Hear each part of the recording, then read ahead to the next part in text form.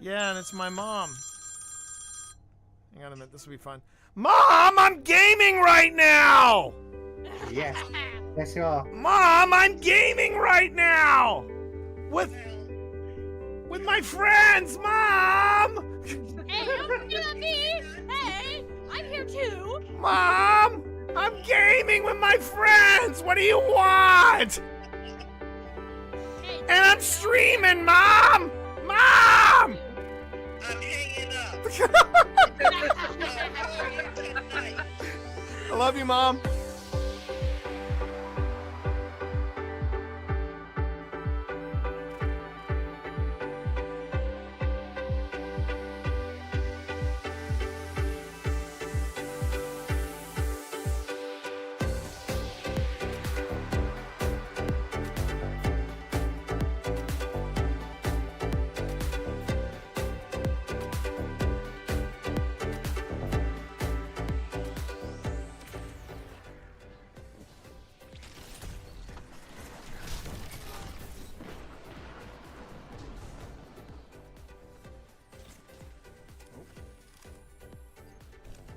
Only 5 minutes left.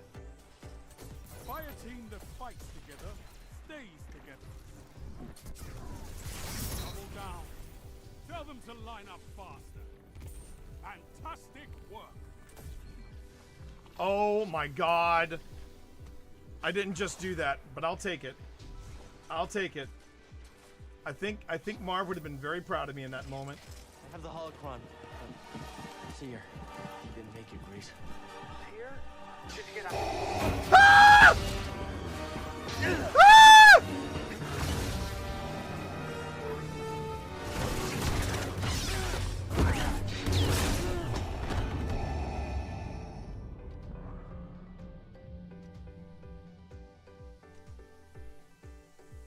I don't know what happened there. Wikipedia for me, but I have a Wikipedia. And I hate it. Oh wait, is that an empty? Tell me that's an empty suit. Okay, it's an empty suit. Okay. Oh, but I don't like the music that's playing. I do not care for the music that is playing right now. And there's a lot of ammo around here. There's a lot of ammo around here. I could have swore that was somebody hanging there. I could have swore that was somebody hanging there. Which And- should be an upcoming update that's... What the hell is that? That is Barry. Barry. So you gotta say hey to So Barry. is this the haunted house in the Halloween season? More or less. And they just keep all their just keep going along. other You're doing prop? fine. You're doing fine. Oh fuck! What was that? What is that? What the hell is that? What was that? I don't know. You tell me. You What tell was me. that? Okay, yeah. You know what, T? you know I will get you for this. Yeah, I know. I will Oh, get you. bullshit! You're the one, dude. You're the one that took me to TWA at night. I don't want to fucking. Oh, well, I missed this. All right. Anything on your EMF? Do you want to play ball with me? Okay. Fuck that. We are off and running, chat. Here we go.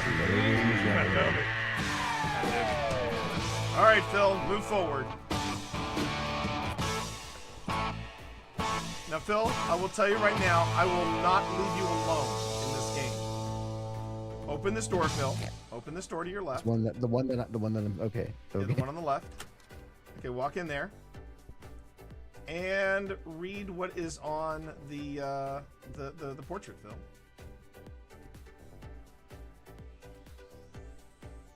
How was that? Was that you? No. Because I didn't read anything and I just heard a noise. No. Just Magna. This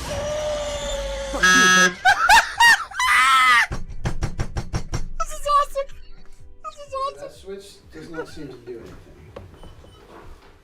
Exactly. It just shuts off the armor. It shuts off the armor.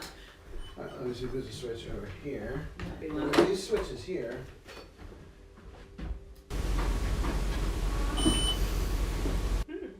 That was not us.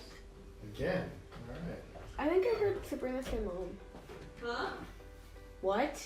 She didn't I thought say you were in that. another room. No, she didn't say anything. Did you not? I heard that. I thought that was. I thought that was Serena. I heard Mom. Me too. I heard it too. It wasn't. That was not a real person. I'll tell you what, I know, I'm gonna take a seat over here. Maker. Maker. You're probably told not to speak to strangers. And that's fine. That's fine.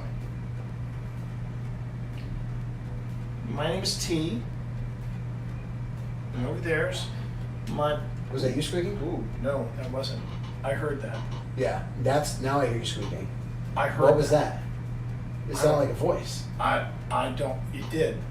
Yeah, it wasn't your. Cause No, I hear it you wasn't me. squeaking It now, wasn't. and it doesn't Nothing got sound caught like in my throat. There was. I marked it, but it was a mumble. Did you heard that, right? 100%.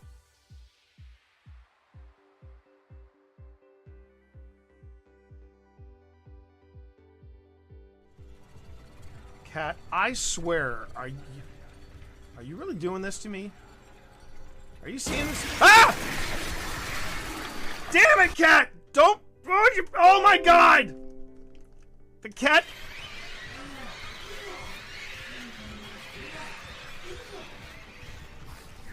You little jerk!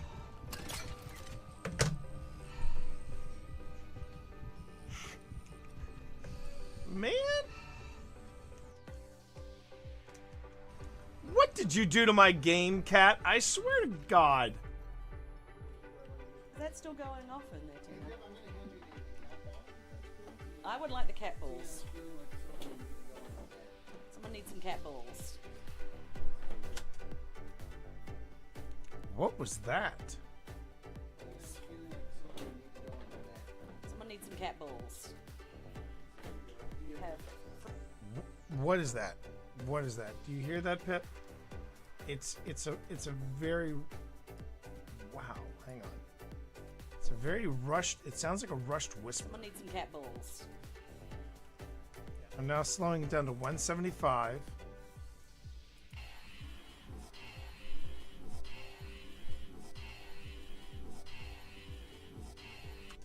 I'm hearing turn around. Does anyone else hear that?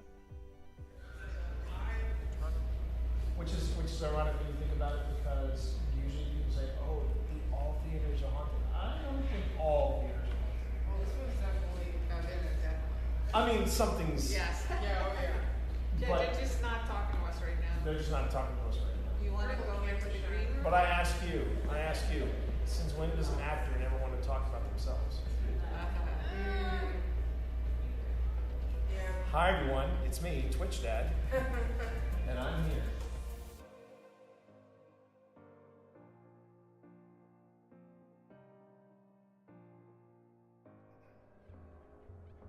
Yeah, this is where it starts to get super creepy. This is the game Cyberpunk 2077 wanted to be, chat. I'm just gonna come out and say it. This is the game Cyberpunk 2077 wanted to be. So there you go. Well, pitter patter, let's get at her. Okay. Glad I got that out of my system. Overriding it can destroy my software, but I made that choice when I hooked into that first computer and the consequences it would bring.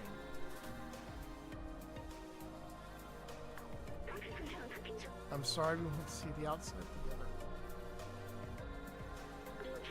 I thought I needed to carry on the memories of humanity to hold on to the past, but I see futures in companions and you. Here, let me take that off of you.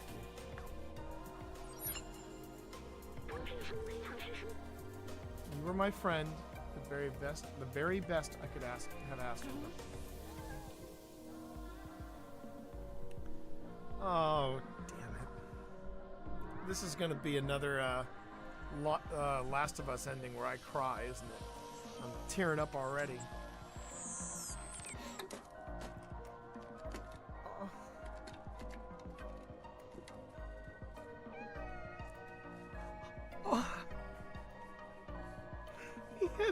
He's headbutting him. Oh. Oh, my heart! Oh, my heart! Oh.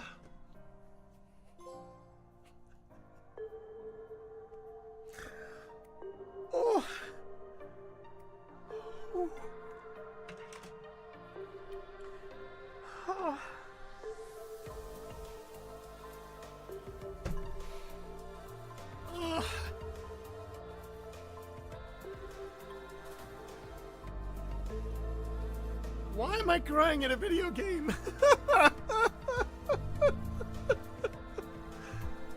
Oh my god. I did it, hon. I did it, hon. I finished Stray.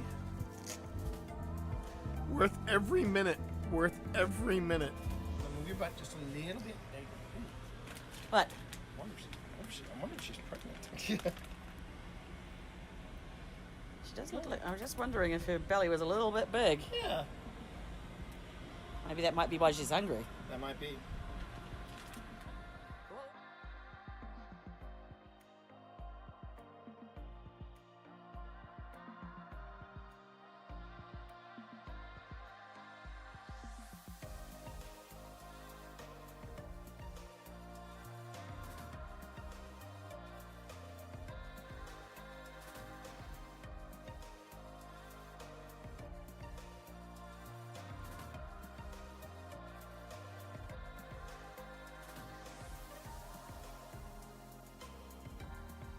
So, Jack, you are upset that Wesley fought for Virginia, fought against his own people from Gettysburg.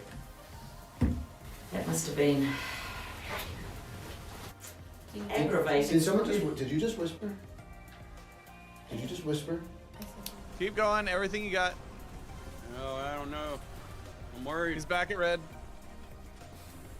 Come on. Oh no. Steve We got Saylor! Steve Saylor! You did it!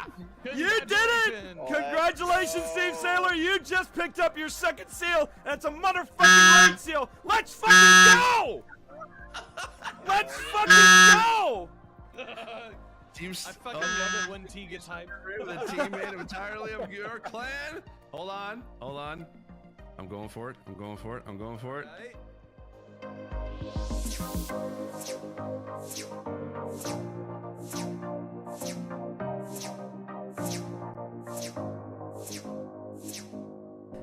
Yeah, you just saw 80 inches of me touching my nipples on your wall. You're never gonna look at your wall the same way again. Okay. I have been having a very good day. I don't mind saying it. Hell, I don't even mind bragging about it. I've been having a very, very good day. Let me bring you all up to speed while I find my way around my desk. And good evening, everybody. You are getting ready to watch some really weird footage review from the T-Monster. And I am the T-Monster. You can call me T-Monster at Twitch Dad. Trashfire, welcome back to chat. Lord Morningstar, thank you for that earlier spook. First time in chat. Let's go. And look, Gucci, Christina, thank you for being the first purchaser of OSI merch. Yeah, we got merch now, man. We got merch. We got freaking merch, man. And I am so stoked about this merch. Now, if you want to see said merch, you just got to go to OSI, and you can actually access the merch store. Don't worry, a merch link will be coming very, very soon. But the merch link, yo, how are you, little Parker? I is Parker. Oh, how you doing there, Parker? Good to have you in stream. Parker. And look at this, Big Marvinsky showing up over at YouTube. First, he's on YouTube. How you doing there, Marv? Good to have you here. But yes, we have OSI merch. It took us a while to get there, but we do have OSI merch. I think I have memorized the store by now, but let me see if I can get it. Get the. Let me see if I can just type it. If I can get it in the first shot. Nope, that's not it. I thought that was it. Oh wait, maybe it's I thought it was that. Let me try that one. There it is. I'm so proud of myself right now. You have no idea, everybody. Fly Life, what's up, bro? Good to see you over on Old Spirits Investigations on YouTubes. And yeah, here it is, everybody. If you want to skip the OSI part and just go straight to the merch, there's the merch. and we're pretty proud of the first of the first few offerings we've got. More to come. But my favorite, I think, is the one that's Old Spirits Investigations, established 2021. It all started with a video game. I'm really, really proud of that one. Really super proud of that one. And it's great to see everybody here. For those of you who are wondering, though, about Old Spirits, I do want to go on ahead and reveal this to everybody. Boop. There it is. April 12th. April 12th, everybody. April 12th. I see you shiver with anticipation. Go ahead, say it. Say it. Say it. Say it. We're going to be launching Old Spirit Season 4. Season 4, everybody. I'm still kind of wrapping my brain around. This feels better.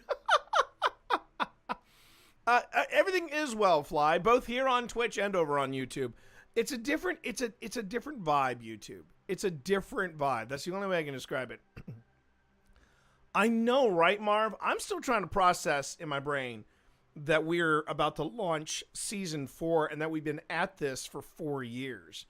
Matter of fact, I think it was Fly who was our very first viewer suggestion, which was, how do you start with this stuff? And we did a 5-minute paranormal on that. Now, here's the thing: to celebrate the 5-minute paranormal and to celebrate 4 years of what we're doing here with the paranormal with Old Spirits Investigations, there is going to be a special episode that will be dropping this Saturday night at the new time. Now, I'm not really promoting that, but I'm kind of promoting it. But yeah, we're going to do a special 5-minute paranormal to kick things off. And it's about the attachment that I picked up when I was at the old hospital on College Hill. Some of you already know about the attachment. In fact, I probably think many of you can guess what that attachment was. Marv met some of those attachments. I don't mind saying. It's a trap. But I was very, very proud of this little 5-minute paranormal I put together concerning the attachment from the old hospital on College Hill. I'm gonna put the whole story out there for everybody to enjoy, and it was really fun to put together. Right now I'm just doing little things to prep for the season. We've got my friend's vids. I took I should show my friend's vids. I took a little goobers. I know, right? Not so little anymore. Not so friggin' little. But you know, when I was looking at it today and posting it, I was like, you know, this is a good story. This is a good story. It's pretty high on the wholesome meter. You don't get a lot of that in YouTube stuff. So I'm okay with it, and I don't mind sharing the story. I love the story of the attachments. So you'll see everybody. Anyway, just started tonight, right before we jumped into the stream. We just started watching The Studio with Seth Rogen, and I got to tell you, it is already starting off out of the gate hot. It is probably going to it's probably not going to end well. I just saw the first scene with Martin Scorsese, which is hysterical. I love the fact that Martin Scorsese, he's a brilliant director. He's not a bad actor. He's actually quite good. So that's fun to watch. So what about today though? That put me in a mood. That put me in a good frame of mind. Probably one of the best frames of mind I have been in since I don't mind saying it. Since my last TwitchCon, since the move from Northern Virginia to beautiful Lynchburg. So I had an interview today. Everybody. I'm pretty excited about said interview. But I was also very humbled and quite taken aback when at the interview, the interviewer, the person from HR, basically said, yeah, our boss, the chief marketing officer, sat down and was helping us go through the resumes. And out of interest, she would rate them like 1 star being very little interest to 5 stars. This person I definitely want to talk to, right? And apparently the average was 3 stars, 4, raised some eyebrows. I was apparently the only one that apparently got all 5 stars.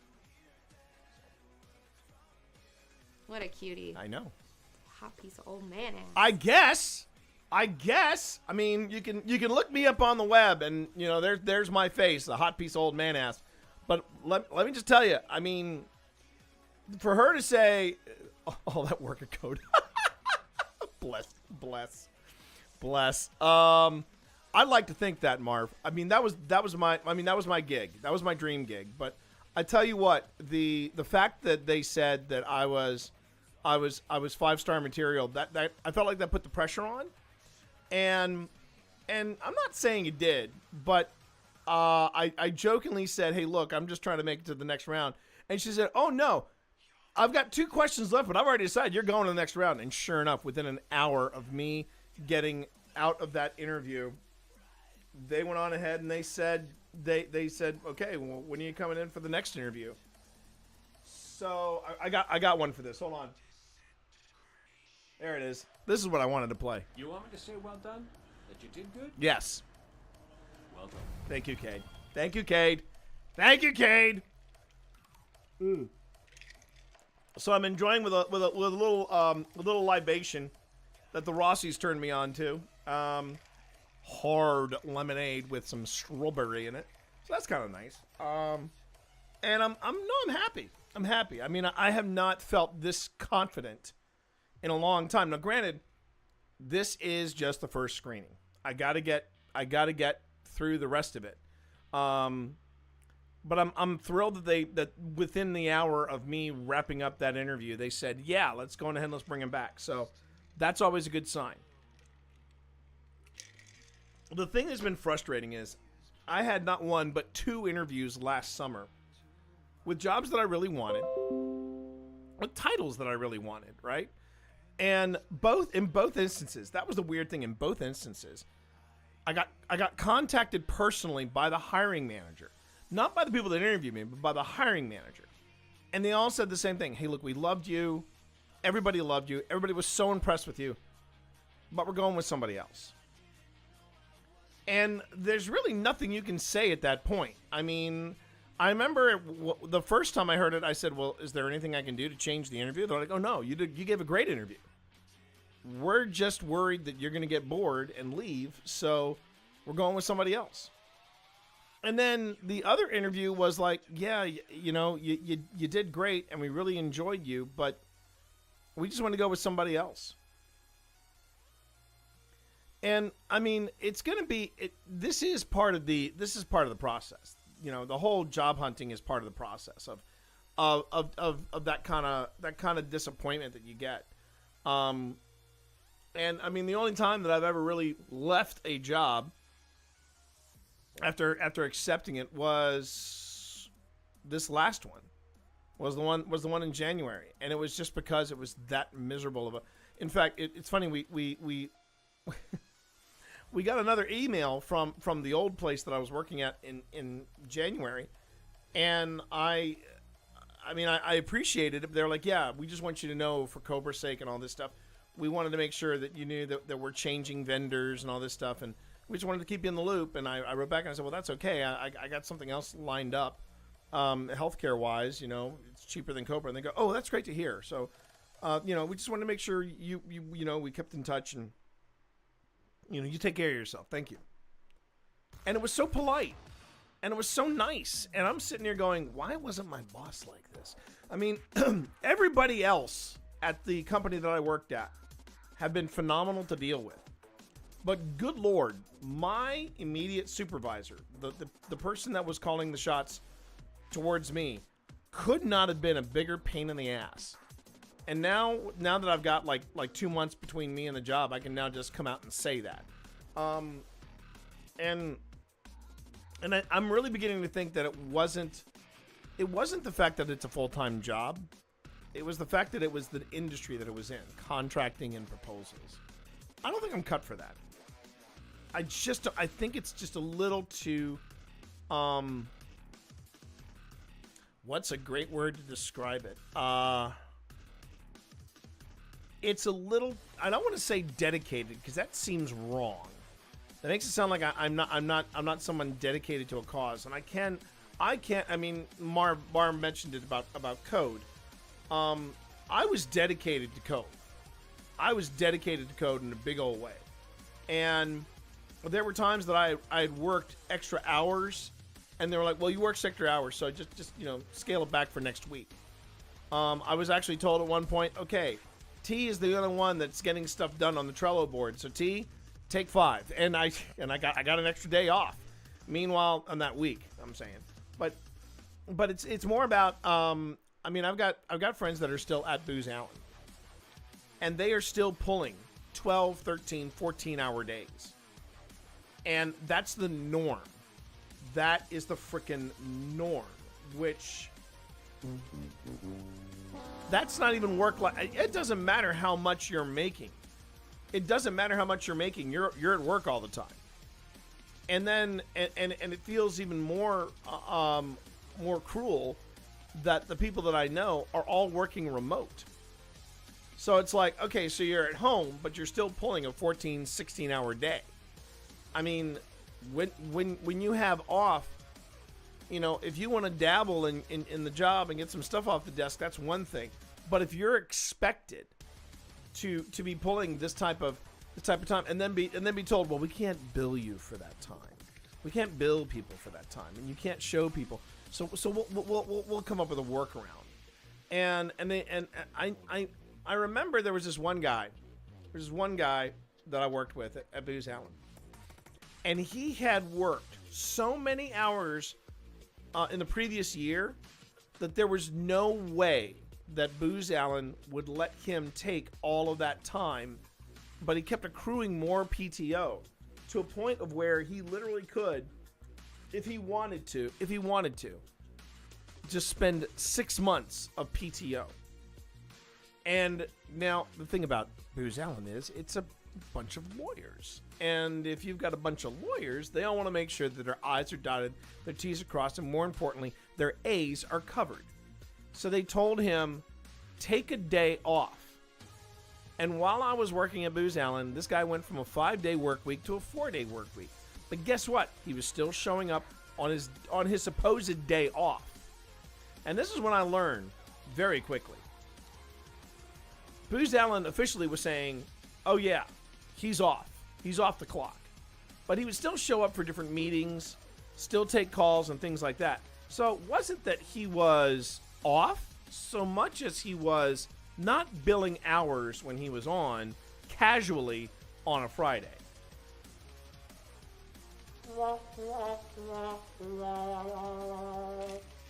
I'm sorry, that is shady. That is like a real Slim Shady right there. And so yeah, that's the thing, that's the norm. That's the norm of working in, at least in what I found in the contracting business, because that's what was happening at my job from the beginning of this year. So I don't think it's asking a lot for work-life balance. I want to be able to make a decent salary, but I also want to be able to go out and enjoy the decent salary. I want to be able to go out and do things, or even just go to the movie. Oh my God, and we're going to talk about the movies in just a second. In fact, there's something I have a feeling we should all watch together as a family, just because it's that important that we all watch it. Yeah, I mean, if you're not enjoying life, I mean, what is the effing point? That's the bottom line. What is the effing point? All right, we got it here.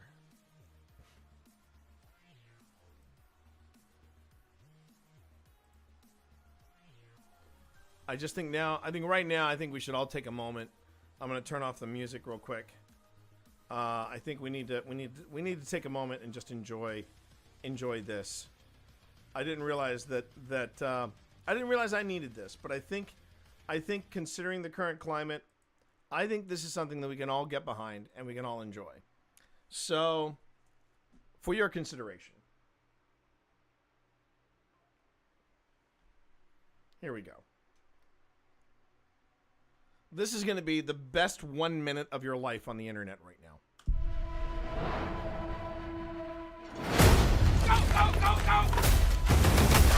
Multiple SWAT units responding to hostage situation.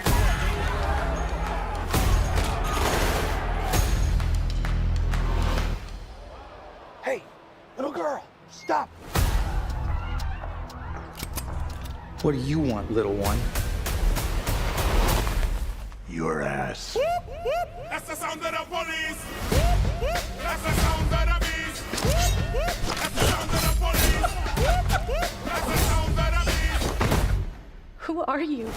Frank Drebin, Police Squad. The new version. That's the sound of the police. Hi, Daddy. It's me, Frank Jr. Love you. Hey, Dad. Boy, do I miss you. Sound of the police.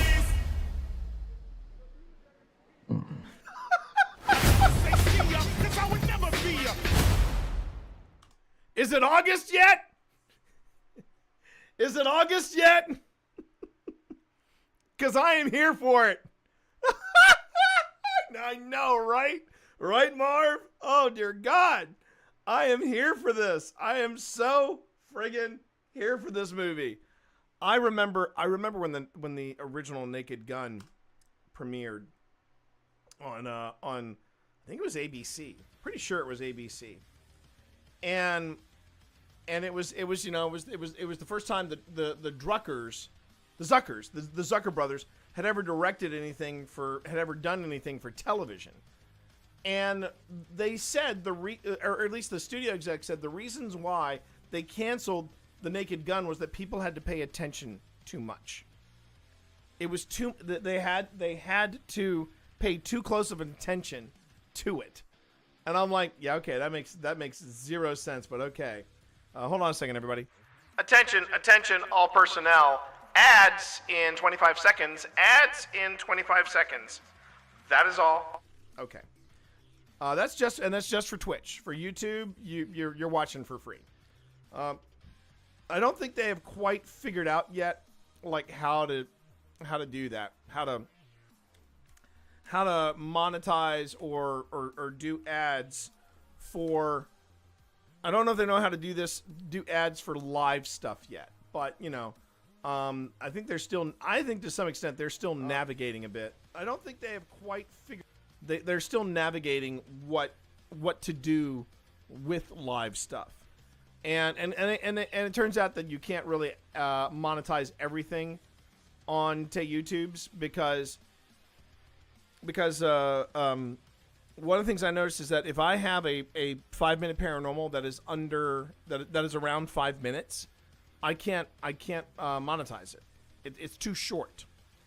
And it was one of the things that I noticed when I was watching other paranormal groups over these past 4 years actually, and I noticed that their episodes were getting longer and longer and longer. I was trying to keep mine short for obvious reasons. I was trying to keep mine short, but everybody was going a little longer.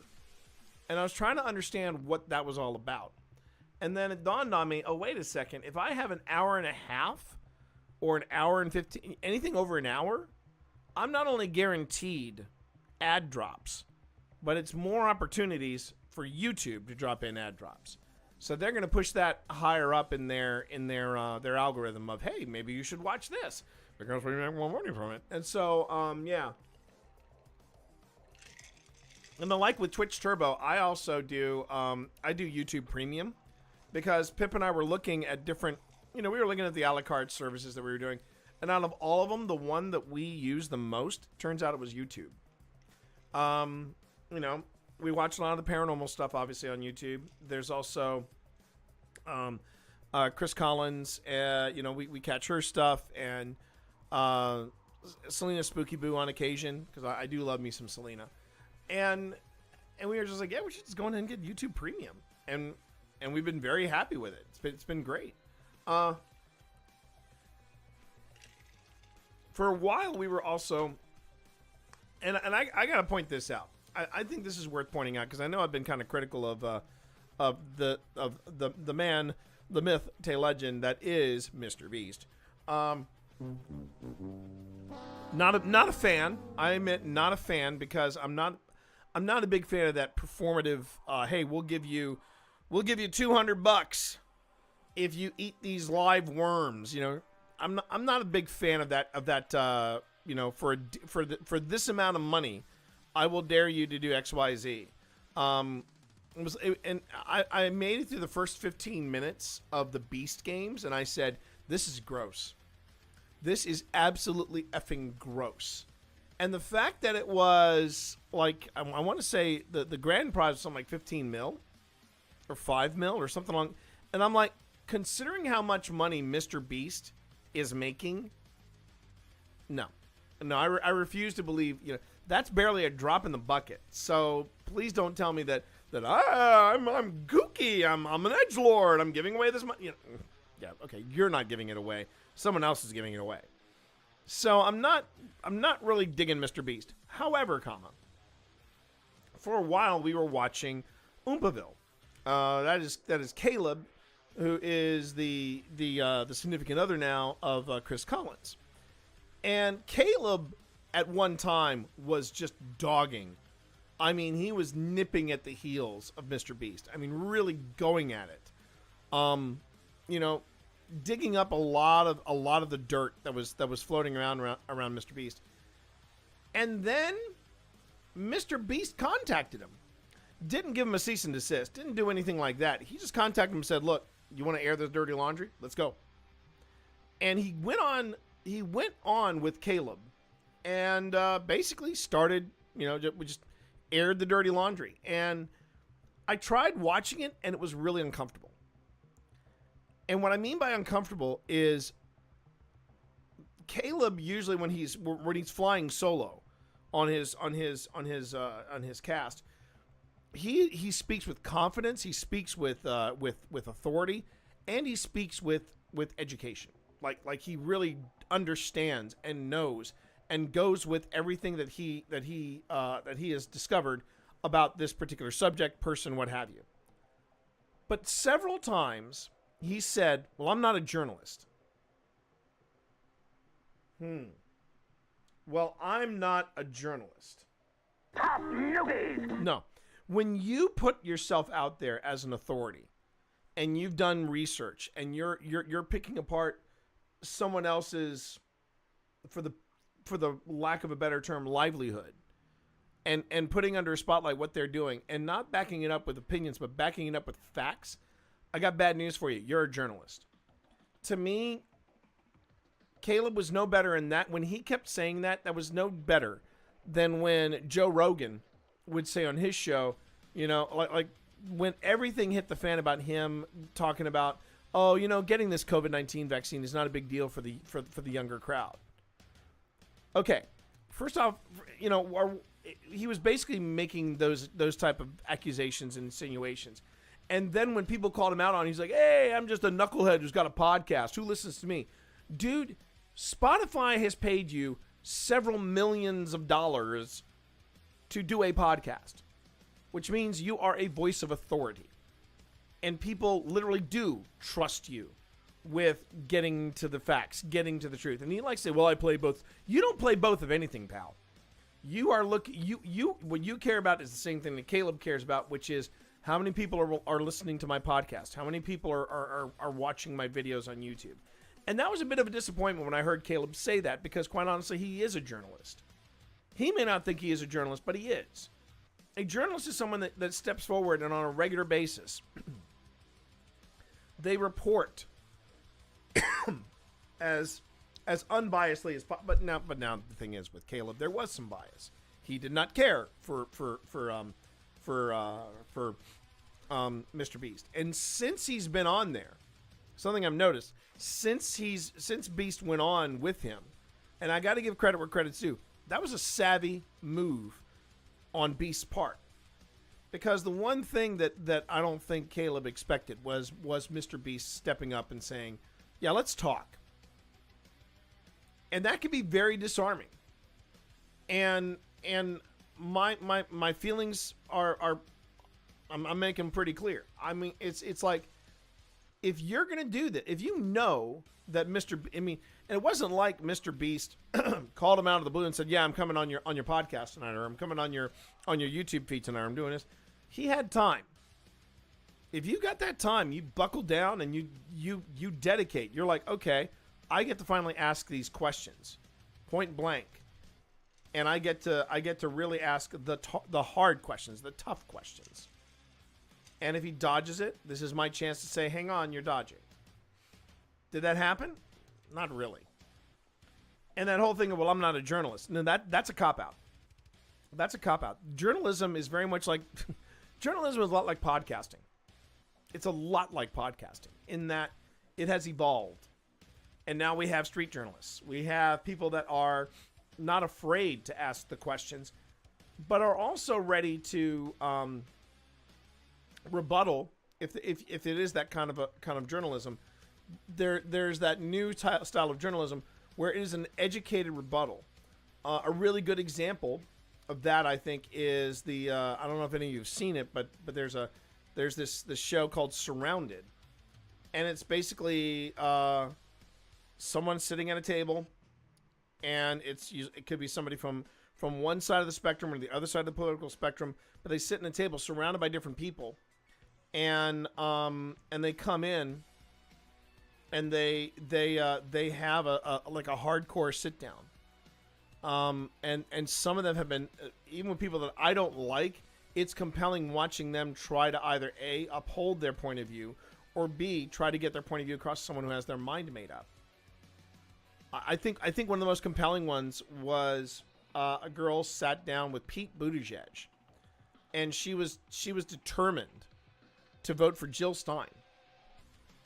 And Pete Buttigieg says, "I'm going to try to change your mind, but if I don't, then that's on me." And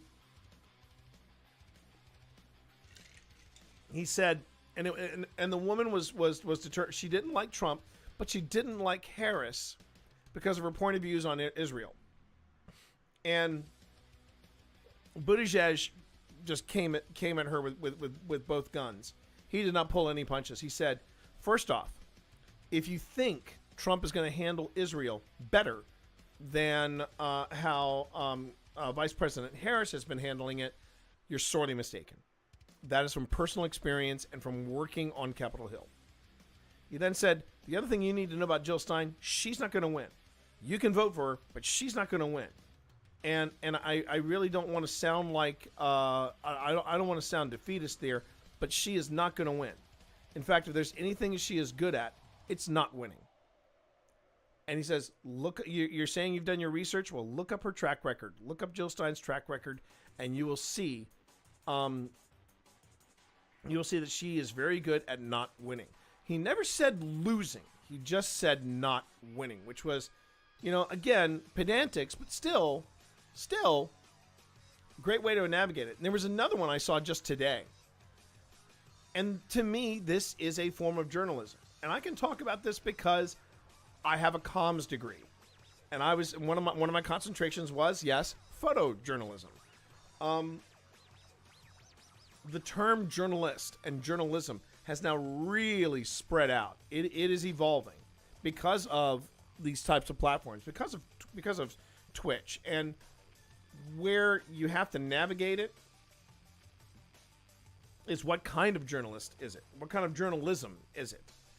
Does it slant one way or the other? And there was a guy that was in this show Surrounded. There was a physician sitting in the middle of this of a circle of people, and this lady was there, and she said, why should I be crucified and be labeled as a kook? Because I believe in what our RFK is doing and what it's going to do for our health system. I'd like to know why are we constantly being told we need to put these vaccines in our bodies when we know that these vaccines are they have harmful agents in them. I'd like to hear your opinion on this. And she sat back, and I'm going to see if I can mimic the look she gave him. Now, keep in mind, The guy she's talking to is a trained physician. He has a medical doctorate. And he said to her, he looked at her for a few seconds. She's sitting there like this. And just with that posture, and this is what I loved about this guy. He was reading the room. It's what a lot of people don't do in debates and in debates with people. They don't read the room. And it's something that you'll hear me say a lot often when I come in here and I'm talking and I'm sharing my thoughts and I'm doing stuff. And somebody comes in and tries to derail the whole thing. I'm like, bro, read the room. Because if chat is talking about something and you're talking about something and you're deep into that conversation, and suddenly somebody comes in and either A, wants to do a Shecky Green impersonation and practice their routine, their stand-up routine in your chat, or and then you have something like what Wintervoid just did, because they just showed up in the chat. That kind of disruption is a read the room kind of moment. By the way, hi Wintervoid, good to have you here. And it was no different. This woman is sitting here like this, and he looks at her for a second. And he goes, "Okay, I want to give you my knowledge. I don't want to give you, just my random thoughts on this. I want to give you my knowledge and my personal experience concerning vaccines. But I got to ask before I start: am I going to change your mind on your viewpoint right now?" And he stares at her she stares at him for a second and then says, "Well, probably not, but I like to hear other people's opinions because, this is how I do my research." Has ended stream abruptly and you're the only one who can bring him back. I'm afraid not, Notorious Bassfish. I'm afraid not. Oh, but it's an unofficial Doug raid. You know what? I'll take an unofficial Doug raid. I appreciate you. I appreciate each and every one of you. How you doing? Let's not fill this. But you know what? Here's the thing. A lot of the Doug Doug chat, they're very good at doing that. They're very good at giving at swiping the knee, Johnny, as it were. Sweep the knee. Your sweet up knee. How you doing, everybody? So what we were talking about was how journalism has kind of evolved. Like, to some extent, what Doug is doing on his it's an unofficial official welcome, Marv. That's how we're gonna play this. But I was gonna say, like, what Doug is doing with the lemonade stand, technically podcasting has become an arm of journalism. And if you watch what he does, it's not like a bunch of knuckleheads just getting, well, maybe it is a bunch of knuckleheads getting together and just talking shit. But they're also talking about stuff that interests them, and they've done the research on it, and they're getting into the minutia of certain things. Like I reached out to Doug and I said, and this will be news to those of you who know about Lemonade Stand, and because Doug said he wanted to have a place where he could talk about different issues of tech and different things like that, right? He wanted to talk about tech. He wanted to talk about the business. He wanted to talk about the business behind the tech.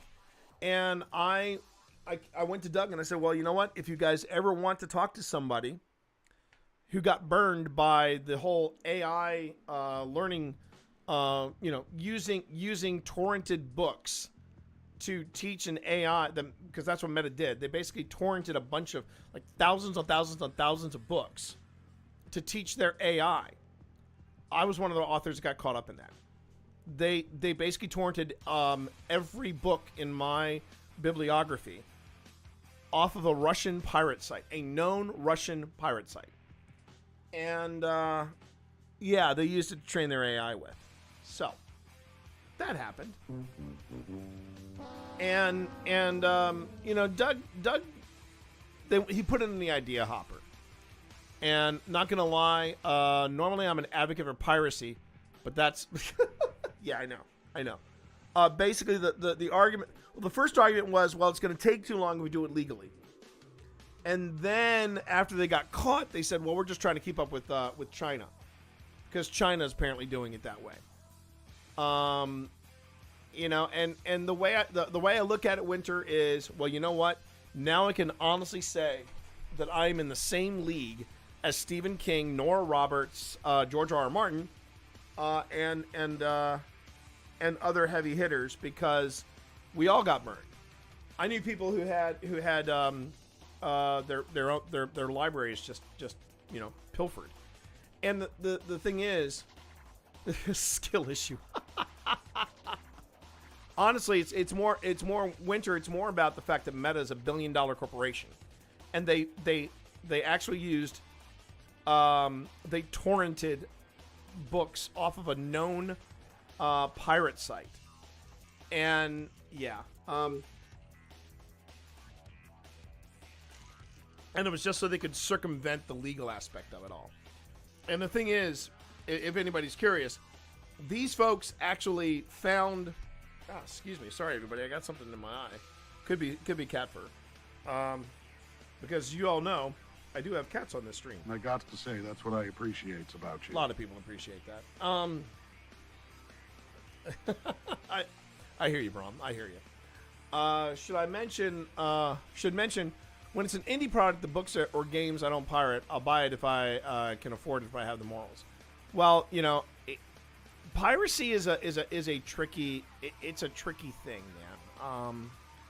I mean, I'm the first one to admit I was a Napster kid back in the day, and I would actually use Napster to track down songs and music that I found that was hard for me to find.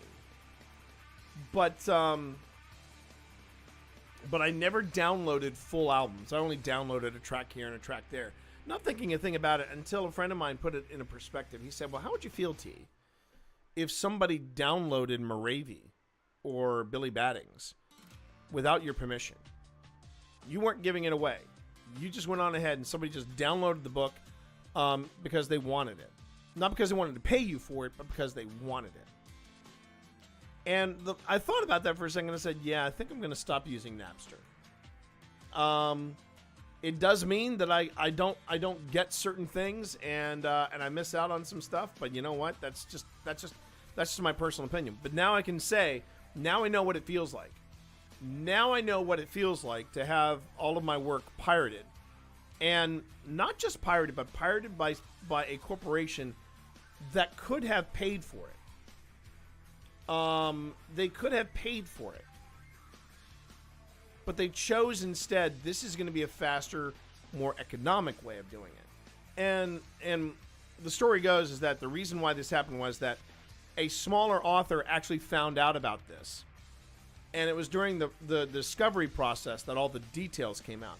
And there were emails of people saying, it feels wrong being on Meta hardware, on Meta property, like this laptop, and I'm using torrent software to get these books that we don't have permission to use.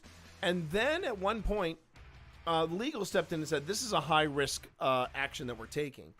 And then, Little Caesar himself, Zuckerberg, stepped in and said, we're going with this. We're going with this. And,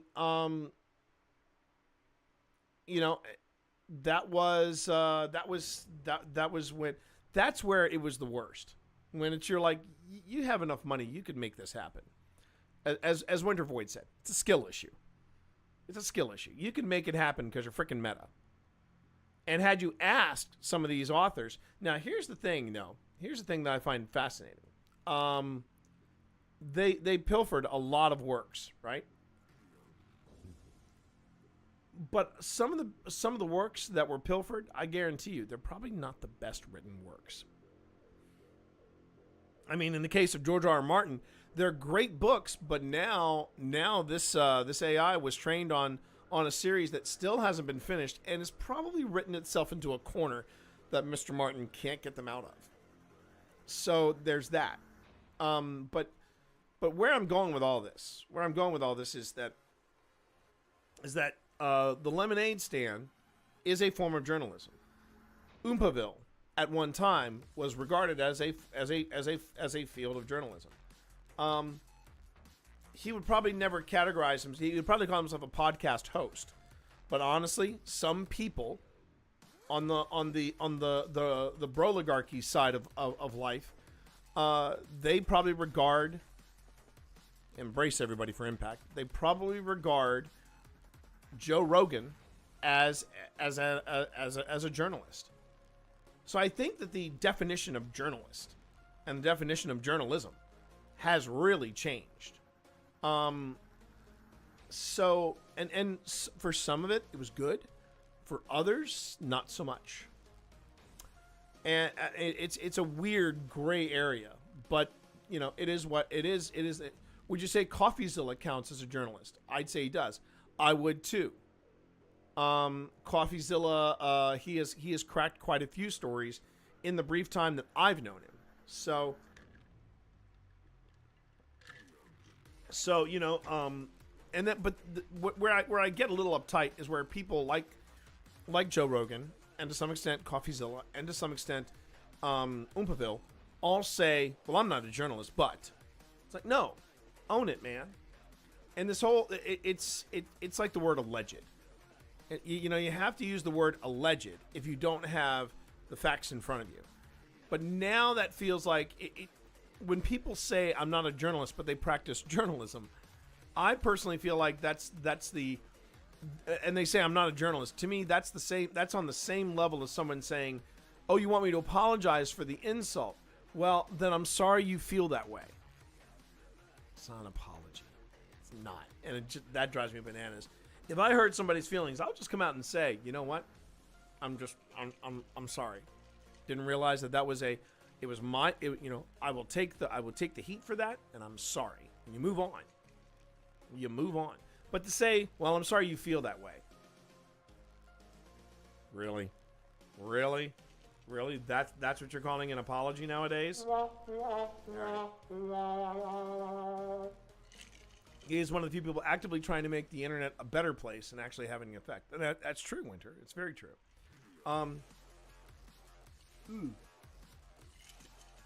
So for the folks that just came on over from Doug's stream, I appreciate y'all being here. If you got somewhere else to be, I totally understand. But tonight we're gonna be jumping back into the footage that I was playing around with on Tuesday. I don't know how many more vids he has to do on pump and dumps for people to get it. Yeah, that is the freaking truth about pump and dumps. You know, I mean, the Hawk 2 coin, really? You're gonna take advice from her? Okay, cool. How have I been doing lately, Brom? I've been doing good, thank you. In fact, you missed it earlier. I basically, I'm gonna give you the short version. Had a really good job interview today, to a point of where it was so good that they, within an hour of having the screening, they said, yeah, we're moving you to the next phase. So that felt pretty freaking good. I found out that a friend of mine also today picked up a gift for me, and it's not really a gift, but he basically said, when you are ready to make this purchase, just buy this stuff off of me. Which just was very kind of him to do. Very kind of him to do. And then, as you see up on the screen here, Brom, I've got stuff now scheduled for the launch of season 4 of Old Spirits. Nope, there it is. Season 4 of Old Spirits. Well, I'm gonna give that to me for myself because I got pudgy fingers. And we also have a merch store now. We have a merch store, which I'm insanely proud of. Oldspirits.shop. You go there, and we got Old Spirits gear for sale. Hoodies, t-shirts, you want it, you got it. So I'm pretty excited. And yeah, I'm not just having a good week, I'm not having a good day, I'm having a good week. And I want to come back to some footage that I was looking at last time I was live. And that's where I'm going to segue this, going to bring everybody up to speed on this. So for anybody that missed it, we did have a live investigation Sunday night. We went to the Rocking Cradle House of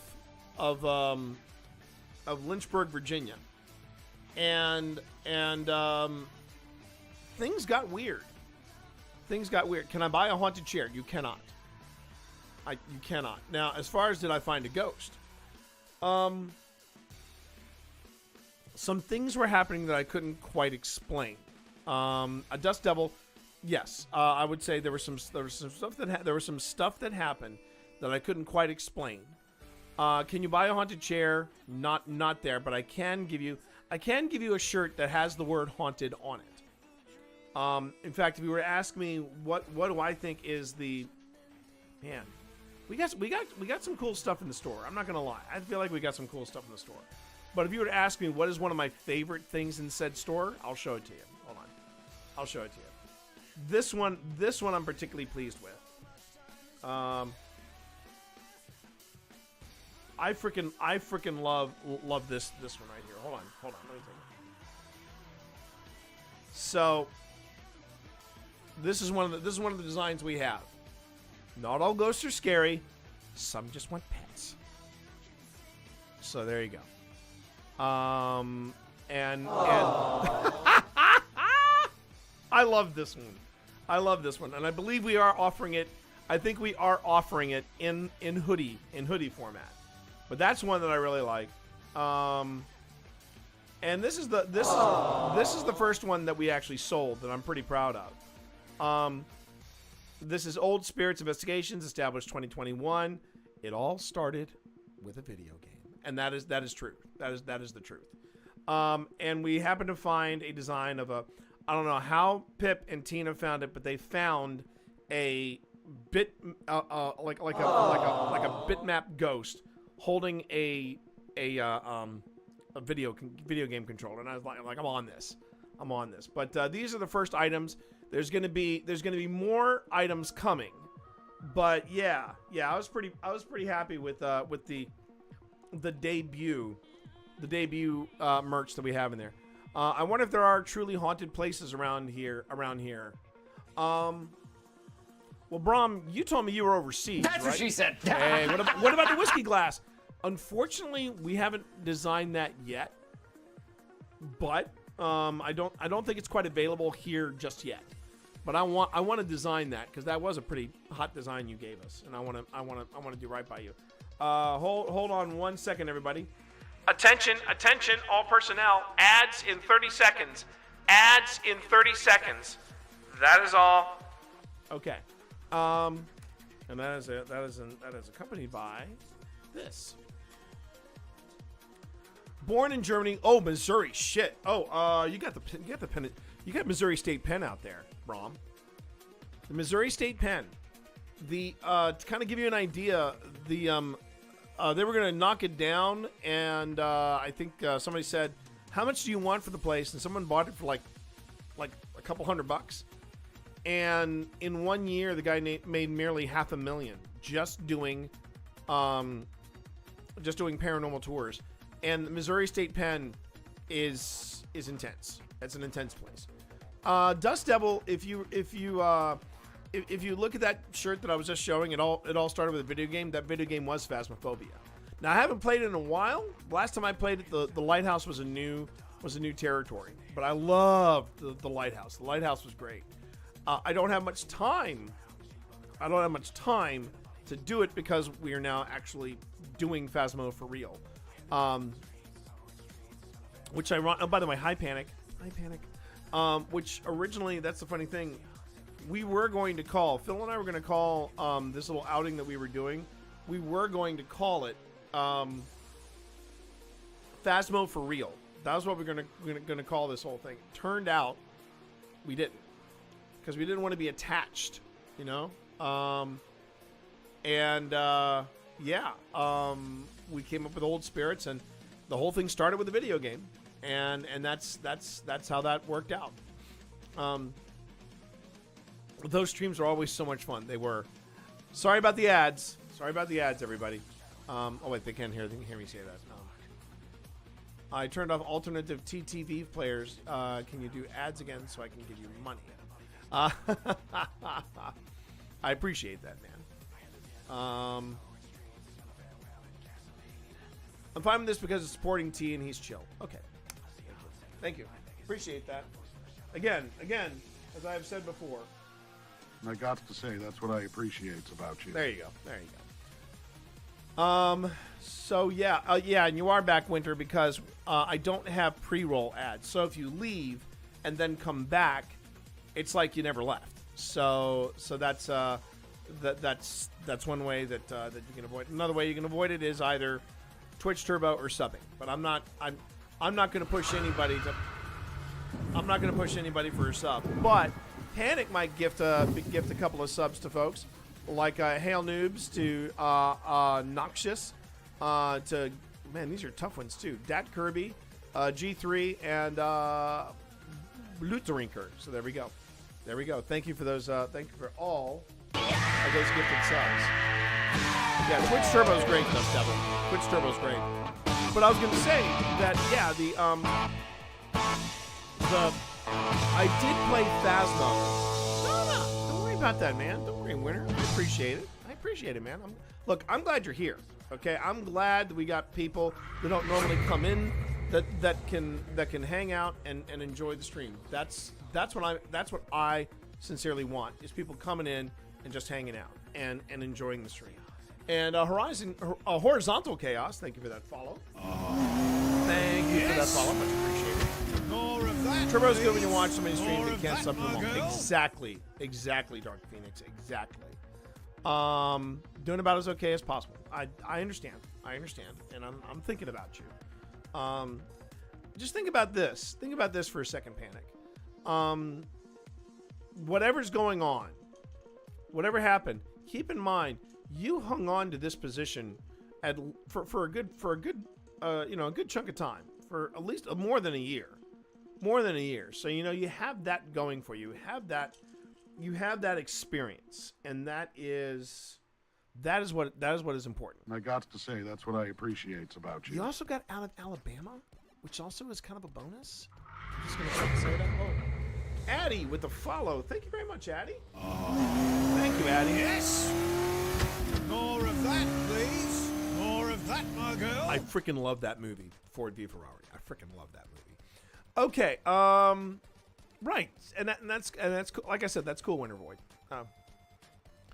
I would have left Alabama to live in a tent in the woods here. So there you go.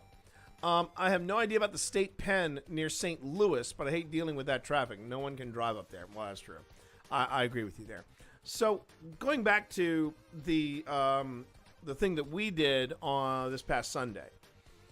So this place is one of the most haunted spots. Some say it is the most haunted spot in Lynchburg, but it has also been called one of the most haunted spots in Virginia, in the state. So I'm like, okay. And here are my thoughts about it. My thoughts about this place in particular. We were actually planning to spend the night, and then Phil called an audible. I don't know if it was a mulligan or an audible, but probably an audible. But he called an audible and he said, "Yeah, I'm not spending the night here." Now Phil is the one that he is the molder between the two of us. He wants to believe. I'm the one that's a little more critical, and I try to analyze everything that's going on around here. But Phil was feeling really off that night, and I don't mean off as in he was feeling ill. He was like something interacted with me that I did not care for. There was also something else that happened on the top floor of the place that made me go, huh. And that's the only way I can say it. I just, huh. Something happened on that top floor where, so we were doing, so Phil was doing an Estes. I was doing something called automatic writing. We're both blindfolded at the time. And both of us, because we couldn't hear what was happening outside of us, but both of us thought we heard we heard voices calling to us, and when I say calling, I don't mean, I don't mean the kind of calling, something, like Come to the dark side. It wasn't like that. It was more of, it almost sounded like muffled arguing. And we both commented on it outside of us being in an SD session or otherwise. Well, then I went one more room over, so I was closer to the sound, and I started doing another automatic writing session. And that was when I heard more voices on that side, which made me go, all right, that's a little weird. I feel like I'm being pulled towards that final room. And Phil was just like, yeah, I'm ready to leave. And I was like, huh, okay. And I thought that was a little wild. The fact that Phil was actually tapping out before me. Zeno, good to see you in stream. Thank you for subbing again at tier 1 for 14 months. Appreciate that. By the way, everybody, since I've got a few people from the Doug Duck contingent, do you know that we actually came up on the year mark? It actually happened back in March, but it has been a year since Doug. It's been over a year since Doug, did the thing with Twitch for Dummies, but it's been over a year since Doug released on YouTube his video of of him doing Twitch for Dummies, and me reacting to it, and then my reaction video. It has been almost a year.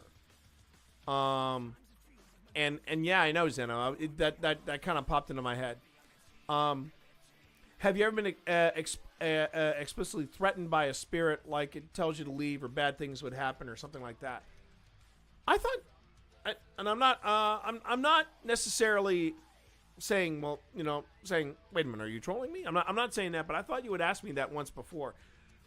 I will actually go straight to the source if you don't mind. Let me just jump back over to here. But no, I have. Crescent is just a heavy place. I'm not gonna lie to you there. Crescent was just a heavy place. There's no other way to describe it. But give me a second here. So if I go into the studio, and if I go into content, not content, but content. Give me a second. I will find the episode where something happened to me. And just for the record, no, I wasn't vecna'd. No, I wasn't kicked into the wall. No, it was nothing like that. It was subtle, but it was enough for me to be freaked out by it. And bless her, one of the members of our team that night filmed the whole thing, including me leaving.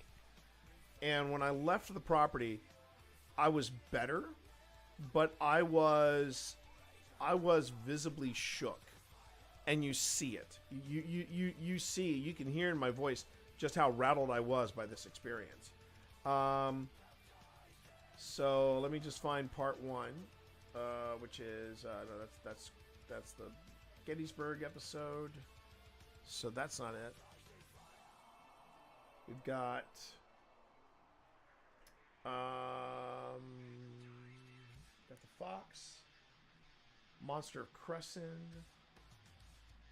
Paranormal Attack. Here it is. Chilling Paranormal Attack in Charleston. So let me just go on ahead and Winter Void, if you look at this particular episode, this is part 2 of when we were visiting Charleston. And the only way I can phrase it is something happened to me. And it was enough that I said, I have to get out of this house, and I have to get out of this house now. And I booked it. I just hustled to get out of that house. And it's funny you should bring that up, because here's where things get particularly weird. Saving this thing so I can watch it out of my karate class tonight. Good on you. And hey, double bonus points for being a martial artist, because I studied Taekwondo for a few years. Got as close as red belt, and then I had a falling out with the school, and I was just like, yeah, I can't do this anymore. Kind of hard to figure out what ghost hunting is actually without the Hollywood stuff. So this is what I would say. Watch on YouTube Paranormal Quest, Paranormal Encounters, Amy's Crypt. That's pretty hard. Oh, and Jason Hawes. Jason Hawes now is doing his own thing as well. And it's not as theatrical. It's not as over the top. So you have a black belt. Well, good on you, sir. That's an accomplishment. Don't let anybody ever tell you different. That is an accomplishment. So well done. Well done. You got a bounce prom? Okay, no problem. Being adult is stupid. Yeah, sometimes it sucks being an adult, but we got to put on those big boy pants now and again. But so where it gets weird though, with this house that we were at on Sunday, and I'm gonna just go on ahead and retrace these steps. So basically, we were at the house on Sunday, and the owner of the house noticed that we had gone. Are Sam and Colby's vids accurate?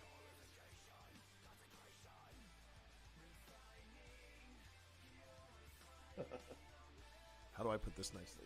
T. Morris is proud of me. Yeah, so this is what I would say.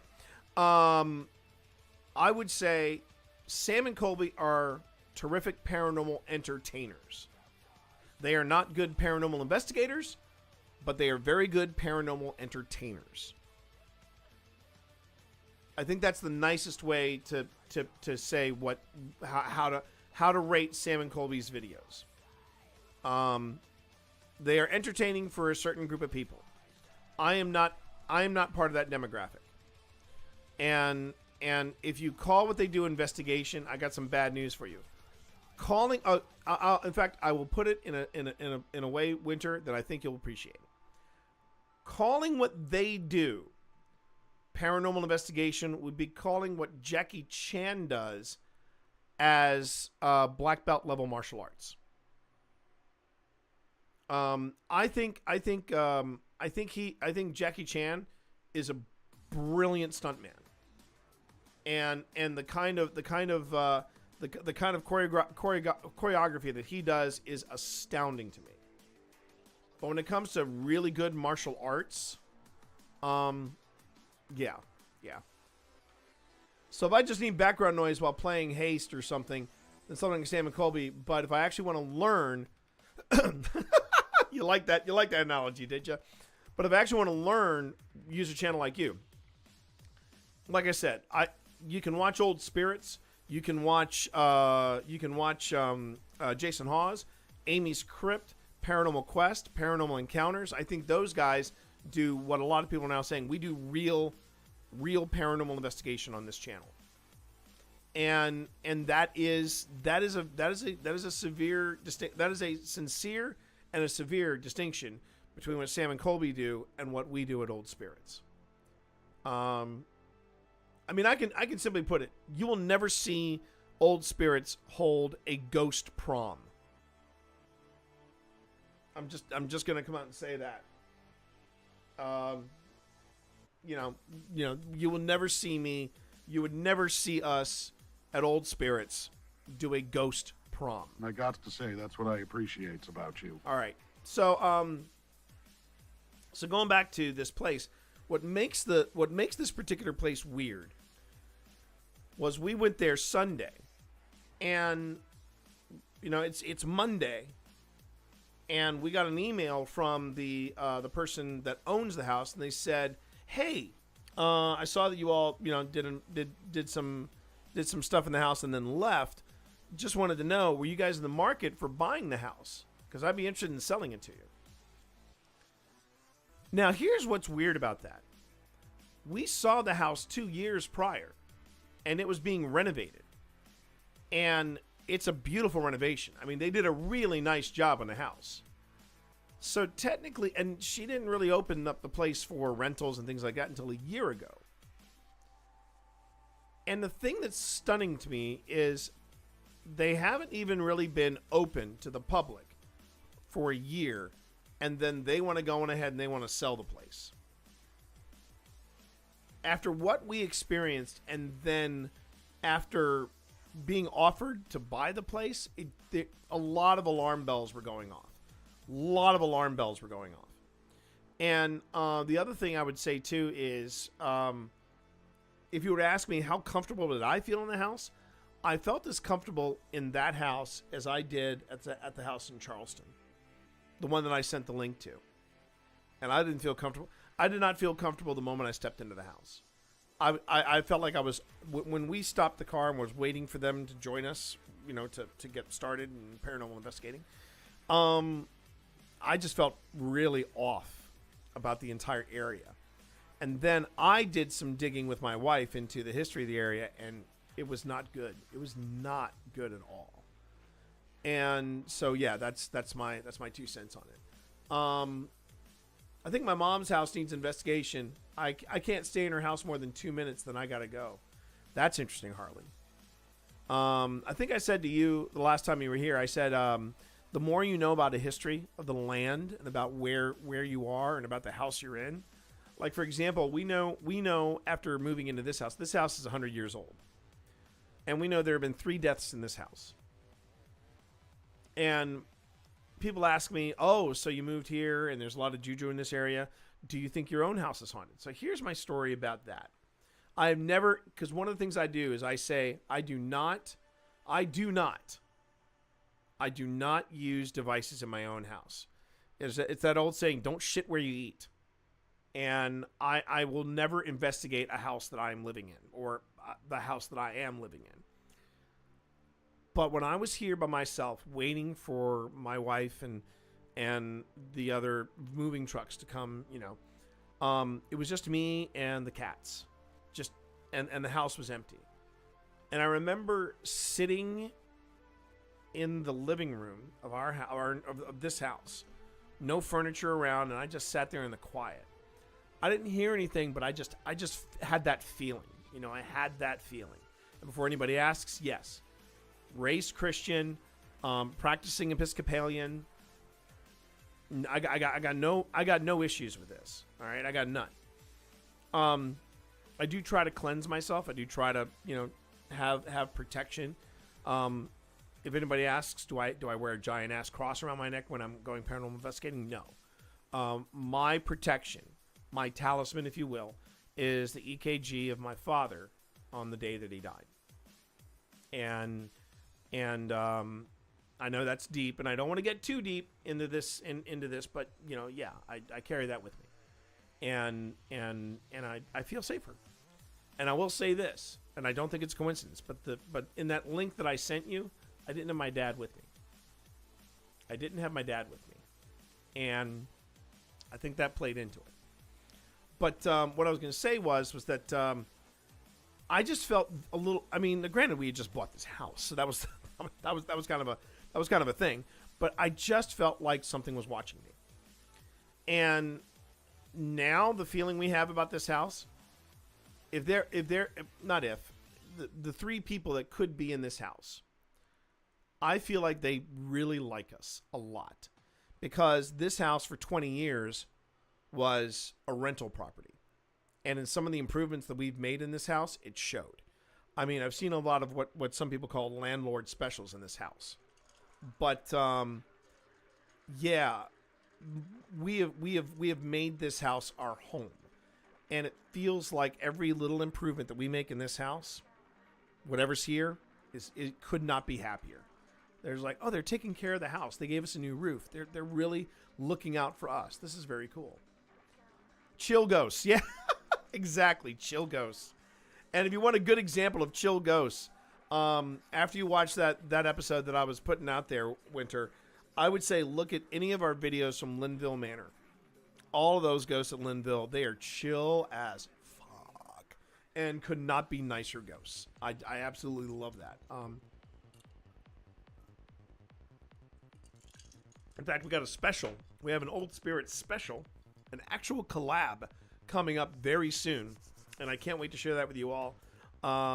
Just gotta wait for the other person to have their stuff done, and then I'll be announcing it, just like I'm announcing that on April 12th, we're going to be launching Season 4. I'm pretty stoked about that. I watched the Sam and Colby episode once with GhostTube running, and Colby was mentioning about non-human entities, and the GhostTube popped up with liar. Interesting. Have I played Faith the Unholy Trinity? 8-bit religious horror game. I don't mean 8-bit in like an Undertale 8-bit, but like an Atari era. That I have not, Winter, but I have played a game called Phantasmagoria. It was one of the first. It was one of the first like CD-ROM games that really went into video interaction. You probably can see. You can probably find the video bits in Phantasmagoria, but that was a nutso game. It was basically it was billed as an interactive horror movie. But when you got the game, keep in mind, I know, Winter, you're probably of a younger generation, so you wouldn't know the joy of it. But when I bought this game, it came with 8, and I'm not exaggerating, 8 CD-ROMs. I mean, 8 massive CDs. It was ridiculous. Existence, thank you for that follow. Much appreciated. Much appreciated. I appreciate it. I'll give you the hoop clip. I should have played the other one, but I should have the hoop clip. All right. I think I'm caught up with everybody. Sometimes I get that. Oh, sometimes I get that thing on my cousin's house. Yeah. Like the house just makes me anxious. The reason why I can't stay in my house for at least 2 minutes before I have to leave. One time you got pushed in the house. Then you said the girl showed up showed up in her room.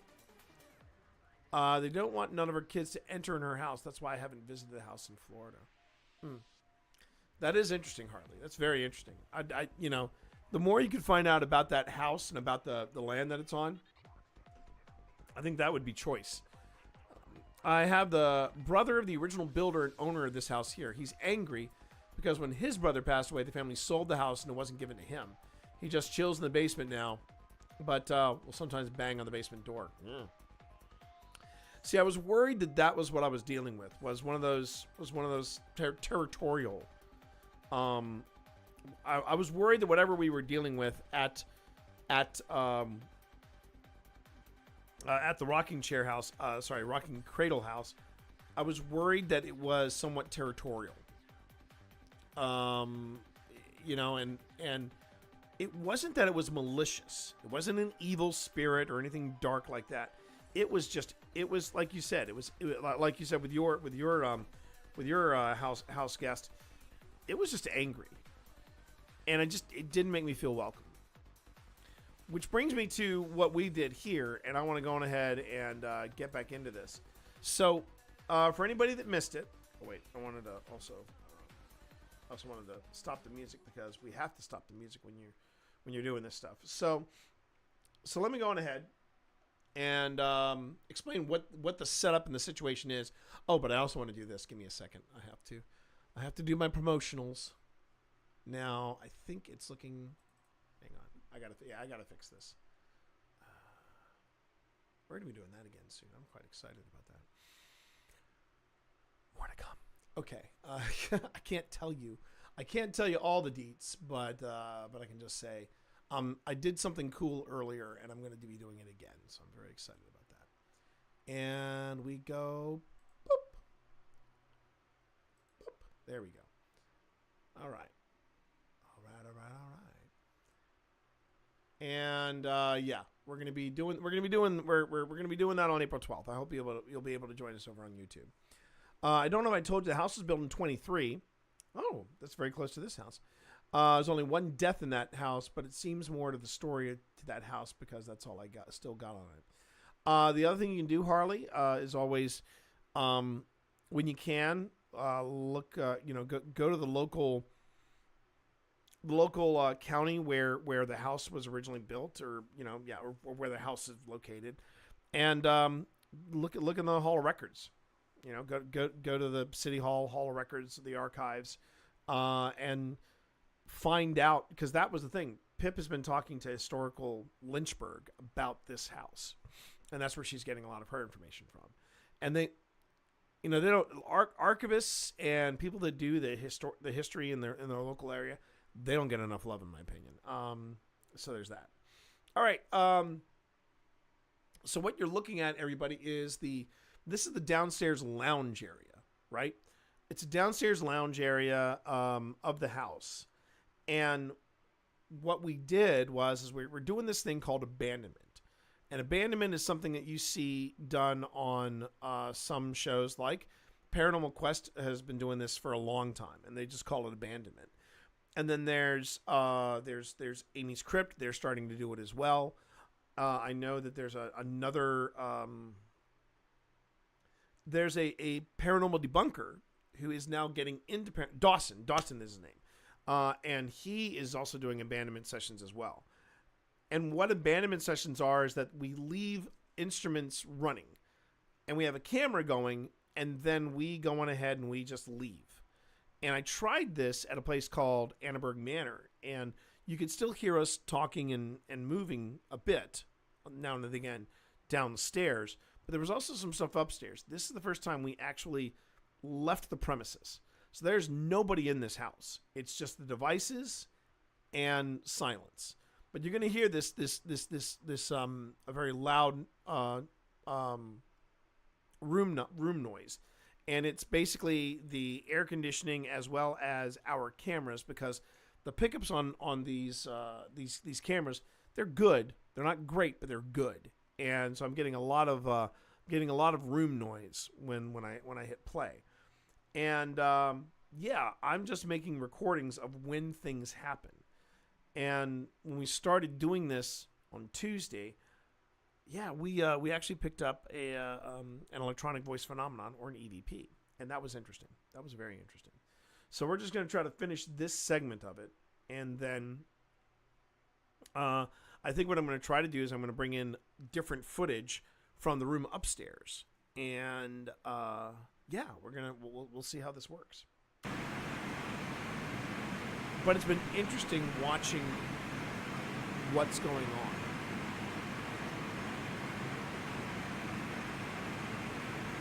Female. Right, so we got female.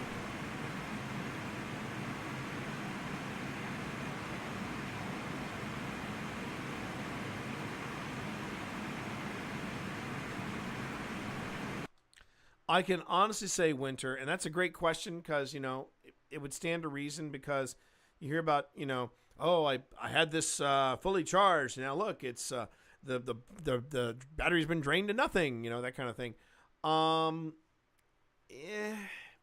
I've never had a ghost mess with a Wi-Fi packet. I've never had it mess with a Wi-Fi packet.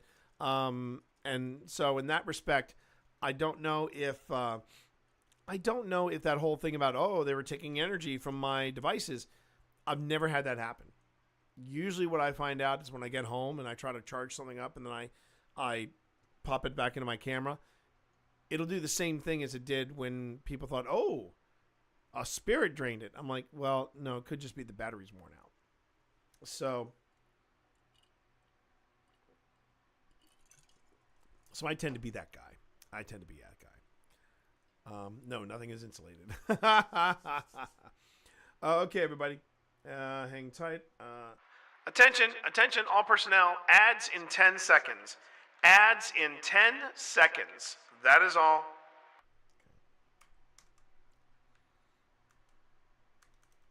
Just trying to get into a habit of doing this, so that everybody knows where I'm coming from here.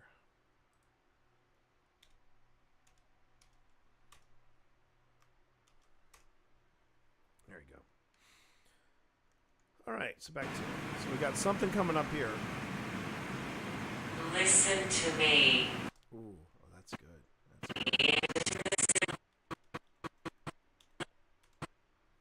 And thank you, everybody, for all these different questions and queries you have. The whole reason I do these, these open footage reviews is because I want to show people the other side of the paranormal. It's not like you said, Winter. It's not necessarily what you see for Sam and Colby. I want to give people a look at the, you know, warts and all of what you have to do and what you need to do to really get into paranormal investigation. And one of them is all this filming that you do. You need to review. Listen to me. Oh crud! I just realized. All right. You want to be able to go through all this stuff, and make sure that you're doing it. You're doing it due diligence. I guess that's the best way to describe it. And it means you have to sit down and you've got to look through this stuff. And I'm not the only one that does this. I know that Detune does this as well. They also spend time on their stream looking over evidence. Now I know that he does that as well as do other things, like he looks at TikTok videos and he does reaction videos and stuff like that. And it's, you know, that is his jam, and I totally respect it. It's not my jam, but you know, I'm more of the guys like, well, I'm going live, and this is what I'm going to be doing. So there it is. I don't mean like battery, but explicitly tampering things like downloads. It's possible for someone to maliciously use tools to do that as long as you're on the same Wi-Fi. I'm a huge cybersecurity nerd. I appreciate that because I am as well. Could Ghost do something like that? Well, here's what I would say, Winter. I've never had that happen to me. I've never had a ghost or anything I can't explain knock out the Wi-Fi. It's easier explained with the Wi-Fi doesn't reach, or I'm using an out of date Wi-Fi pack or something like that. I've never had like a download futz or anything like that. I have had cameras fail. And what makes it even more fascinating is I had it fail like when I had this one camera in Gettysburg. Okay, good night, Marv. You take care of yourself. Thanks for popping in over on YouTube and over here. But I have had a camera go into Gettysburg, and it was working fine at one point, and then it inexplicably quit on me in this one weird area of Gettysburg. And then I took it to another part of Gettysburg, and it ran fine. So there you go. Our house was made of wooden brick. Yeah, and that should be fine. You know, the wildest place I think I've ever had a Wi-Fi signal reach was the USS North Carolina, and we were under the water line, and you can see it on the YouTube when we start heading towards the torpedo room. You can see the signal start to get a little weak and then pop right back up, and it was because they had to use Wi-Fi boosters throughout the ship to allow people to have Wi-Fi. I used to watch a paranormal show, but then stopped because it showed alien stuff, which really scares me for some reason. Nothing wrong with that. But I still think paranormal stuff like ghosts and houses is cool. Well, yeah. Well, thank you, Addie. Thank you. I appreciate that. Feel free then to stick around because we're looking at some abandonment footage from an investigation, and this is the first time I've ever done this, where we left the property. And so, like I said, there's nobody else in the house, but Ghost Tube is going off, and then some of the other devices that we've left in the house are going off, and something is triggering them. So I just want to see what else we caught. I was going to say computers just do stuff like that because, but if it came back in on another area, that's really weird. If you aren't able to consistently reproduce the tech issue, then it's probably paranormal. Well, again, pardon me, that is one of the things that is the hardest thing about paranormal investigation is trying to repeat the same thing a second or a third time. Now, I will say that we have had similar things happen at Gettysburg in the same place at the same time. We've had weird things happen, not necessarily with our equipment, but just stuff that we've experienced that we've caught on camera. And the thing that I would say, Winter, since it sounds like you really are interested in making this happen and you want to go out and you want to try paranormal investigation, the one thing I would tell you, the one nugget of advice that I would give you, that I wish I had been given when I started doing this, but I just did it naturally because of the way I watched other shows do things, was I try to rule everything out. I'm not there to find ghosts. I'm there to try to figure out what's going on. And that's the difference, I think, between paranormal investigation and ghost hunting. Even the term ghost hunting, it sounds more dramatic than paranormal investigator. I'm a ghost hunter. And people tend to gravitate towards that terminology. But think about it, you know, these are impressions, these are energies, these are possible remnants of someone's life. You don't hunt people. That's just wrong. Paranormal investigation doesn't sound as marketable or as cool as ghost hunter, but paranormal investigator basically insinuates that you are investigating the paranormal. And the important thing is try to rule out as much as possible. so that when you are left with nothing that you cannot explain, then it becomes paranormal. Does that make sense? This is Knox scratching door handle, jiggling. He'll stop when we tell him to, and there are many months sometimes between him doing it. My husband is a skeptic and has tried to debunk it every time and hasn't managed to. That's the thing, though. The more you can debunk or say, because, I mean, the scratching, sometimes thumps and creaks and beeps, sometimes you can dismiss that. But there are other times, I mean, how a door handle is jiggling, unless there's a wind, like a really strong wind down there, that's a little weird. One time I saw on a show, an investigator goes downstairs. They didn't have cameras downstairs, and then this big banging sound coming up the stairs happened, and the guy full on sprinted out of the downstairs, which seemed really interesting. And again, that's where I get frustrated with some paranormal shows. All the interesting stuff happens off camera. Great example. There was a show that Netflix did called 28 Days Haunted. It is a shit show. I'm sorry, but 28 Days Haunted is an absolute joke of a show. It's ridiculous. They had this thing where they had cameras everywhere. They had cameras up in the attic, but then they heard this massive, like falling of furniture or something, and they run up to the stairs, open the door, and they find all this furniture had been thrown down the stairwell. Okay, well, you had an IR camera up there, and it was filming. What did it catch? We never saw that footage. We never saw that footage. And then they hear other noises coming from another side. And, I think the most ridiculous part of that show was the guy is, the guy is told to go down. He's doing an isolation chamber, like a portable isolation chamber. And he's doing the whole altered states thing. And he is told that in this trance, he is told, you need to go downstairs and look at these bricks. So he goes downstairs, looks at these bricks, and finds an article from the 1970s tucked in between the bricks of the foundation. Now,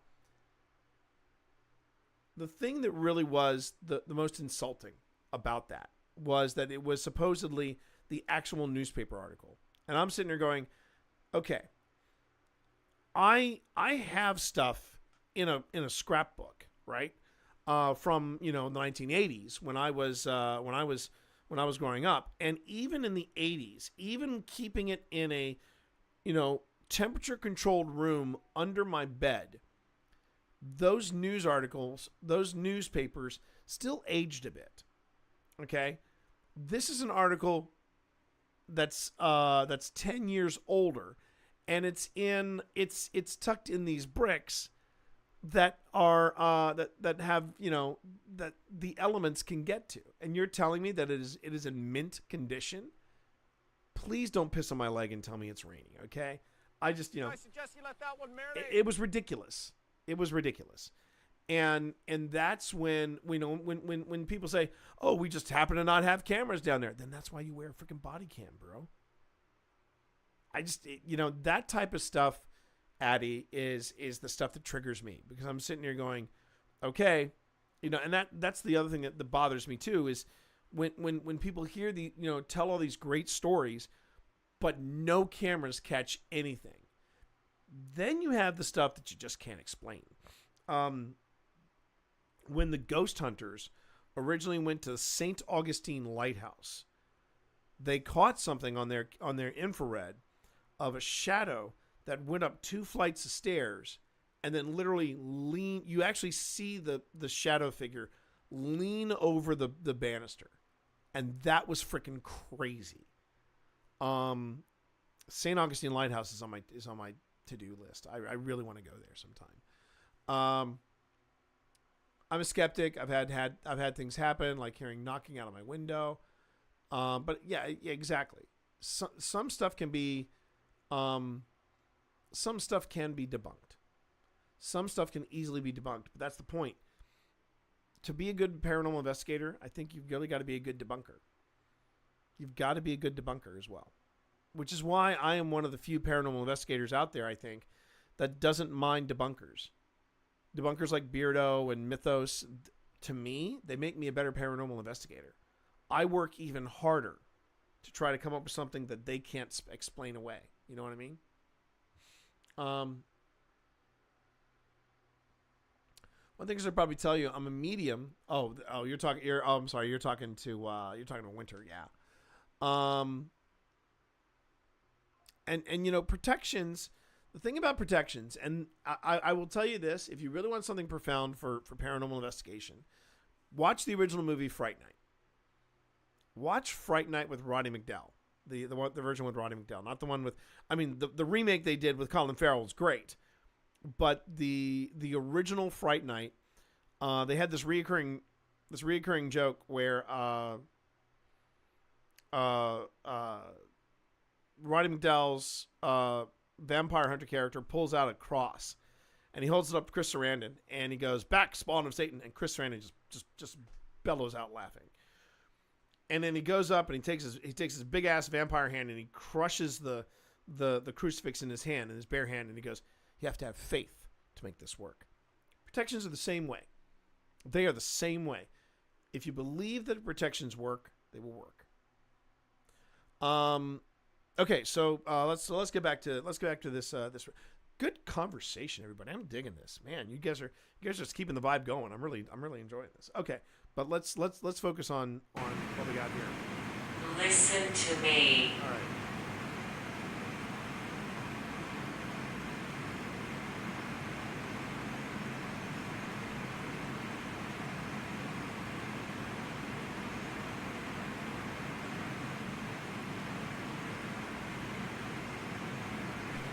Thank you, Fee. Thank you, Fee. If you don't mind, I'm going to make that your nickname here. Phoenix or Fee. One or the other.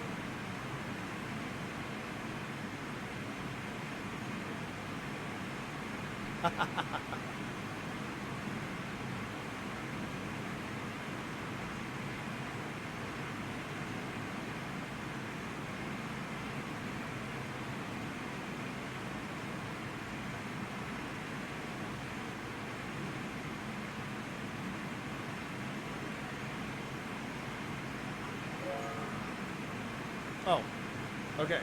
So that chime that you heard, that's a Phasm camera, a little GoPro camera, and every time it creates a new file, it chimes.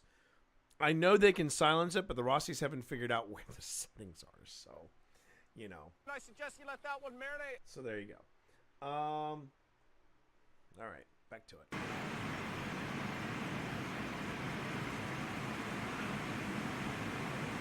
Switching to water.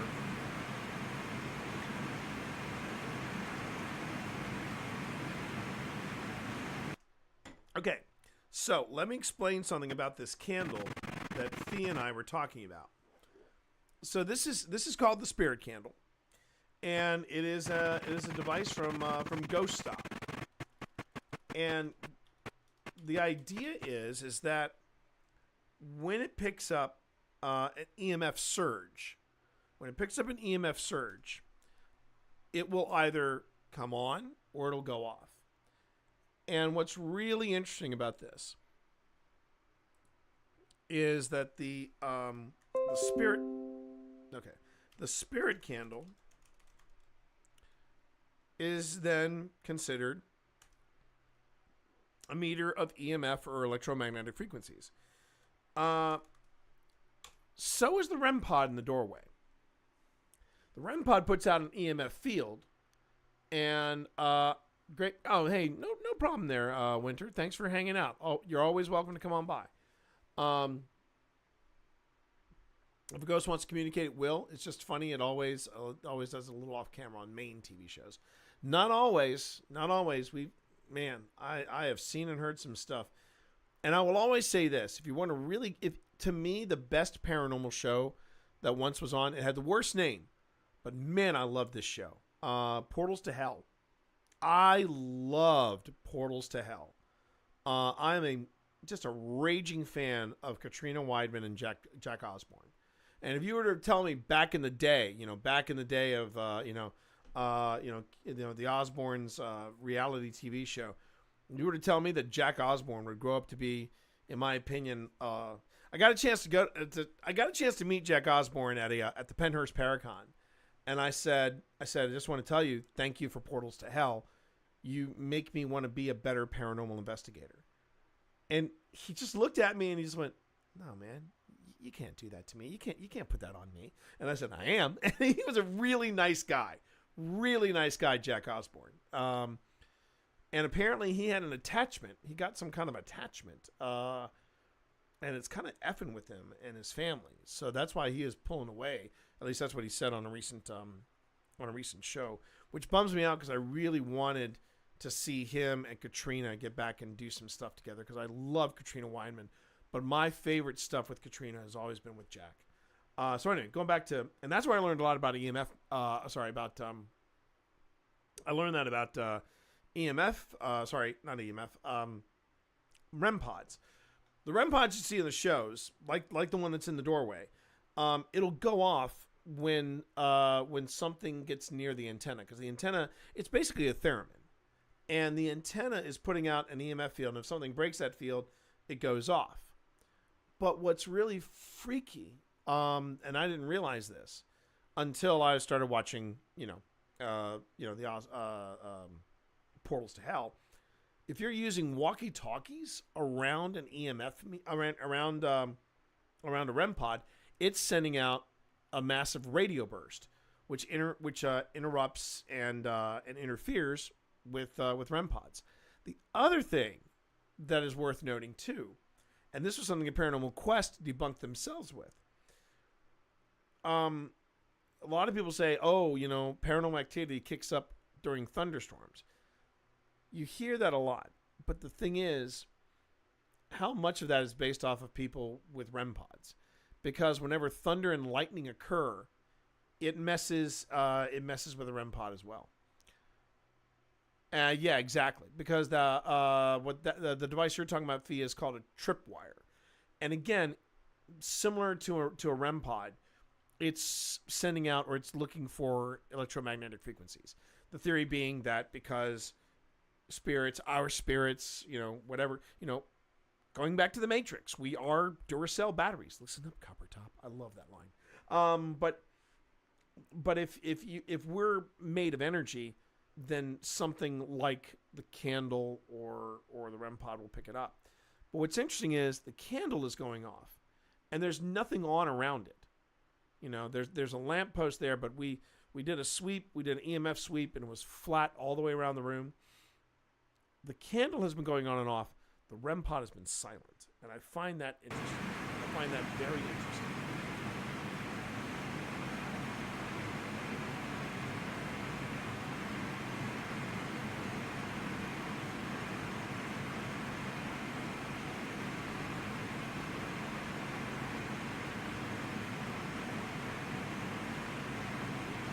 Hold on.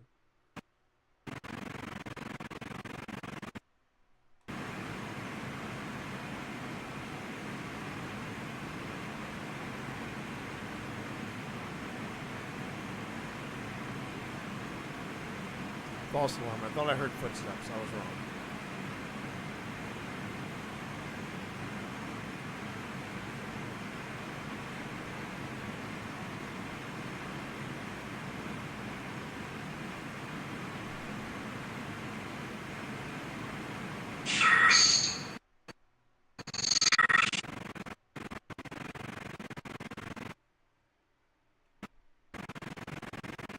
Good catch. Good catch, Fee.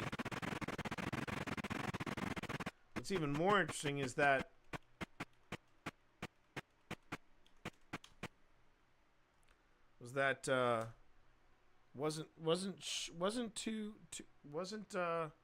didn't take long after the candle went off that we got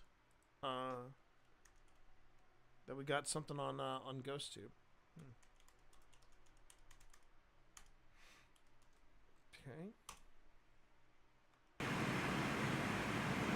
I think it says thirst.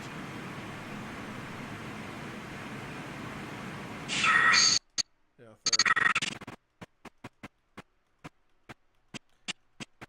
Well, I would say hydrate or dihydrate, but you know, just saying. Hard no. Okay, sorry. Let's see. So we go thirst.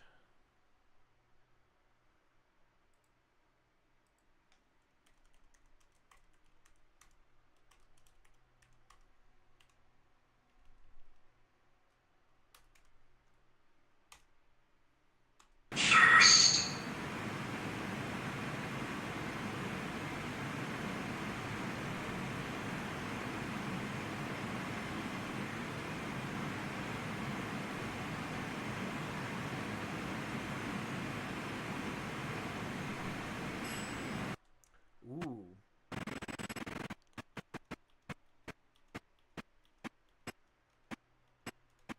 So that ring that you hear is something called the dead bell. Again, it's another device from Ghost Stop, and it is also an EMF meter. And it needs a very strong hit of EMF to trigger. So having the dead bell go off and that's upstairs. So. Reasonable. Reasonable. Okay.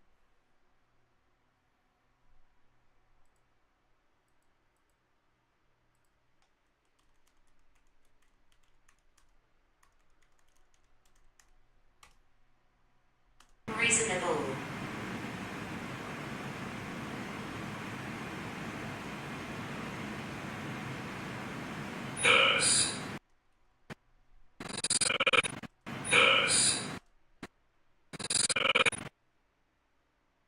And thirst again. But that wasn't what I was curious about.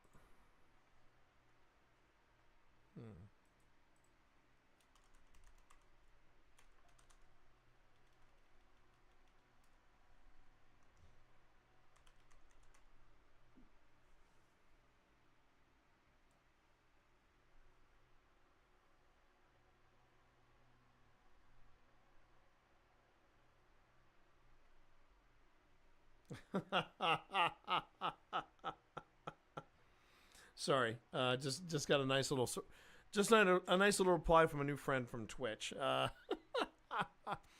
It was just somebody that was just very excited about about one of the announcements from Nintendo, and I said, the joy in your body, and she said, I literally didn't know what to do with myself. It was just very sweet.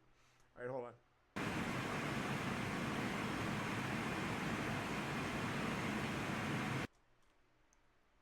Am I hearing things?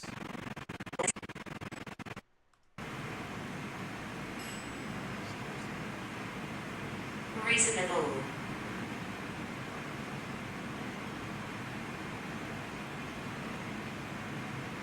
Okay, I gotta listen to that again because I think I'm hearing after reasonable. It sounds like the bell is still ringing, but it's like someone is. So if you don't know what the dead bell is or what it looks like, let me go on ahead and show you real quick.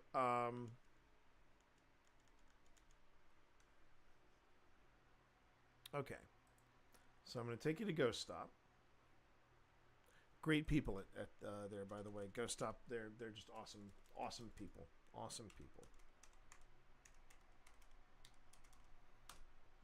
Okay, so that's the Solace. We love our Solace. Okay, this is the dead bell.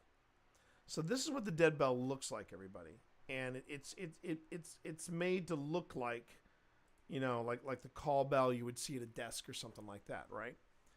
And it's almost like as if somebody, because I have a similar one right here. I have a bell like that, but it sounds like it's doing this. Like it's soft, like it's not going, but it's like it just. So I'm gonna isolate this audio and see if. Oh, hey from Wisconsin. Hey from Wisconsin, how are you? Russell, always a pleasure to have new people in chat over on YouTube. Hope you'll be able to join us for our YouTube premiere upcoming. Wisconsin is a state that I've never visited, but I've always wanted to, and I've got friends in Wisconsin, so I should make that a priority. I also want to find out if there's haunted stuff in Wisconsin too, Russell. So that's your assignment if you choose to accept it. You don't have to answer that. I'm pretty sure that there is some haunted stuff up there. Okay, so this is so you're gonna hear the dead bell, and then you're gonna hear ghost tube, and then there's what happened afterwards. Reasonable.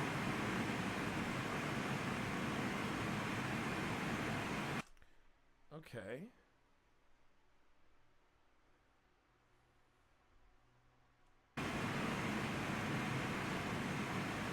I'm also a big cheese guy too, so I wouldn't say no to the Wisconsin cheese. I love me some Wisconsin cheese. I do. Okay, so wait. Now I'm going here to noise reduction. Capture noise print.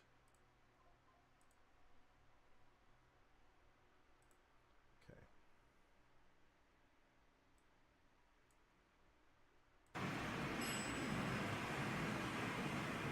Reasonable.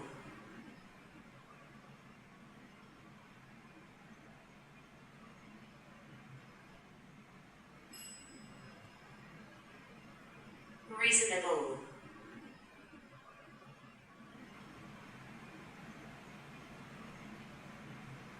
A lot of artifacting in there. Not sure if I can clean it up too much. Reasonable.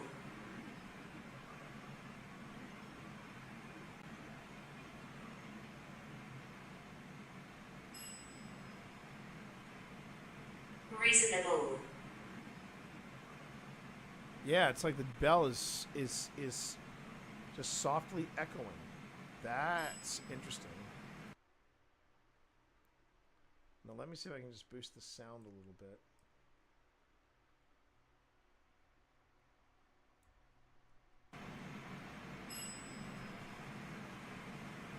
Reasonable. Yeah. Yeah. Okay, over on Twitch, we're about to get ads, so pardon the mess, but yeah, ads in about 5 seconds. So heads up, everybody, and we'll see you when you get back. That's really odd. All right, let's get back to here, and I'm going to mark that as a possibility.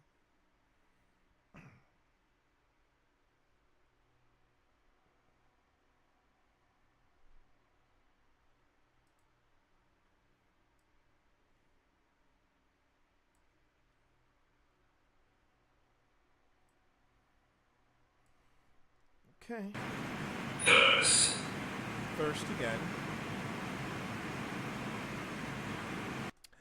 Yeah, as a matter of fact, the North Carolina is our premiere on April 12th. We have a 2-part investigation of the North Carolina, and we absolutely loved it. And I believe, Russell, you asked me if we had done the USS Wisconsin. The answer is no. We haven't done Old Whiskey. I don't think we have the permission. We haven't had the permissions or the clearance to do something like that. The North Carolina were great people to work with, though. And, yeah, we had a great time on that battleship. It was an absolute delight to be on that vessel. And they couldn't have been nicer people. Which reminds me, I need to write to them and say, hey, here's when our things are going live.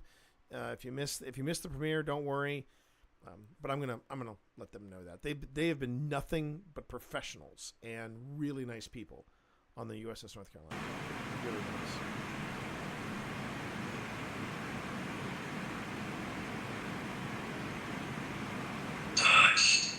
Touched. Interesting.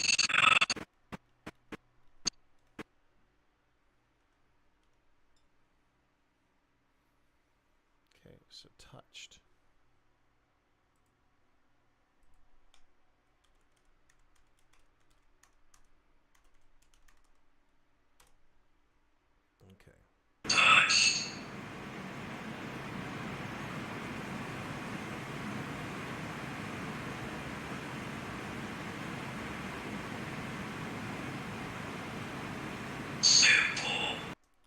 Okay.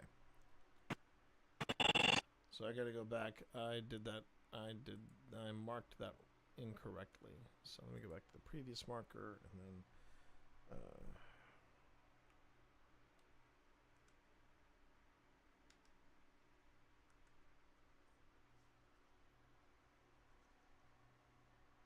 Okay. Now. So we go back to touched.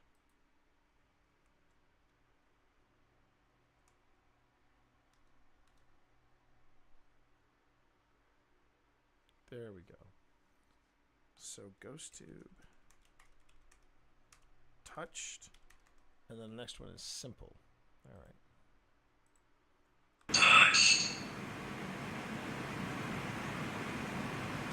Oh, thank you, Russell. I appreciate that. And I swear I feel like I'm hearing that right after touched, I'm hearing that bell ever so softly again. I'm not 100% sure, but I don't know how much of that is my imagination playing tricks with me. When you have, again, this is something I mentioned in the previous stream, but when you have this much room noise, and most of it is coming from the air conditioning and from the pickups on the camera, your brain basically does an audio version of pareidolia. There is a term for it. I just can't remember it off the top of my head, but the audio version of pareidolia, it's trying to find something in that sound and then make something happen. And trying to tell your brain, oh yeah, you're hearing this when you're not hearing a thing. It's like when you hear water in a cave and you think it's people talking. So, like I feel like I'm hearing the bells right now. I know I'm not.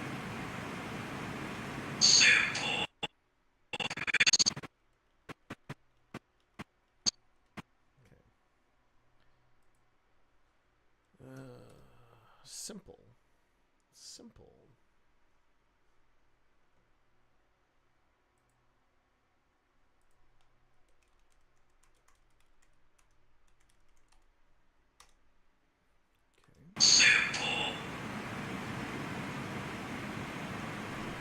You know, the funny thing about Pearl Harbor, Russell,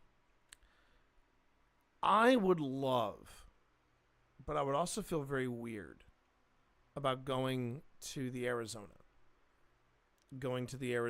Memorial, because to me that's on the same level as going to Ground Zero in New York or going to Auschwitz. The vibe there is so intense. It might be a little too much, if that makes sense. And if there was a place that you would not want to screw up an investigation, it would be those three places. Considering how much trauma, how much agony, how much pain has occurred in these spots, you know? So yeah, it's a different thing, Russell, from team to team, you know, places where you wouldn't go. An abandoned prison, I don't feel so bad about. But a place like Pearl Harbor, specifically a place like the Arizona, yeah, I don't know about that. That would be a rough one. That would be a rough call. But if someone said, hey, you could probably, sneak around Ground Zero and run some devices, I'm like, that's nice. I'm not doing it. And if someone said, well, no, you have written permission from the people of Auschwitz to go in or Dachau and go in and I'm like, no, thank you. No, that's a place that I don't want to try. I will, however, do that at the Eagle's Nest. They've actually turned the Eagle's Nest into a bed and breakfast. It's a very limited window you can go in because where the Eagle's Nest is located, you can only access from, and they would probably frown on it having different devices there. But I'm sure that if you timed it right and if you were like, hey, I'm a paying guest, I'm sure you could do something there, and I'd be willing to do that. I'd definitely be willing to do that because it's not the trauma, it's the imprint of the place. I bet there's some stories there. There's got to be. There's got to be. But there are some no-fly zones for people. Now, a place that I have not, that is now on my list that I really want to go to is Brushy Mountain State Pen in Tennessee. That place. So I had just seen a video from Paranormal Quest on it, and I think it was either Paranormal Quest and Amy's Crypt, or Amy's Crypt did it, then Paranormal Quest did it. And both times, some stuff happened on their episodes that was just a little hard to just explain away. But then, ironically, I was at a family get together, right? And I remember, and my cousin comes up to me, and my cousin is as he likes to say, I'm a straight up redneck. You know, I mean, he's a biker. Now he's a professional pilot. He used to be a professional firefighter. He was a captain in the firefighters in my hometown of Richmond, and comes up to me at this family event. And this is after I'd seen the two different investigations that Paranormal Quest and Amy's Crypt did of Brushy Mountain. I had not even heard of this place until I saw it back to back, 2 weeks in a row. And my cousin Mark comes up to me and goes, "You guys going anywhere special?" And I said, "Well, I'm going to a place called, we just got back from a place called the Old Hospital on College Hill. That place was wild. It was really cool." And he goes, "Yeah. You ever heard of this place, man, called Brushy Mountain State Penitentiary?" And I'm just staring at him. And I said, "Yeah." And he just shook his hand and said, "I tried to take the day tour of Brushy Mountain. I'm never doing that again." And this was the daytime tour of the prison. And I just said, what was it about the place during the day? And he just kind of went, "Nope." And that was the end of it. That was the entire discussion. Just hard no. I mean, it was just, yeah. So, and Brushy Mountain is a really wild place because, one, they've designed, I don't think they did this on purpose, but if you look at the penitentiary from the air, it looks like an upside down cross. With a perspective of when you're driving up to it. The other thing is that the road just keeps going, and then literally at the end of the road is Brushy Mountain. And that's a place that is very high on my bucket list, of my paranormal bucket list, if you will. So yeah.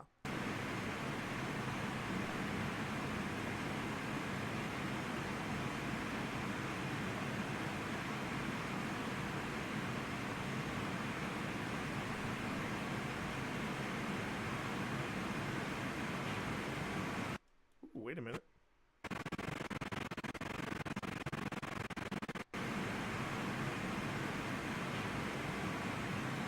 Okay. A little knock.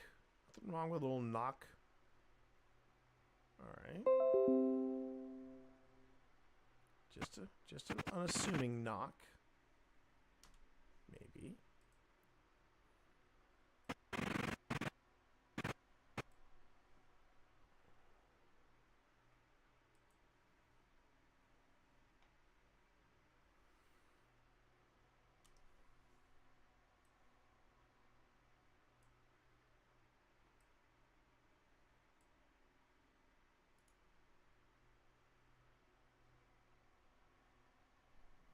Just going to make it a different color so that I can refer to it later.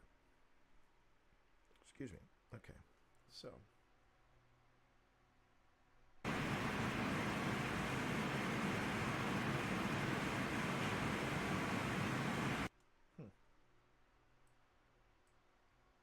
Okay.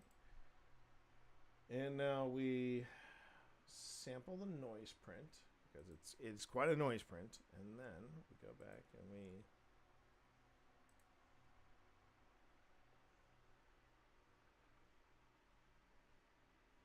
do noise reduction.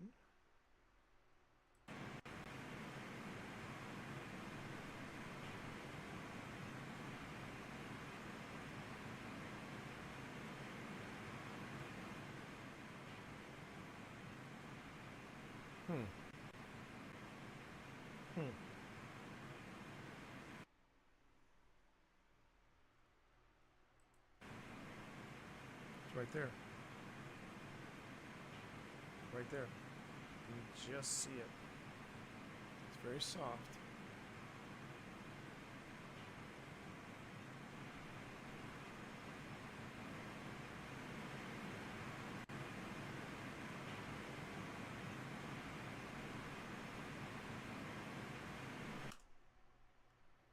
That's interesting.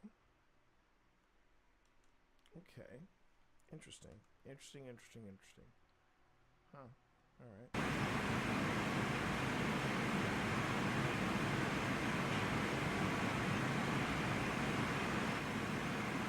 Twist. Twist?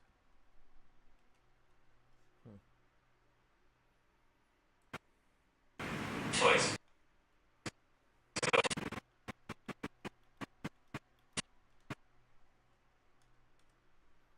Twist, you say. Twist. Alright. Ah, no, I didn't want to do that.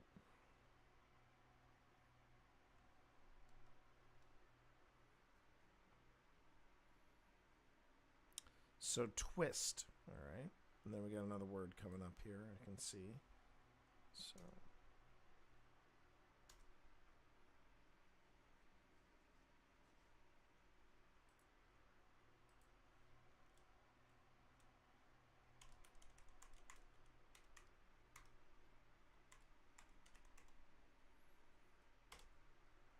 Alright. So we have Twist. Got real twisty.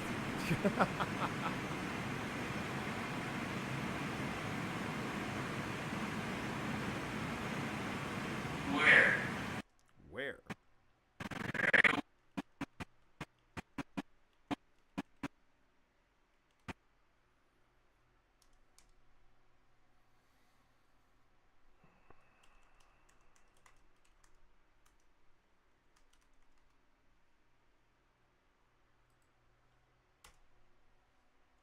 Where?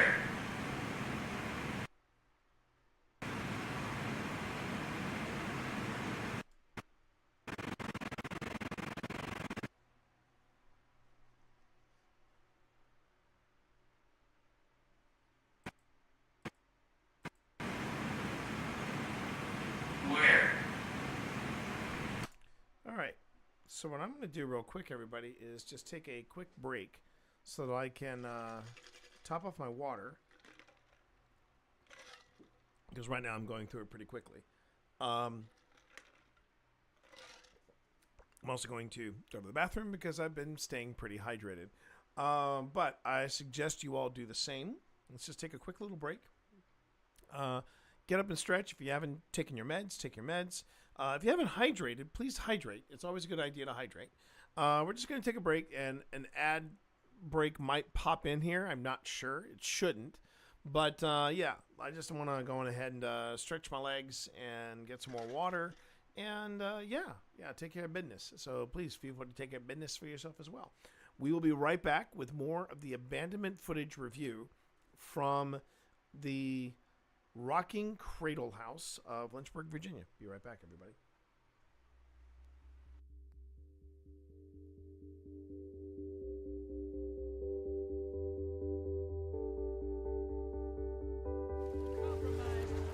I'm gonna go look for the invader. I'm willing to bet probably steps. He is steps because I am at drill and he is not here. Heading over there. I don't see him.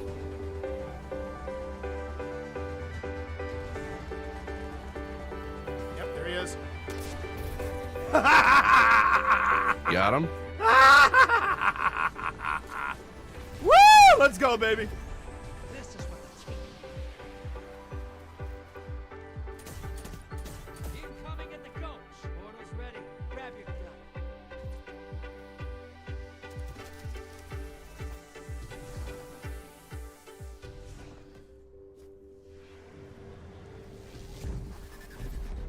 This is what the team can feel.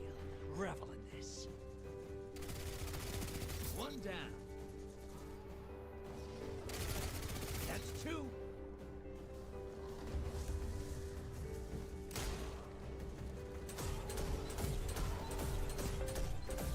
Seconds left.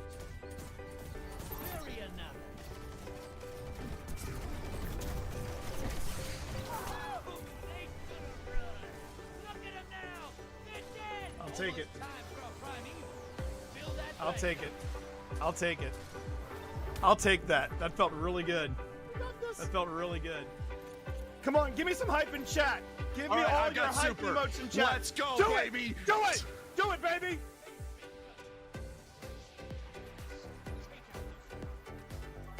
All right, I've got super going. All right, they are right in front of you. Throw it. Hit it, baby. Yeah, Hit it. I got some, baby. Oh my God, he got him. He got his first invader kill. Let's go, Can we get some hype in chat, baby? I got another one. I got another there one. We go. Let's go. I don't care. I'm camping spawn right now. It's a black guy doing this. And I'm back, baby. All right, let's kill this primeval and go home. Yes. Woo! All right, melt the primevals, fire team. Melt the primeval. Let's make this happen. Let's go. Oh, I'm dead. Let's melt this, baby.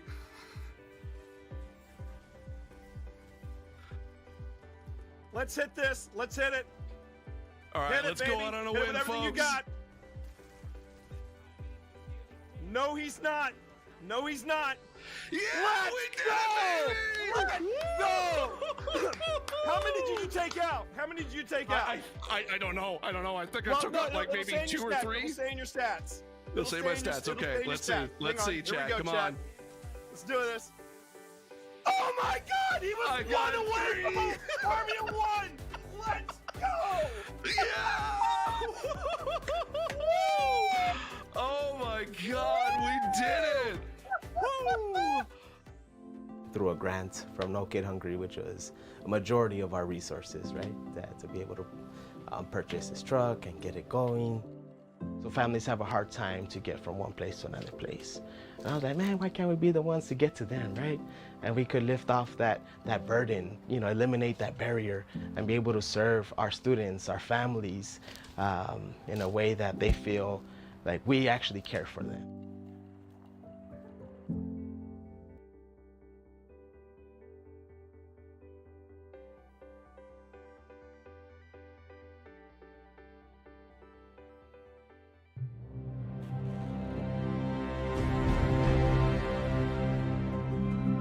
Hi, I'm Steve Saylor, aka Blind Gamer Steve. I'm a content creator and accessibility advocate and consultant in the video game industry. My name is T Morris. People call me T, they call me T Monster. I also go by Twitch Dad. When I started looking into wanting to stream, I had known this dude here for about, I think about 10 years at that point. 10 years. And so I reached out to him. I was like, hey, you know what? I know you play Destiny. Would you be cool kind of helping me and guiding me through the game? I've never played it before. This is when I gave you a little bit of honesty. I said, are you sure you want me? Because you see me play, so you know how bad my aim is. It'll be the blind leading the blind. And he went, that's what we'll call it. All right, there's the Traveler. There's the Traveler in front of us. Let's go. Walk forward. Walk forward. I want you to enjoy this. As someone who has a disability where it affects my vision and it is hard for me to be able to play games in general, having someone take the time and guide me through being able to play a game and not try to rush me through things, that meant the world to me. Where's that? All right. Oh, there he is. Yes! Yes! Oh, yeah! In any other game, it's usually people don't want to play with a disabled person, whereas with Destiny, I can jump in with T, I can jump in with my friends, and even when we just jump in with random blueberries in the community, we can still be able to help each other out, and that's why I love Destiny. Did you shoot my friend? That was a bad choice. It's all about being able to reach out and pick someone up and being like, we can do this together. And that is being a hero. It's being able to lift everyone else up. It's not about you. It's about the fire team. That's what makes a good guardian, is when it's about reaching the end goal and reaching it together.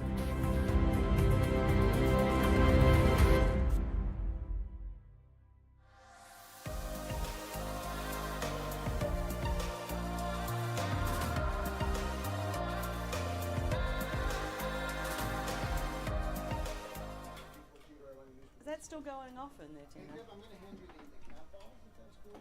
I would like the cat balls. Tina's feeling like somebody needs to go on the bed. Someone needs some cat balls. What was that? What was that? Feeling like somebody needs to go on the bed. Someone needs some cat balls. You have. What is that? What is that? Do you hear that, Pip? It's a very, wow. Hang on. It's a very rushed. It sounds like a rushed whisper. Someone needs some cat balls. Yeah, I thought it was something on the floor, but it's not. Someone needs some cat balls.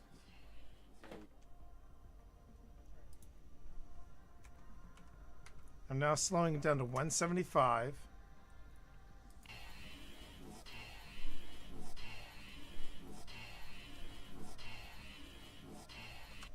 I'm hearing turn around.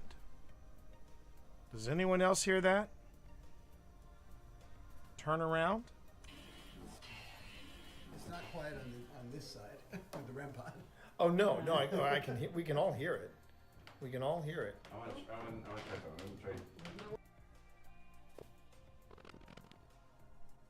Okay, so Steve says I'm going to try something. I'll hear it. We can all hear it. I want to try something. I'm going to try sitting down. Oh God! I actually saw it move. I've got some. I'm going to do that right over here. And then I'm going to drop that in and go shadow. Please make my shadows black so it pops a little harder. 100% opacity. 7 on the edge. Actually, let's tighten that up a bit. 5 pixels. There you go.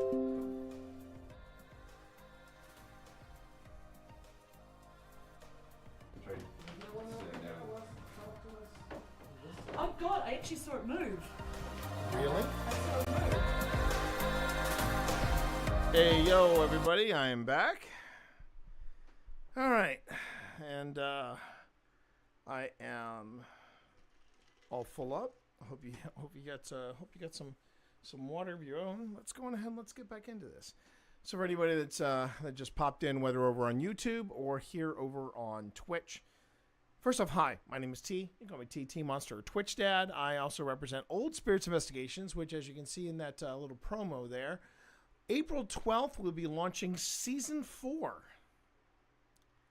Season 4?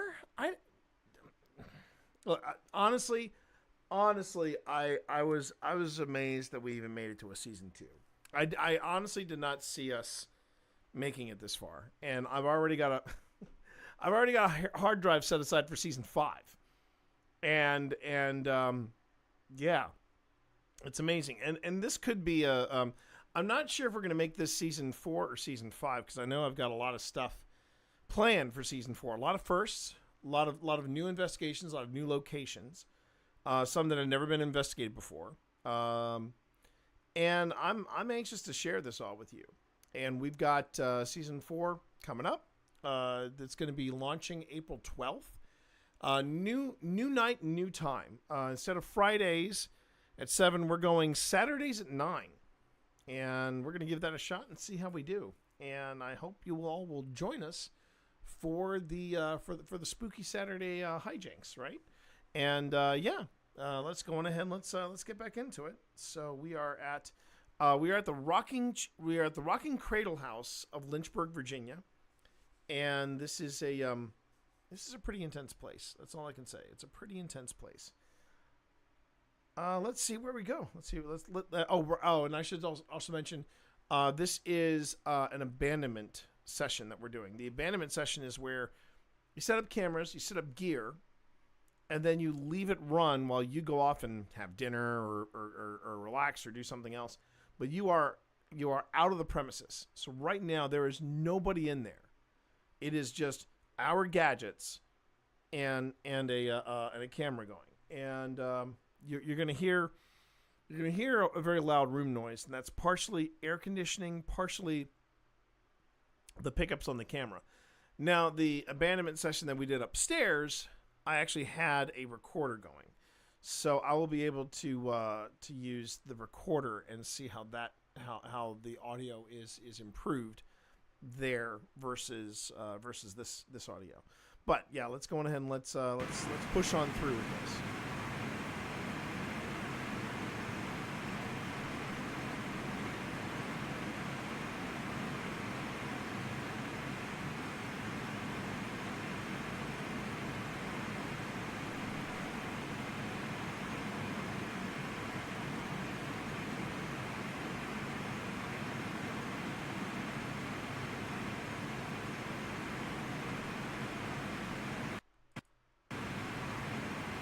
Listen to that again.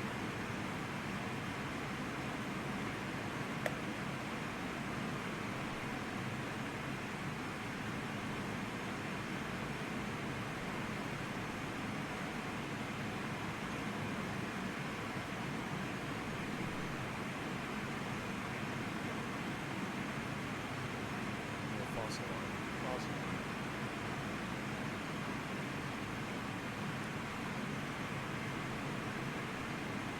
Danger. Painter?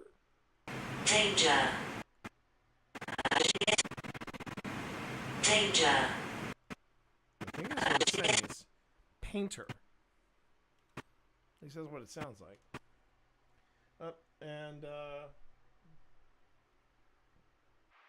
Attention, all personnel. Ads in 30 seconds. Ads in 30 seconds. That is all. Okay. Then I'm going to quickly do this.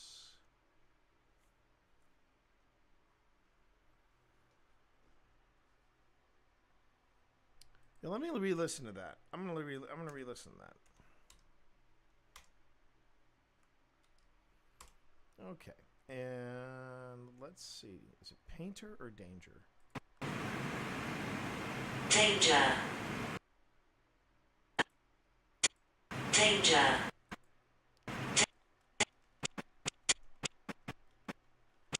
The problem is it sounds like a P and not a D.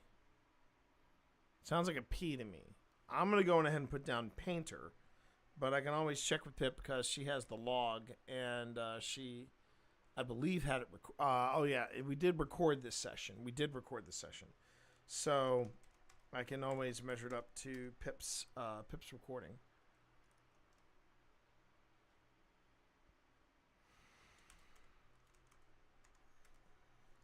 Excuse me. It's always the problem when I have an adult beverage at the end of the day. I always get sleepy afterwards. It can be either or. Yep. Danger. Ooh, now that's interesting. Danger. And then the bell goes off upstairs. Interesting. Okay.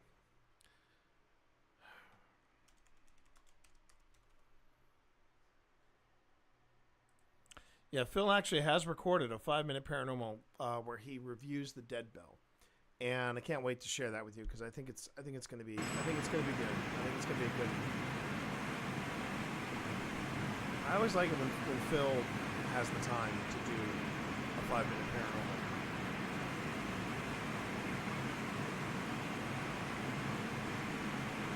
Rug. Rug.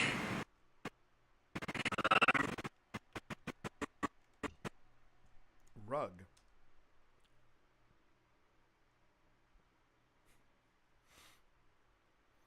No, I wanted to say ties the room together. In a perfect world, that would happen, but you know.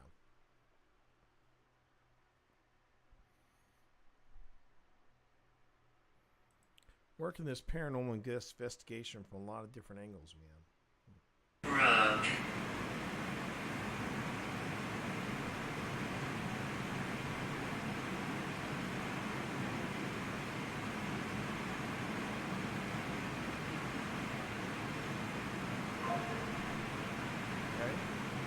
file from the past.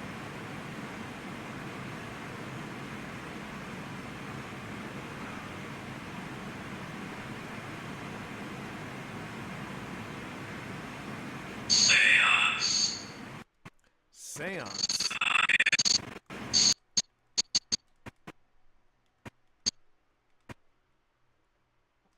Seance. Interesting. Interesting choice of words there, seance. Okay.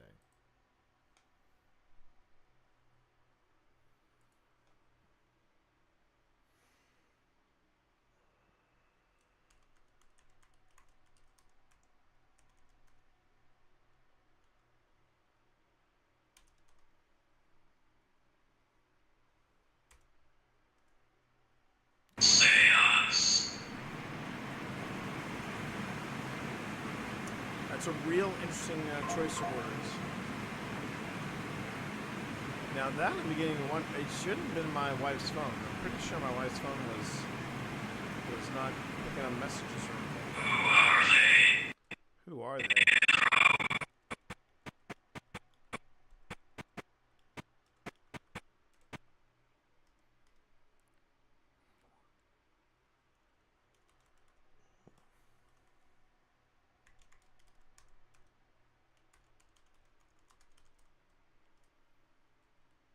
Okay, so who are they?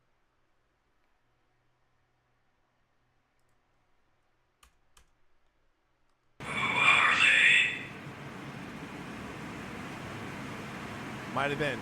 Might have been Fee. Might have been. Wait a second. Sure that's not a car outside. Hold on.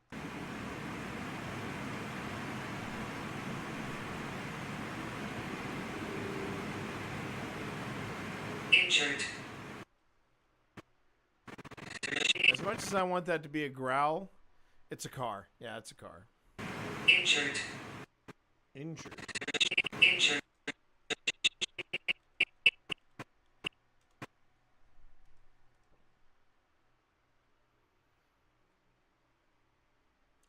Because the where this house is located, there is a busy throughway by it, so that would not be out of place to hear a car with a rough muffler like that. Injured.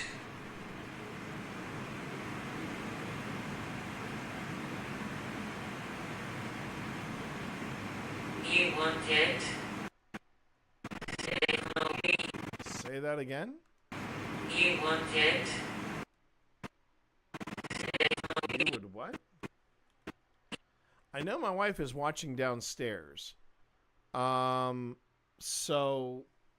I'd be real curious as to what your log says there, Pip. But it sounds like you would something. You would something. One of the tunes, once we could all hear the trains through the mics, but he couldn't hear them at all. Oh, that's interesting. So you could all hear the mics. Oh, sorry, you could all hear the trains through the mics. He couldn't. That's interesting, huh? You want it?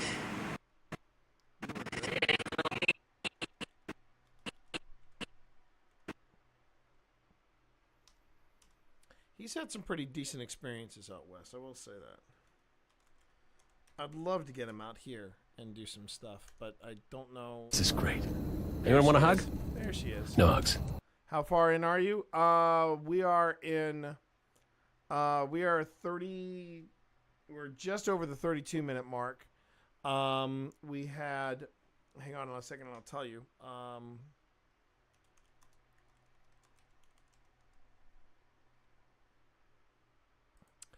We just had a. Let me just see here. Hold on. Oh, I could do it from here. There we go. What? No, come on.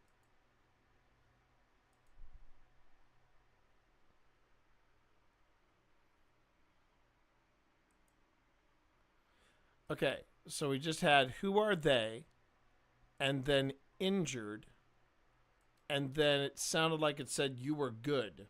You were something. That's what it said. That's what I've heard. That's what I've heard so far. And that's at the That's at the 3202 mark. In my do I want it? Well, I'm on the PC side, so I'm not going to get it if you try to send it to me messenger wise. If you put it on the older Dropbox, not our current Dropbox, but the older Dropbox, I could easily access it. But oh, you want it? Oh, that's what it said. Oh, never mind. Oh dear.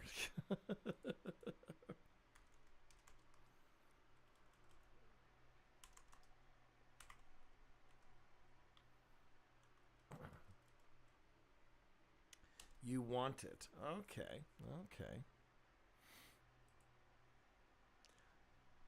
Thank you, Camilla. I appreciate that. And hi. Good to see you. You want it?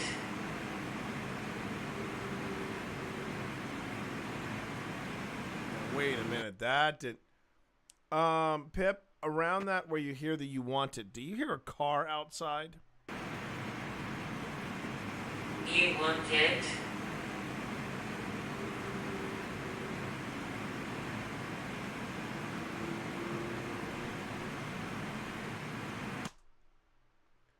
Pip, I need to if you can find that point where you said you want it, listen to the audio. Listen to the audio. Do you pick up anything on there that sounds weird? Because, yeah, I need to listen to that. It almost sounds like somebody's singing. Yeah, I'm hearing it too, Fee. I'm hearing it too. You want it?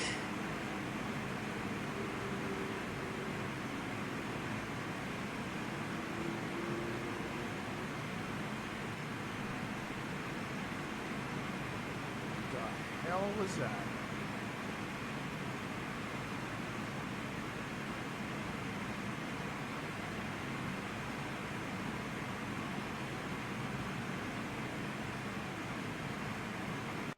Okay.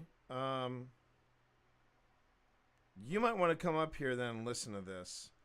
You might want to come up here and listen to this because that was not a car. Didn't sound like anything was moving either. It sounds like somebody's singing a song or a tune or something like that. But it's weird, whatever it is. Okay, let me just... I mean, I would love to... No, I don't want to speed it up or change the duration of it. I wanted to color it.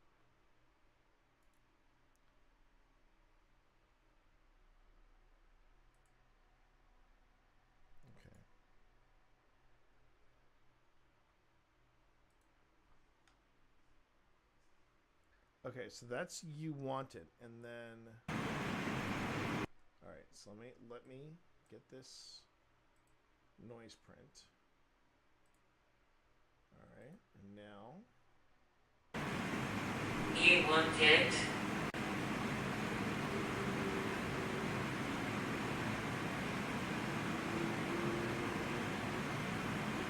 what is that?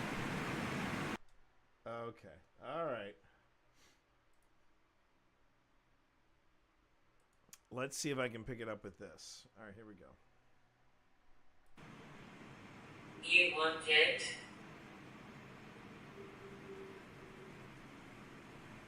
What?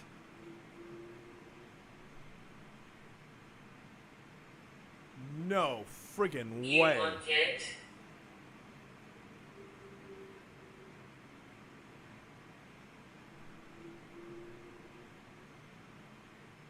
The hell is that?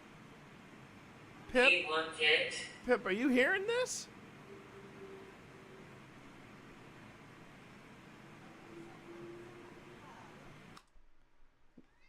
So, what was that? Do you have opinions on this, Dorito?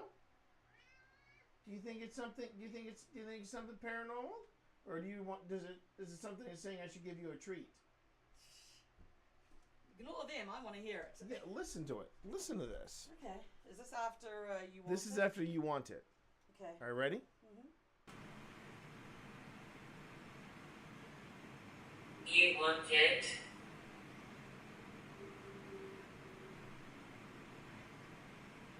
That doesn't sound like a car. What is that? I don't know. Here, You want it?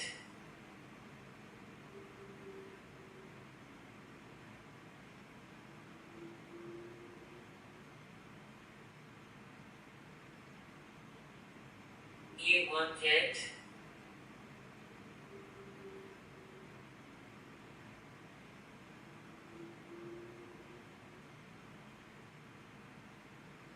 Banjo or something. No, You want it? No, well, it sounds more sing-songy to me. I hear the. Yeah, or like someone tuning a piano. Yeah, A banjo yeah, or a piano yeah. or something. I can tell you there weren't any musical instruments in Well, the house. no, there weren't any. No, we know that. I think I hear something, some sort of, something like that, but obviously mine's not as good as, Well, your pickups would be better than the ones on my on. If it was a car, Ghost Tube would have picked up it. Yeah, it's closer to the window. I don't hear a car. I don't think it's a car either. I hear a weird noise. Well, take a look at this. You can see the noise. Huh. Look at this. Look at it. Look at the pattern now.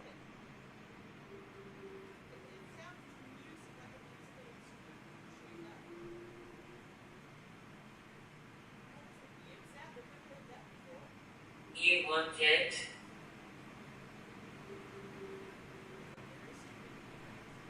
That's bizarre. That's got to be one of the weirdest noises. Not as creepy as when we picked up humming at Wayside or at. Humming is at least. But You know, you understand. yeah, that's just a weird ass sound. Wow. Okay. I'll try and see if I can. You were there, everybody. You were there. Jeez, that's bizarre as hell. Maybe Phil could identify the instrument. Yeah. Okay, I'm gonna listen to it. Let me hear it. Oh, you want me to play it one more time?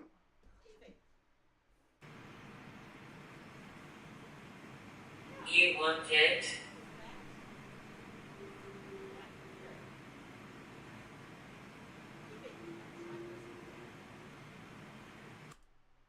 I can hear it. Okay. Like a plunking or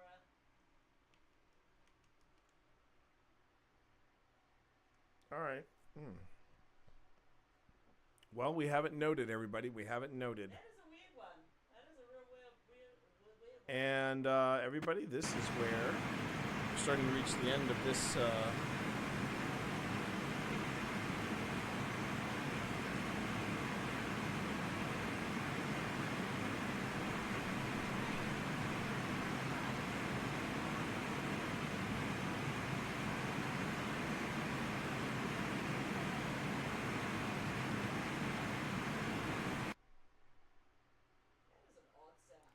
It was. As far as I know, there weren't any banjo players out front. No, I don't think there were any banjo players or piano or traveling piano players or anything like that. So no, I didn't hear that. I didn't hear that at all. Jeez. Okay. All right. So here's the next question, everybody. Do you want me to stay downstairs and continue on with the audio and video that I have, or do you want me to jump to the beginning of the abandonment, but this time we focus on the instruments upstairs? We can keep going with this because it was an hour and a half session. This is only the first half hour, so I'll let you all decide. I had camera and devices upstairs as well. Yeah, where the dead bell was. That was where we had cameras up there as well.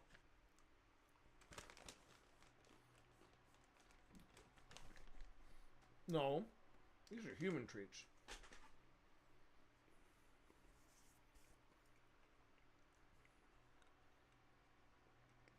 Yeah. I don't think that's a bad idea. Okay.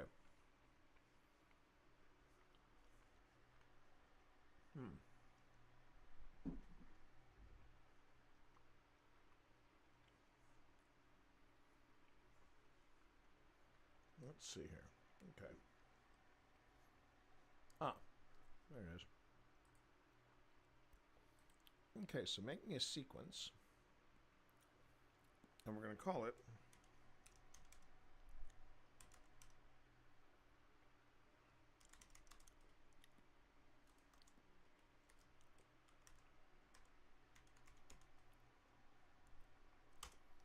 Okay, so we got abandonment upstairs. And since I got this, I'm going to label it properly.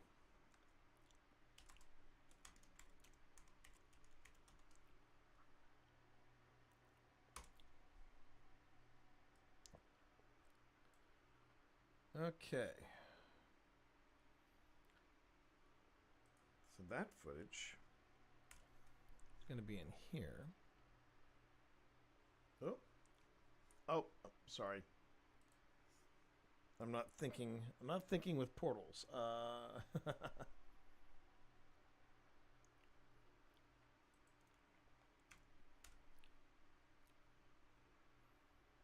about now? Thinking about it. There you go. Okay.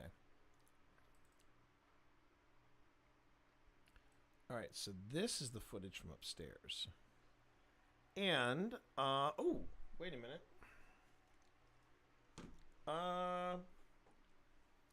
Be right back. Just.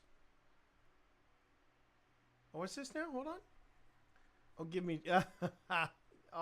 Oh, your cat has a sinus infection. Oh, that sucks. That sucks. Well, at least they're recovering. All right. Did you want treats? Did you want treats? Yeah. All right. Hang on a minute. I'm gonna put on some music, and I'll put it on the cat cam while I run out to go and well, not run, but I'm gonna get something for tonight. Hold on. Put on a little bit of Cell Dweller. Is it going? Yep, it's going. All right. Cat cam time, everybody. Cat cam time. There he is. There's the little bandit. There's the little monster. Come on, everybody. Come on. Hey! Loves to do that. Look at him, he's not ashamed. What? He's not ashamed of it. What? He's proud of it. Oh, he's gonna do it again. You trying to boot me? Are you trying to boot me? No.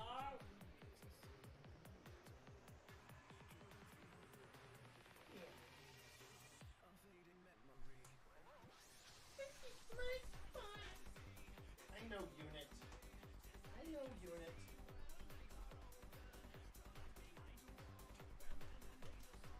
We're gonna try these. We're gonna try these treats.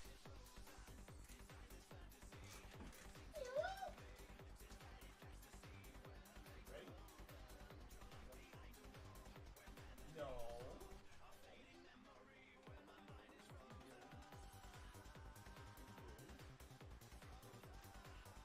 I don't think Hudson likes these games. Fix them. Man, Hudson's a fussy eater. Hudson, you don't like this? Yeah, I'm gonna try some. Hey. Sitting in his spot. Oh, interesting. These are healthy treats. Oh, you've said it now. They help with controlling tartar. Oh, so do the other ones. They like those. Okay, Hicks likes these. Hudson didn't touch them, but let me see what happens if I do just the straight up Temptations.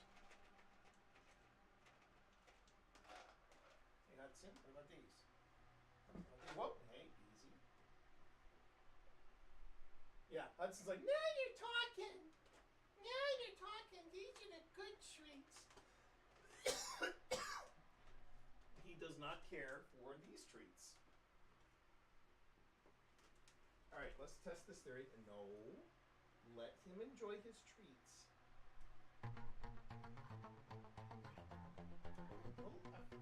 Sophisticated with your feet on the ground. salmon flavor. Extra salmon. Let me see what happens. Hey.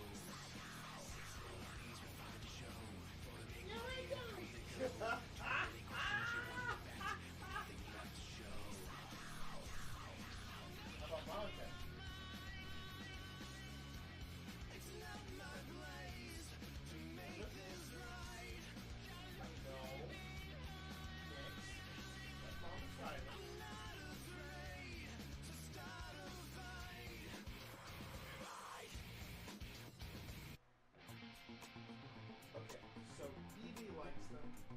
Everybody likes them. Well, let's just like. Sophisticated with your feet on the ground.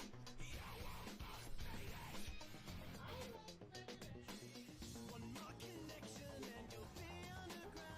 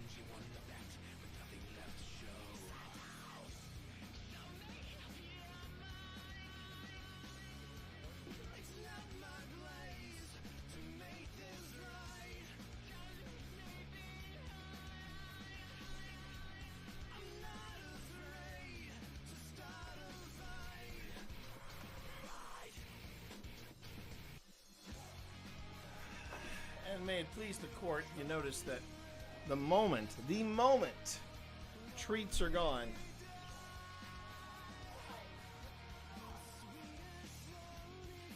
Oh, is that the?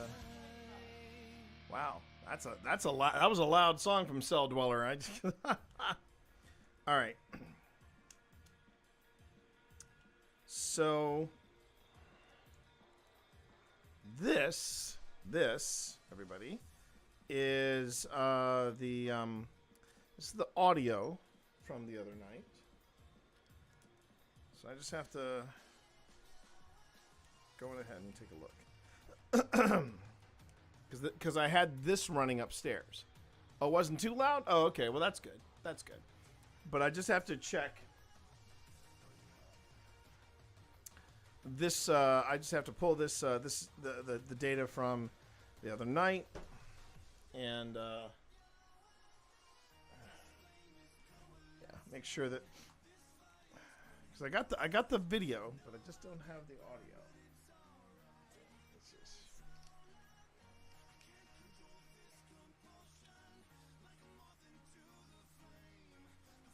Oh, no. I stand corrected. It is not USB-C. It is straight up USB.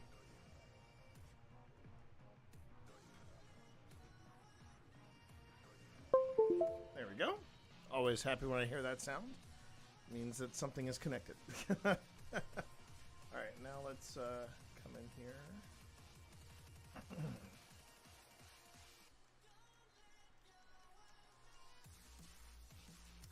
Okay, so,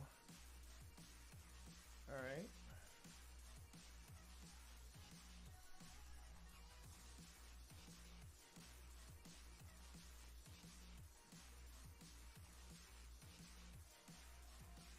Wow, that's the those are the only two files I have.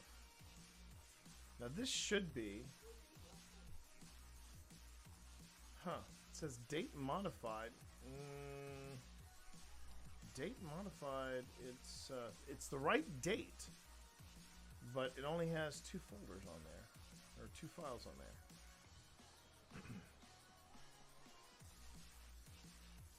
Maybe I had it going. Oh, no. I remember now. I actually had to take a break at one point. Or did I? Oh, wow, this is weird. I didn't have 4th channel, did I? No, I didn't. Okay, so I wasn't using 4 channels, so I know that's fine.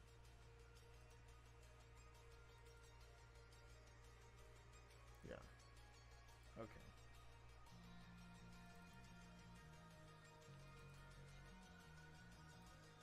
Okay. Sorry, everybody. Just working through this.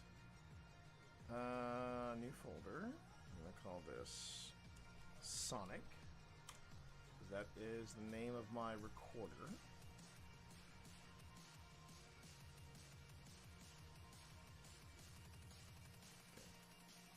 Shouldn't take too long to... Oh, hi, Emily. That sound always reminds me of Nokia hand-to-hand video logo. Yeah, I know. I think your headphones were probably turned up. It was so quieter than your voice currently is for me. Oh, okay. Yeah, I think it is a little louder in my headphones, but it's also Cell Dweller. I'm just used to Cell Dweller being... Cell Dweller is not what I would call calming music. It's not going to ease your mind or anything like that. This isn't music you want to meditate to. This is music that's going to be in your face 100%. Not that there's anything wrong with that. Oh, ad start. Oh, sorry, everybody. Attention, all personnel. Ads in 20 seconds. Ads in 20 seconds. That is all. Okay. And now I just make my quick announcement for everybody. But Emily, nice to have you in chat for the first time. Welcome on in. Welcome to the Monster Mash.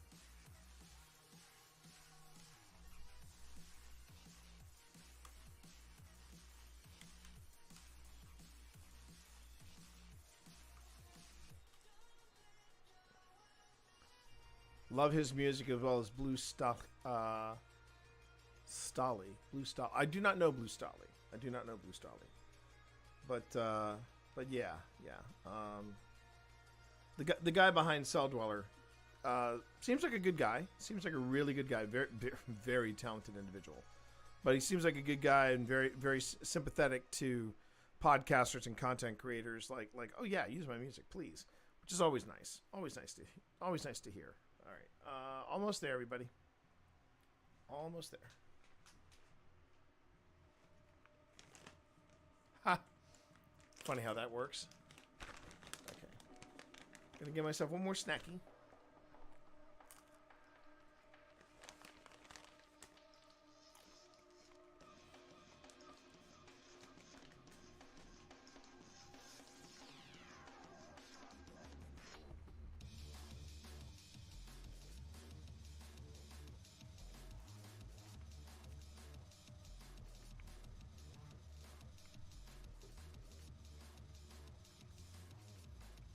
Okay.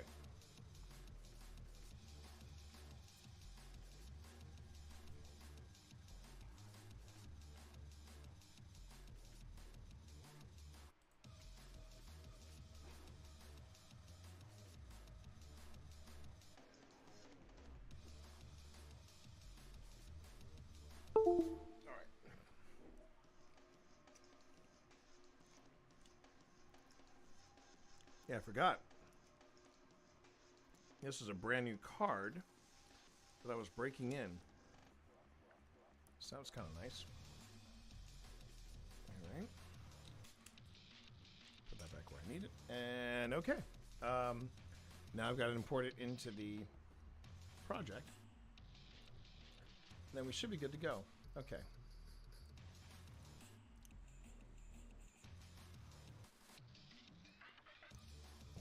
It should take less time to import the audio folder into the project than it was to copy it over. All right. Here's Sonic.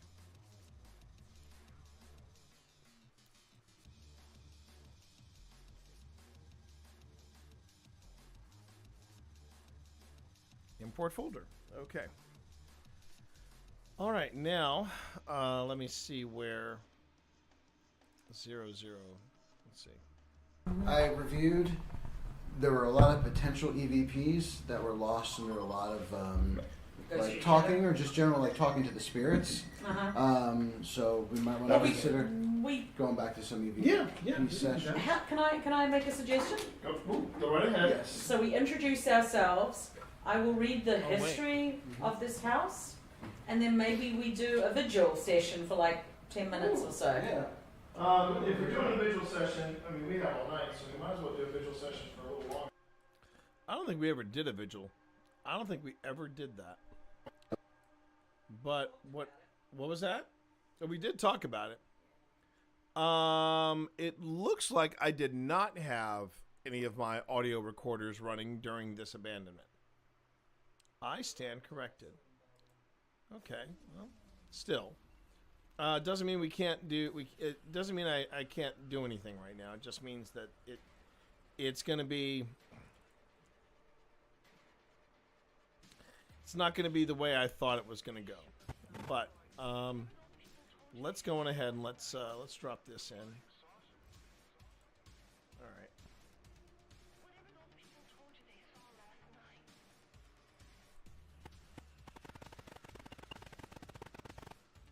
All right. So let's see what happened upstairs. Now, as you see, what's happening here.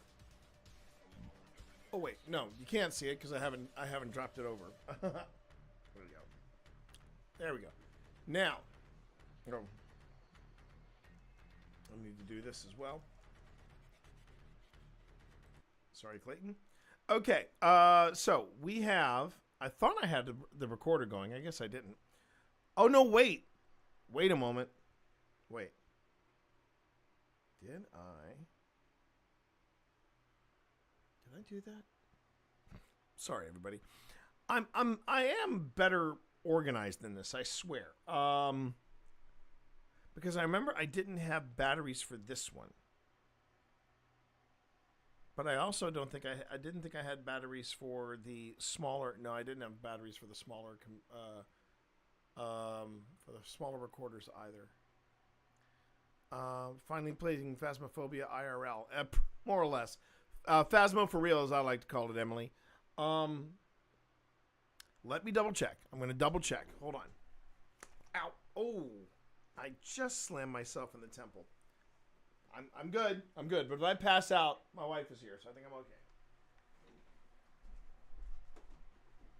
Hello, Evie. Hello, Evie. I do not approve of the hooper troop, Daddy. You know that. You know that. You rescued me from the hooper troop. And then you still go back for more. No, I did not take a small recorder. Thought I did, but I did not.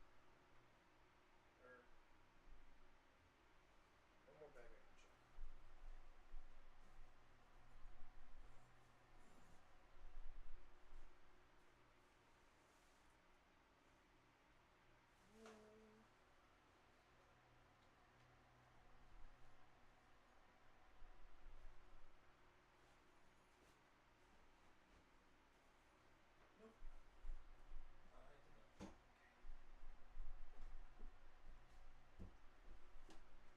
All right.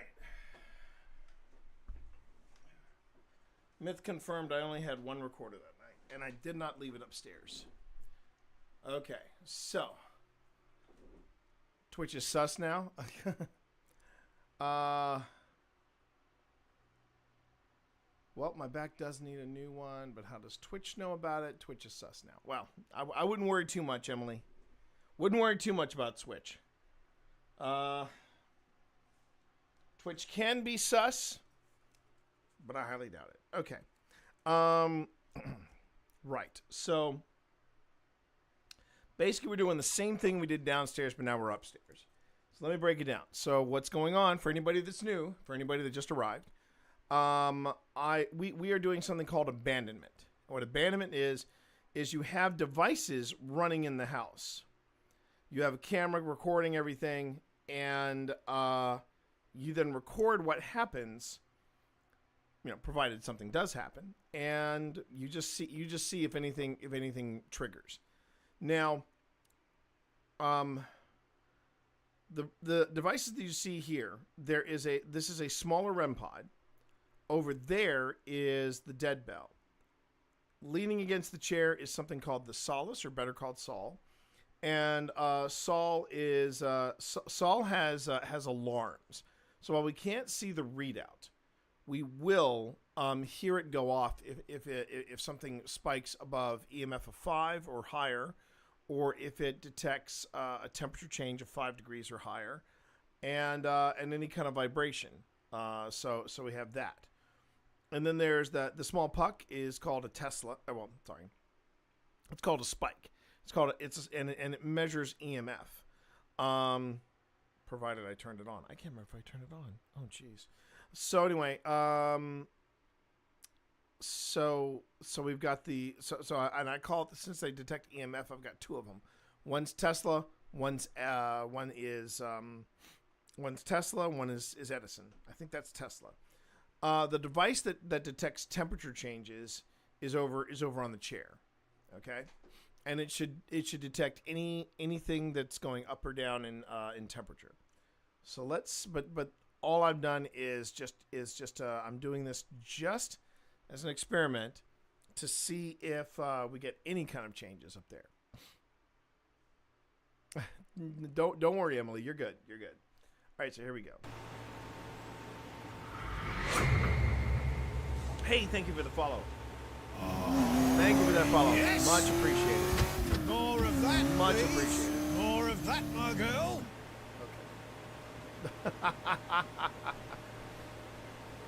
I get that a lot for my alerts. I get that a lot.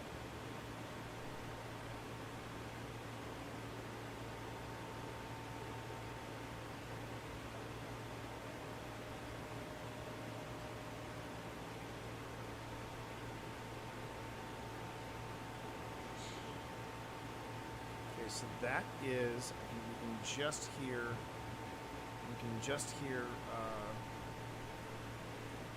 the ghost tube downstairs. We can just hear it.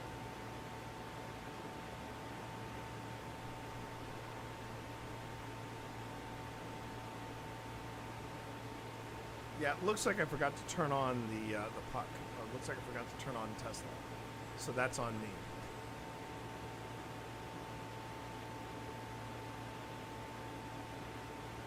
But that's okay. 3 devices should suffice. We've got a REM pod, we've got Sol, and then we've got the dead bell. And remember, everyone, the dead bell is triggered by spikes of EMF. If there's an EMF spike that is strong enough, it will go on ahead and it will trigger the EMF. Oh, sorry, it will trigger the bell. The EMF spike will trigger the bell.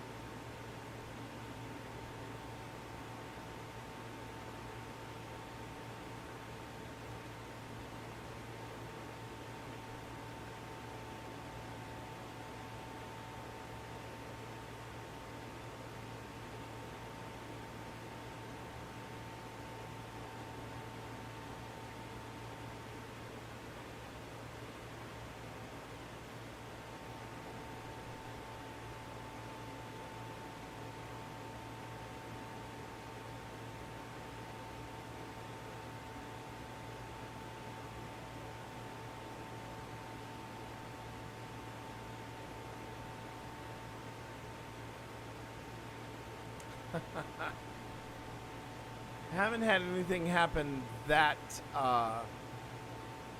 dramatic. But we had some interesting stuff happen.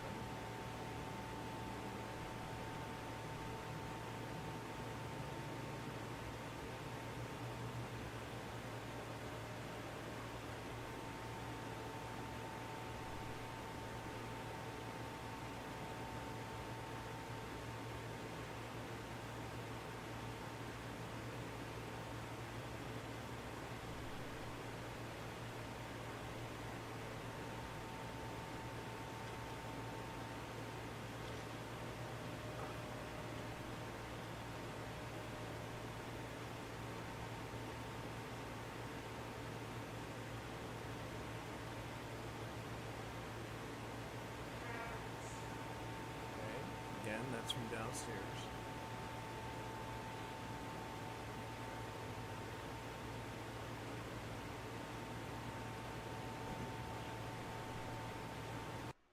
Hold on.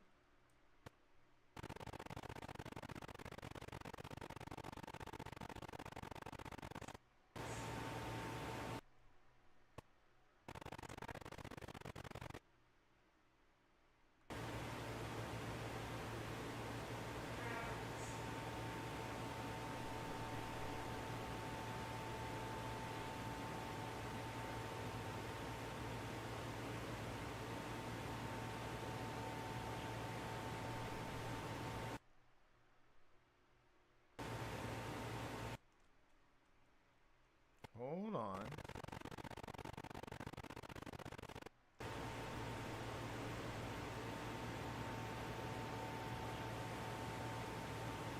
There's something there. I'm hearing a whisper. I'm hearing a whisper. All right, hold on. All right.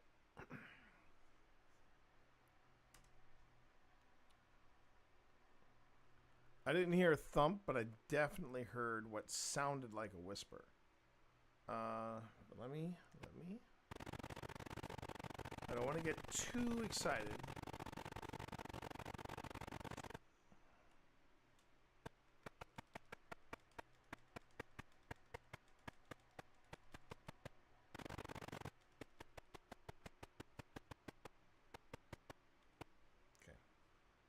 I'm a firm believer that if you try to capture an EVP and you only get the area like right around the EVP and you don't give it a lead in and a lead out, it's impossible to designate it from other sounds. So I always try to give myself plenty of lead in, okay, and lead out.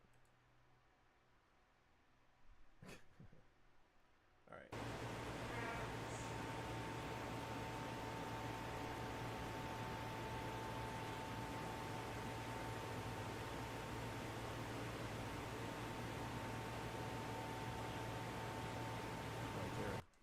Right there.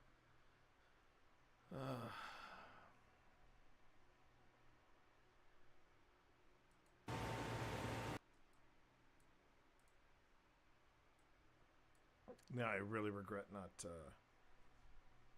having a recorder running. Again, I'm going to give myself the benefit of the doubt and just say, well, this was the first time we had really been able to do a proper abandonment. So, yeah.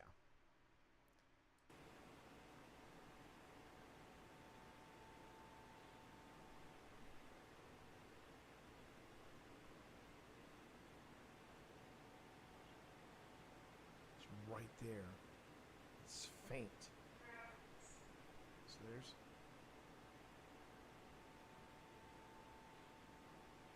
there's some movement in there too.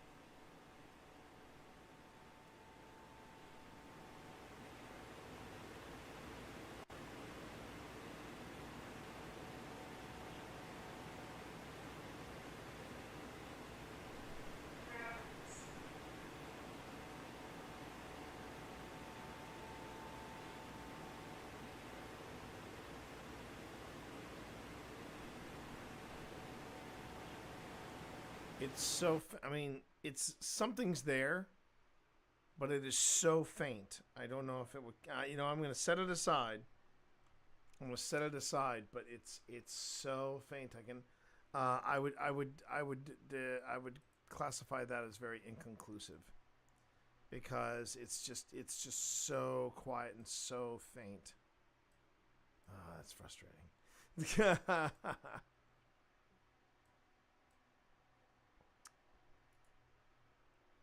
right.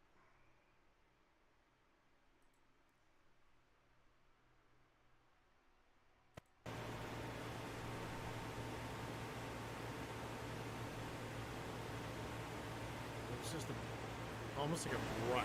It's a brush.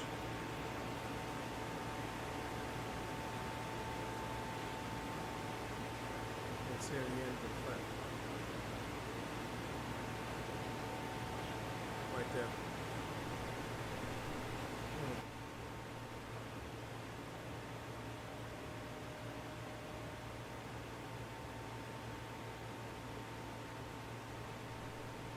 Now I'm thinking I'm hearing thumping and moving around.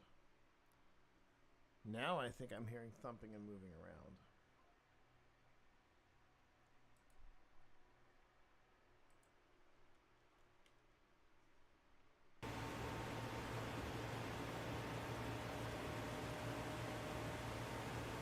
Yeah, I'm the same way. I'm the same way, Fee. I prefer not to use. If you can hear it without headphones, that to me is presentable. If you can't hear it without headphones, as much as it frustrates my partner in Paranormal Crime, Phil Rossi, I'm like, no, we can't share that. We can't. It doesn't hit the mark. It really doesn't. All right, let me hear this again.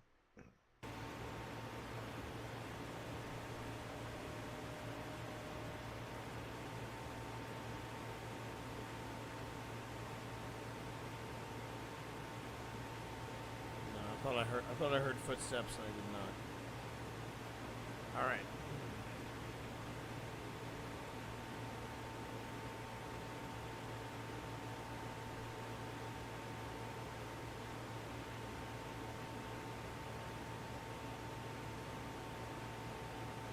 See, now I feel like my ears are playing tricks with me.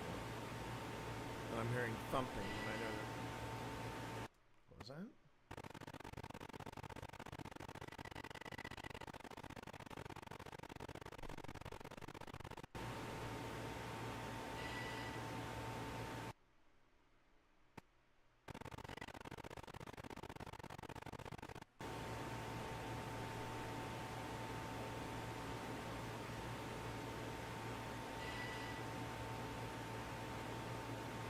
Sounds like an appliance.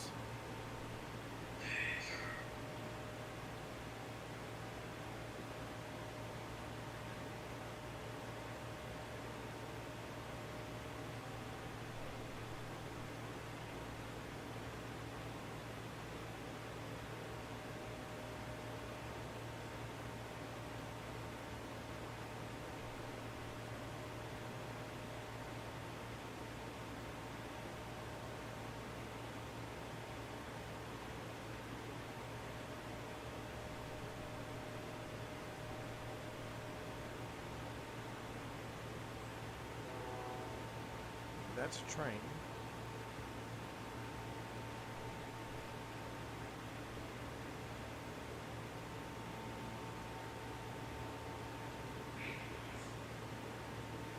I think that was making noise.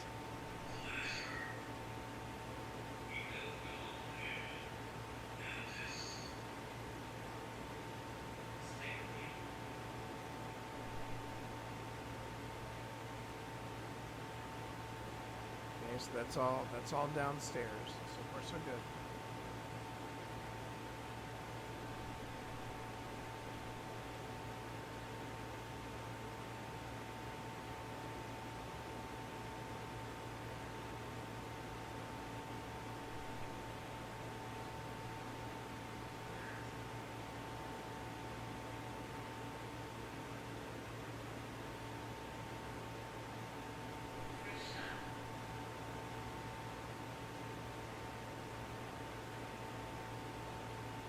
Nothing new so far.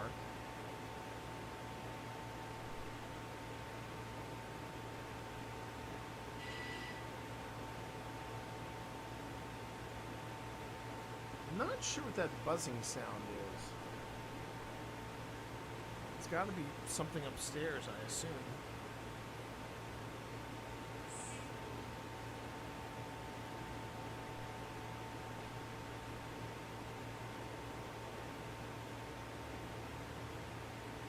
Yes, the dead bell will pop up on here.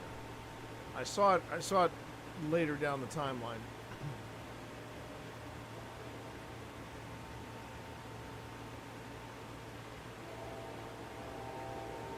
Another train.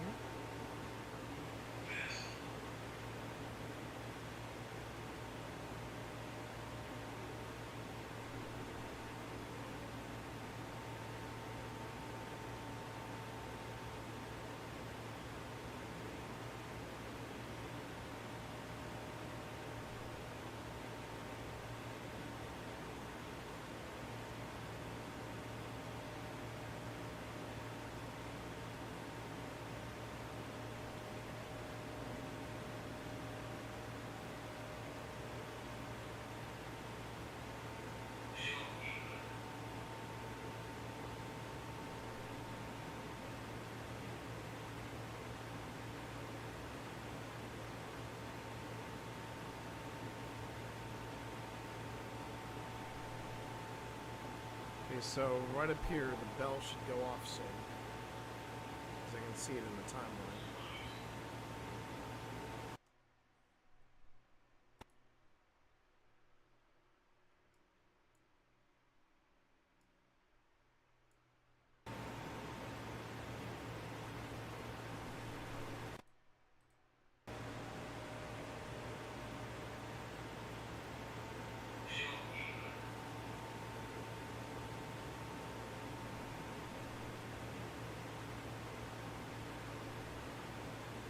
What Fee says about the Estes. Don't do it alone. You want someone that monitors the time for you as well.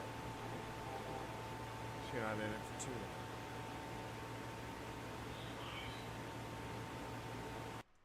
Wait a minute.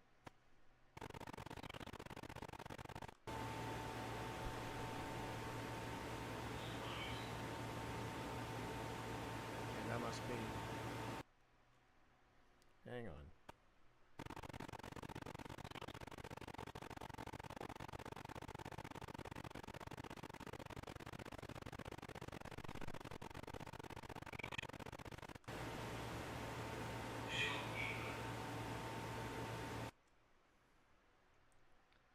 What did that one say?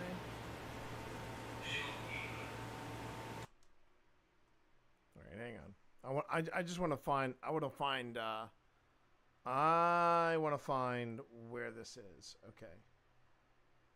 So.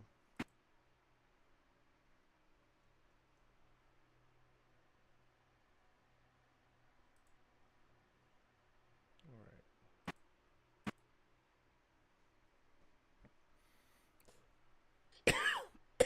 Excuse me, everyone. Okay, go to next marker, and then pull up the marker. Marker's info. No, don't do that.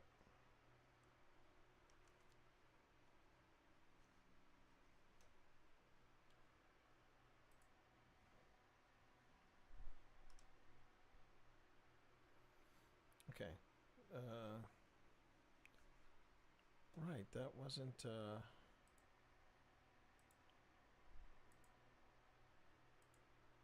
right.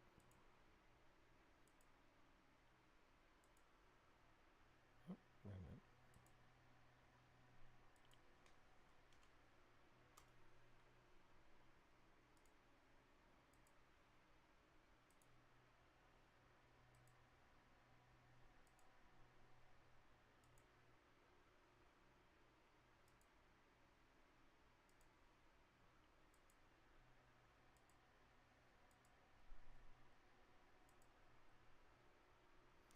Okay, so before the first dead bell ring, there was kneel, finish, and choose. So choose, finish, and kneel.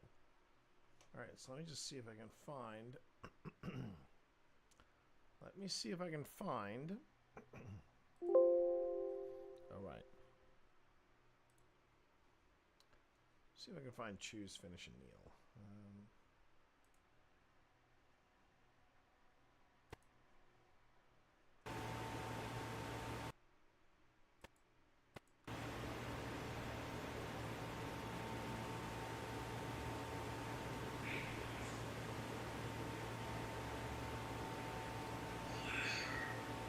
Pleasure.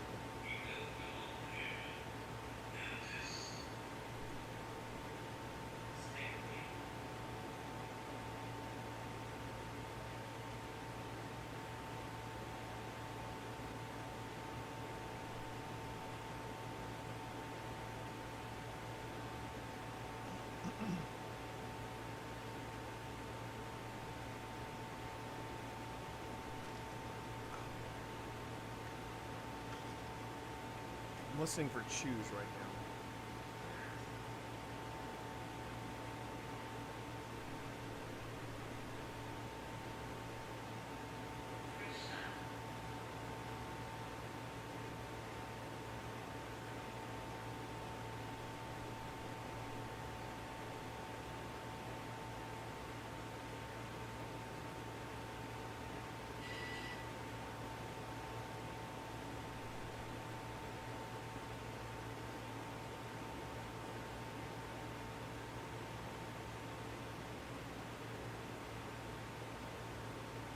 Ads in 10 seconds, everyone.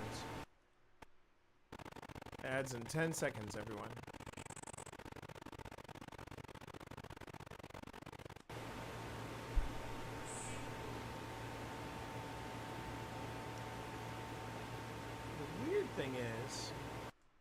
The weird thing is, this doesn't sound like... Oh, crud. Okay, well that explains why it doesn't sound like the same ones from downstairs, because thank you so much. It turns out, everybody, that we're listening to a later part of the session. It's like, wow, that doesn't sound like the words that we were getting, and it wasn't. So let me go back, for frig's sake. And let me do an insert.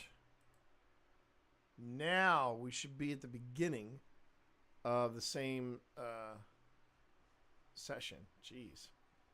Pro over here. Yep. Premiere Pro, actually, I should say. Premiere Pro.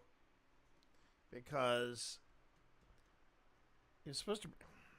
I don't get started. So then maybe you actually hear us leave.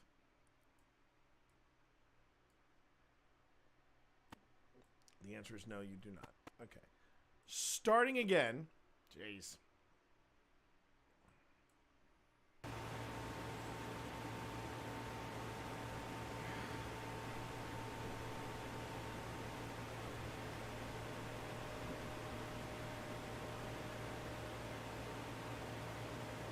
And welcome back, everybody. S-tier streamer. Thank you, Camilla. Thank you, Camilla. Times like this, I feel like the C-tier streamer that Doug aspires to be.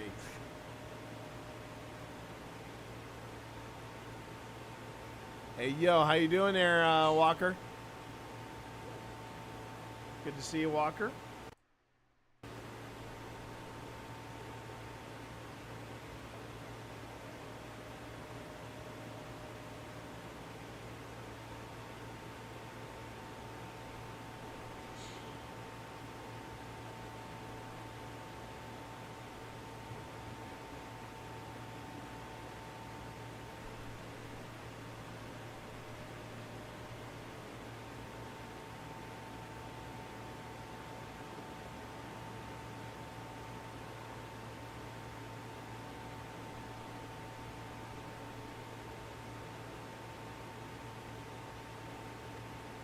All right, now I'm paranoid.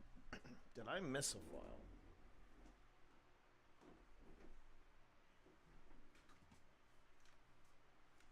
Did I miss a file? Because it's dawning on me right now. It's like, hey, wait a minute. I couldn't have gone upstairs, turned this off, and then said, we're out of here. and have it been picked up by both cameras. That does not compute. So this would be all right. So I'm just making sure. 12, 13, 14. Okay, so is there a file 11 that I'm missing?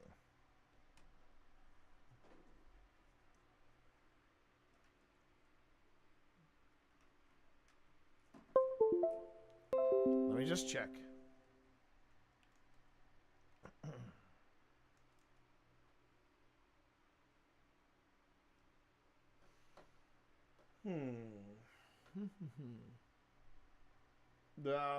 Bless you, Walker.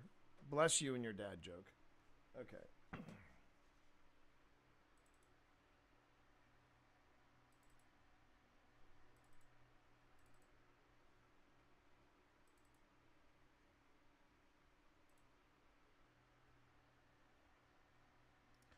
So on this one, file 11 is dated on the 17th. So I don't think it's this. I don't think it's this one.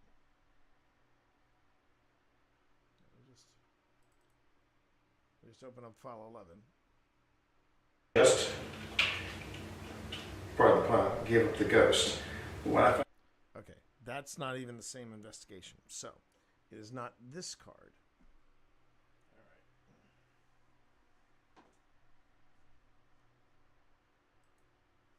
All right, so it's not there.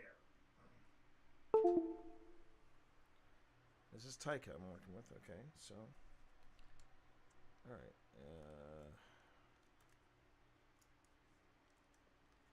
So let's look at card B.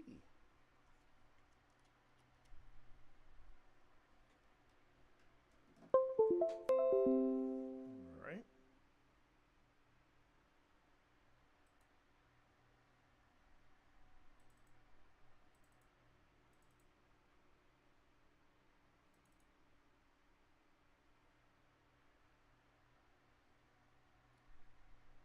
Huh. That's 11, 10, 24. So that means that's going to put us... So who's down here with us tonight? Yeah. So...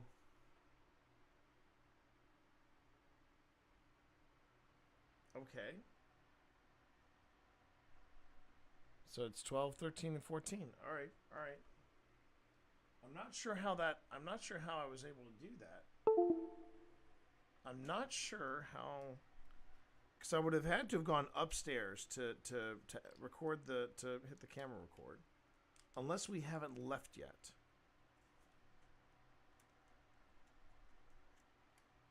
Let's just hit play and see where it takes us.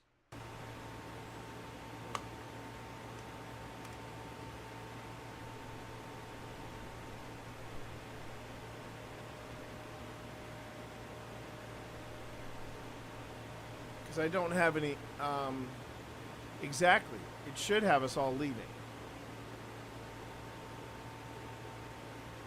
But file 11 on that card was, I mean, is there...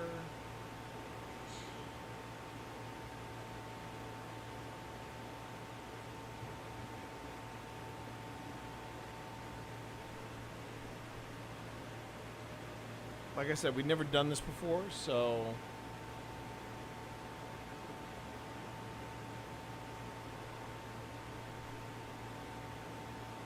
But it wasn't like we were speaking with oh, thank you, Zodi. I forgot. It's been a while. I guess my brain got a little tired. Haven't seen you in a while, Zodi. I hope you're doing well. Glad to have you back.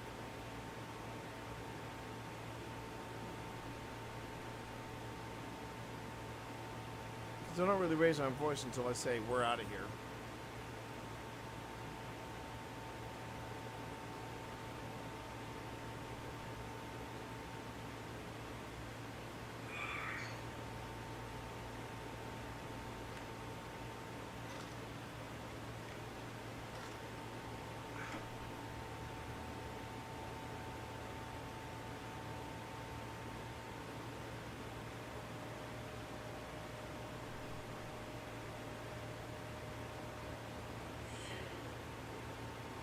I mean, I don't recall deleting any files.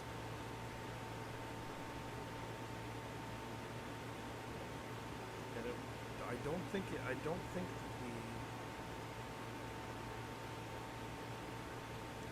I hate it when I start second guessing myself.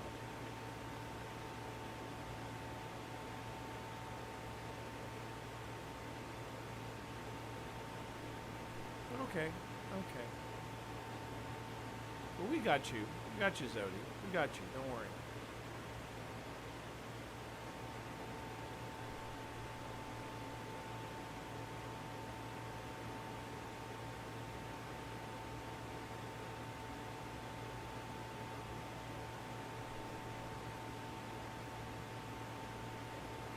See, the whole point of me not deleting stuff off of older cards and older sessions is so that it can be a continuous process and I can easily archive stuff. Also, I'm not taping over anything that was erased. That way the cards themselves are unsullied. That's the best way I can describe it.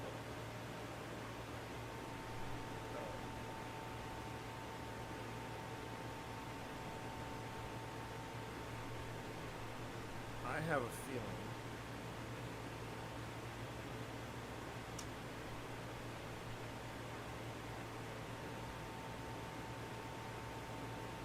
I'm gonna look at this one more time because Fee, you are absolutely right. You should hear us leave because logically I'm gonna go upstairs. I'm gonna turn off the I'm gonna turn on the camera. I'm gonna turn on the camera. And it's just going to run. And then I go downstairs, and then you're going to hear us leave.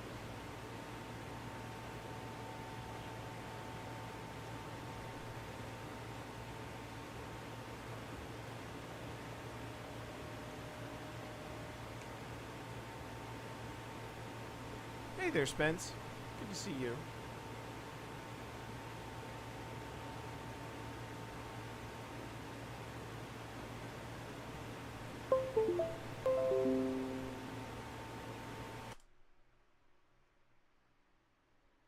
Sorry, everyone. I know this kind of disrupts the flow of everything.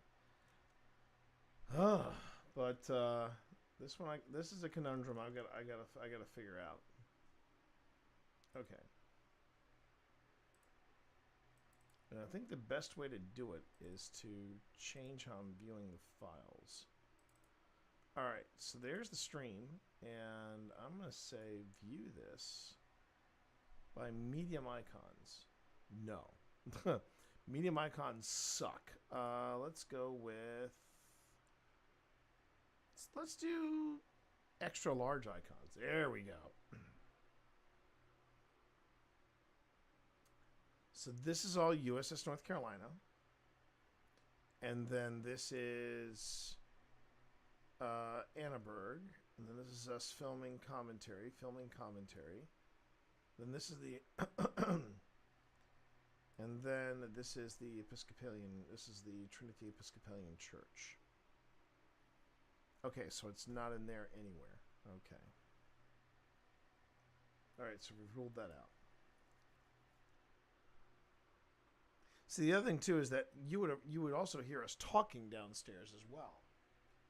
Oh, Spence, thank you for your mix down of part 1. I did want to say again, thank you. I'll be focusing on that tomorrow.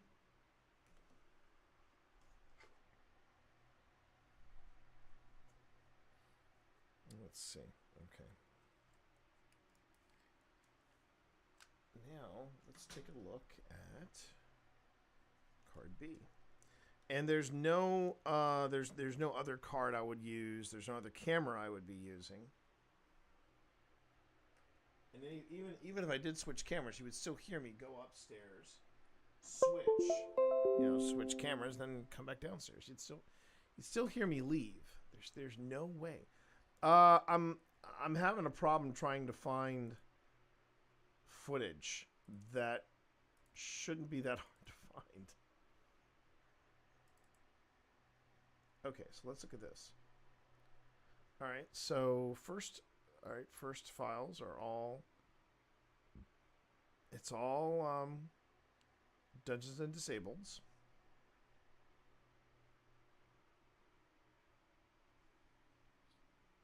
Yeah, this is it. How did I do this? How did I not record us downstairs? Because here are the abandonment files. 11 and then 12 is the first abandonment file. Maybe I was the ghost of this camera. Maybe I was.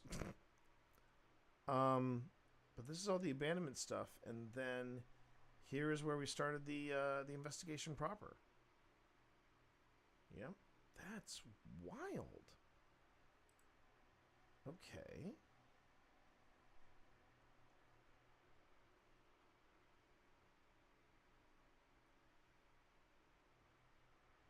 Got a lot of dings right there. All right, I'll just keep playing then. That's just bizarre. I didn't think that was possible.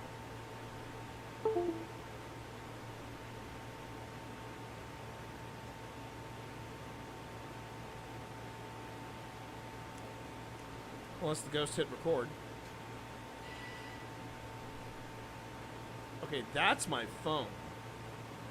That was... Wait a minute. That was my phone.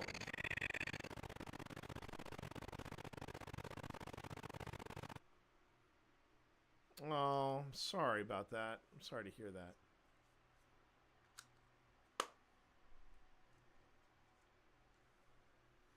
And as for, but I'm glad to hear the migraine has subsided. So hang on.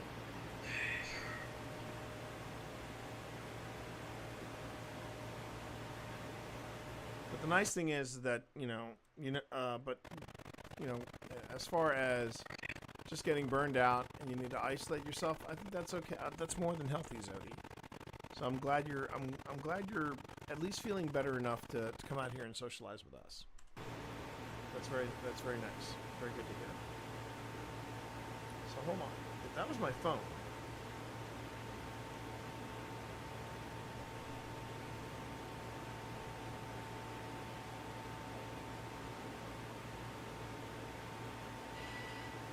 That's my phone. So I'm wondering if we're still in the house.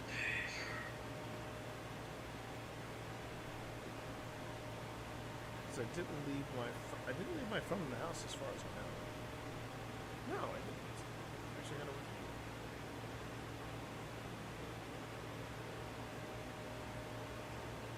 I don't think I am the big spikes. I think that's the dead bell.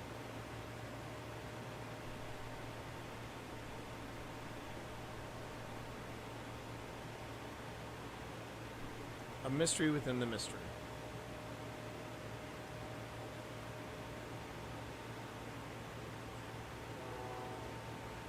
Train.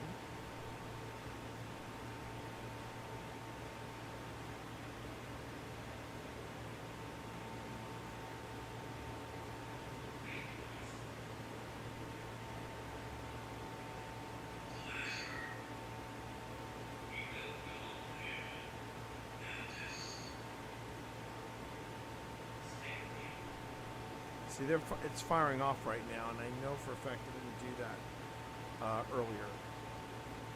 So there's got to be a point somewhere where you hear me say, where you hear me say, we're out.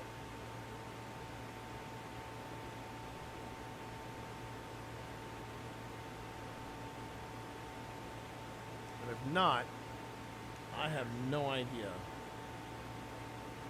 how I was able to do this.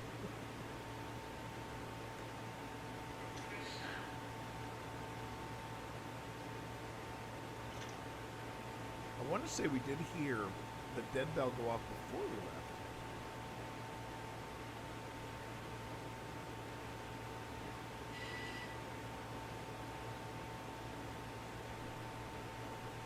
So who was texting me?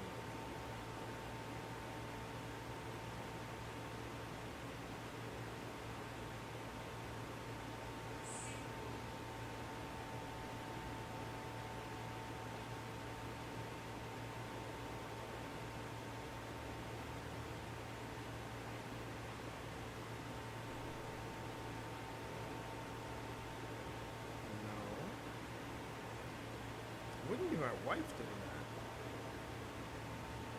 Somebody's texting me, but okay, 'cause that's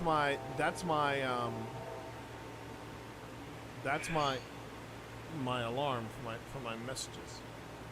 The Morse code.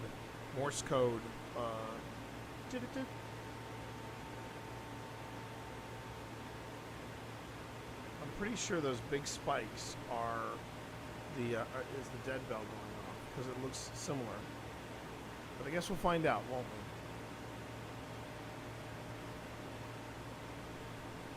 What a conundrum. What a conundrum.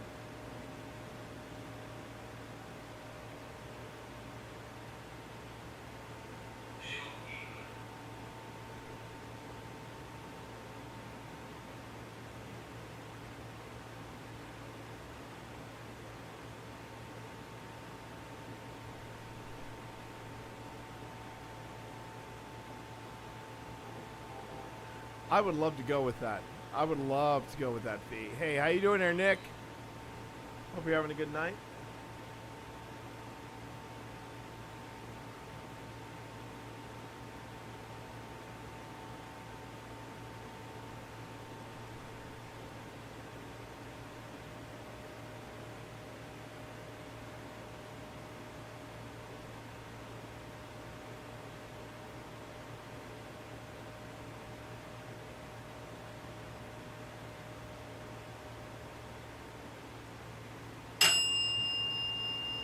Wow, that scared the shit out of me. That was the dead bell.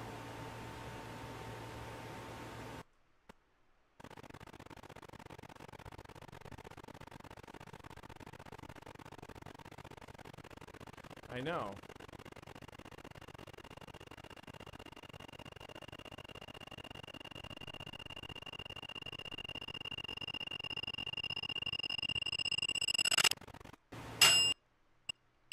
And that's whatever that is. That is the hardest.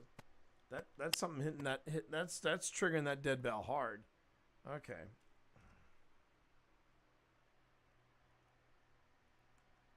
All right.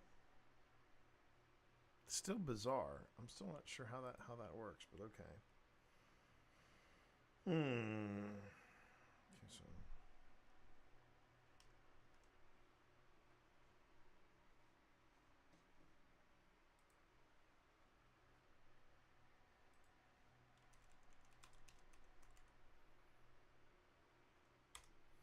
The problem is that when I said we're out of here, that was so I could sync everything up audio wise. And okay, so the puck is actually Phil's puck because that records sound or registers sound.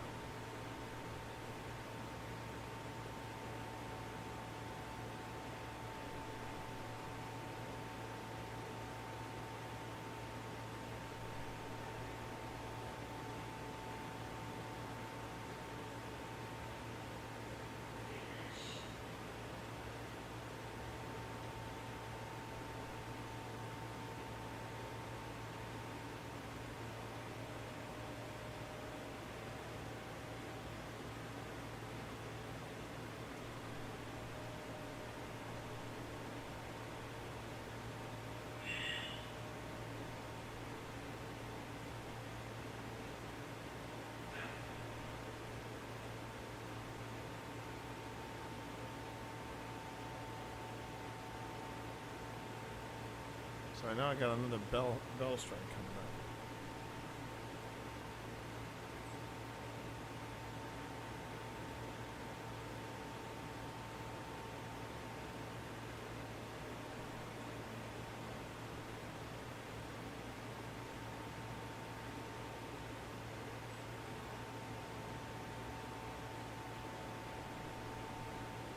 Pretty much, that's what it is, Fee.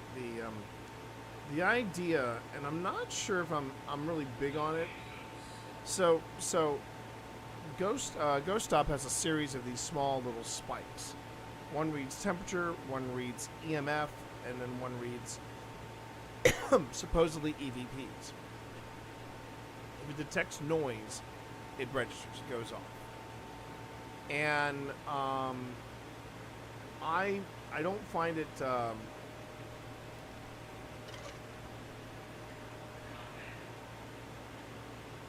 wait a minute. Wait a minute.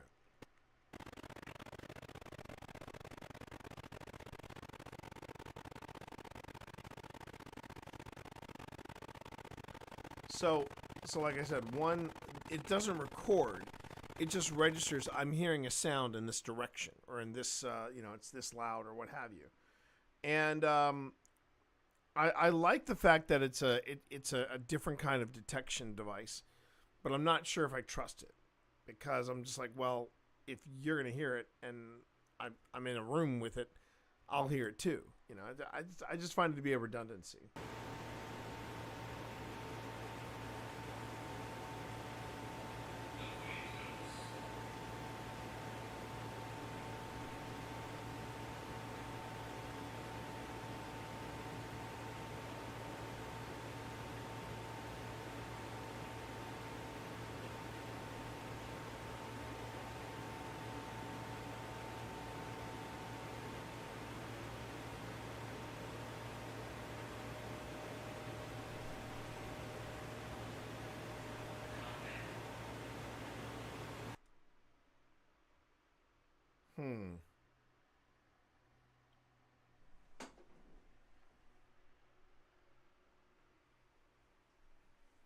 So Pip's left.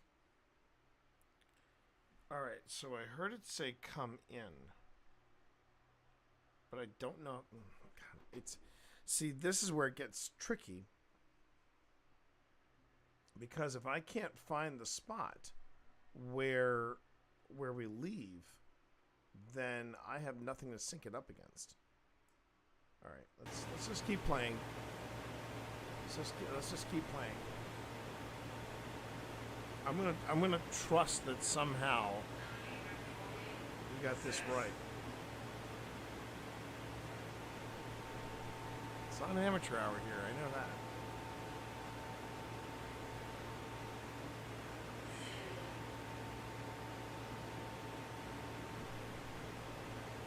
I mean, we're just casually talking downstairs, so you shouldn't hear it. Bell's gonna go off. Right. Right. Okay.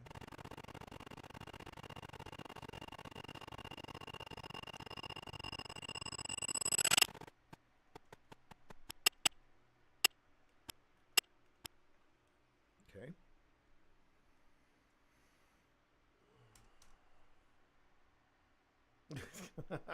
You're welcome, Zodi.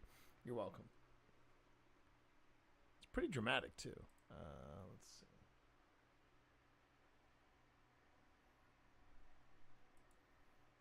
Okay.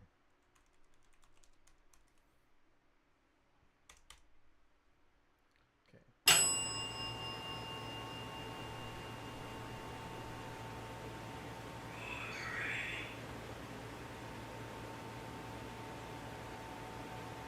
See, it's also saying stuff that I don't remember it saying.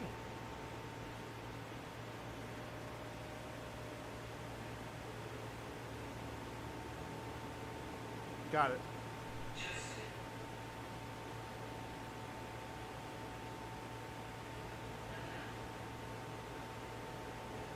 See, I think I just heard Pip. So we could have still been, after I'd hit record, we could have still been in the house. Oh, this is so frustrating. Well, if I shout, you'll hear it.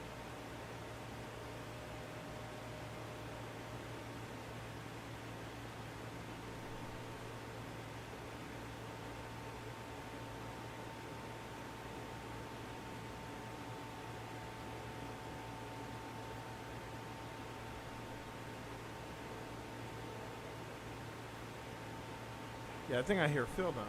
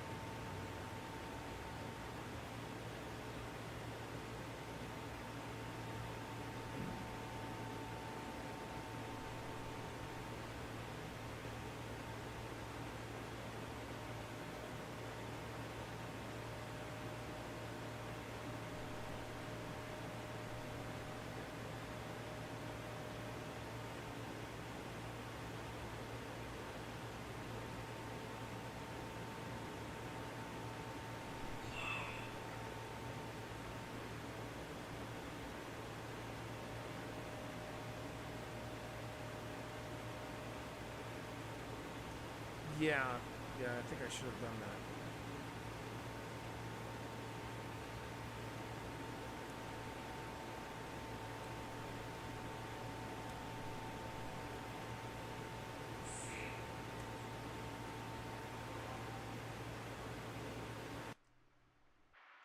Attention, attention, all personnel. Ads in 25 seconds. Ads in 25 seconds.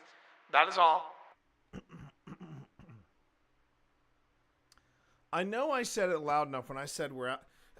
So when Paranormal Quest does this to sync up everything, Dave bellows at the top of his lungs, "We're leaving." When I do it, or when I tried it this time, I basically said at the top of my lungs, "We're out of here." I just said, "We're out of here." So I should have heard that at some point.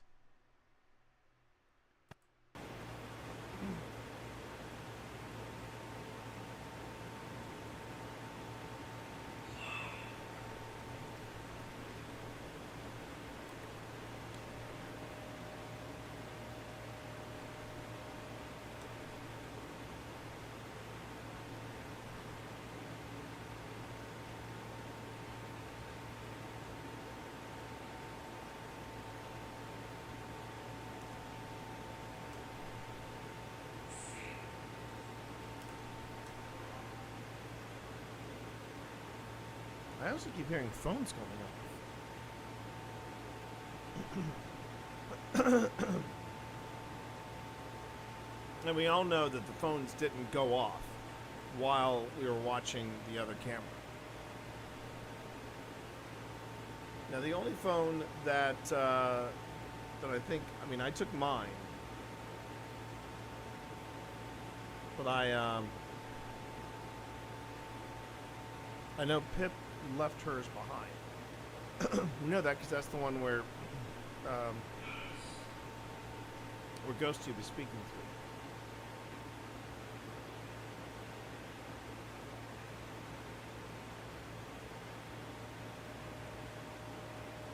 No, it didn't. That was the other thing.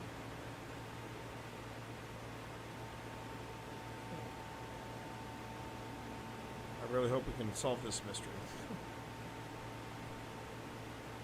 Because if a ghost hit the record button on my camera, that would be amazing. That would be freaking amazing. I don't think it did, though. I do not think it did.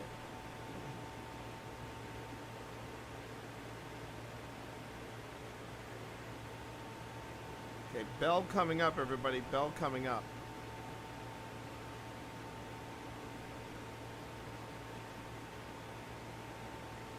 Oh, you're right.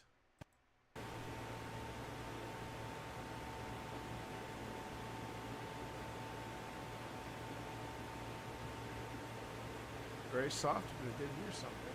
Interesting. Okay.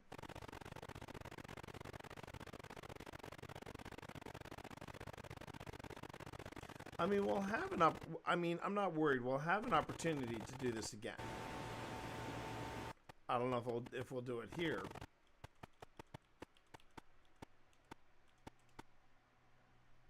But I'll have an opportunity to do an abandonment again. It's just so frustrating that I'm missing these few small steps. I tend to be my own harshest critic, you know. It is all about experimenting, isn't it? Oh, wait. Yeah. All right.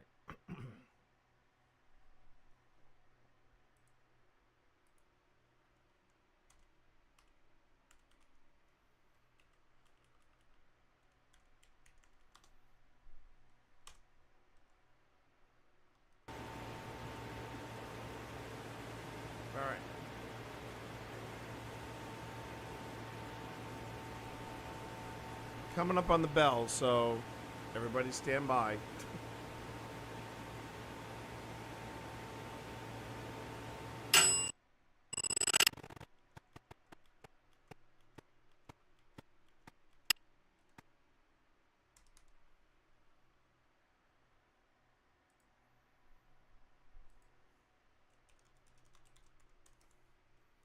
It looks like there's another one right after it.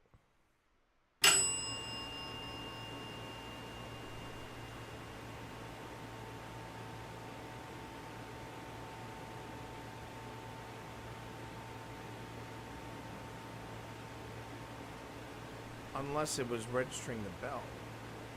And that's what the,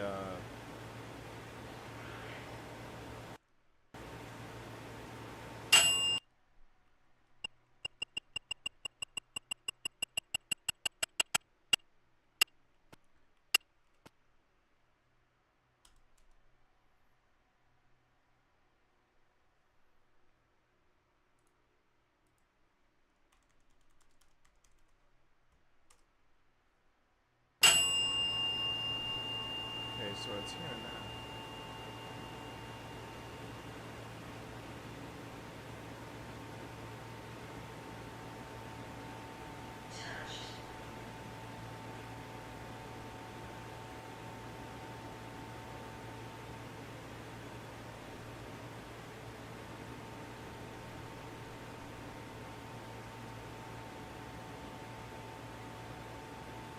I mean, I could always sync it up with a word that I know it said downstairs. Yeah, we did. We did get that earlier. Let me see if I can find touched on the earlier one. Okay, so abandonment downstairs. It's also very unsettling that I can't seem to hear where I left.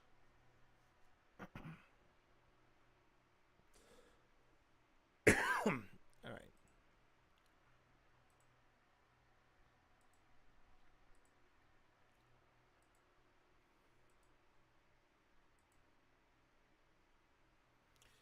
Interesting. So we got ghost tube thirst and then ghost tube touched. I'm working backwards.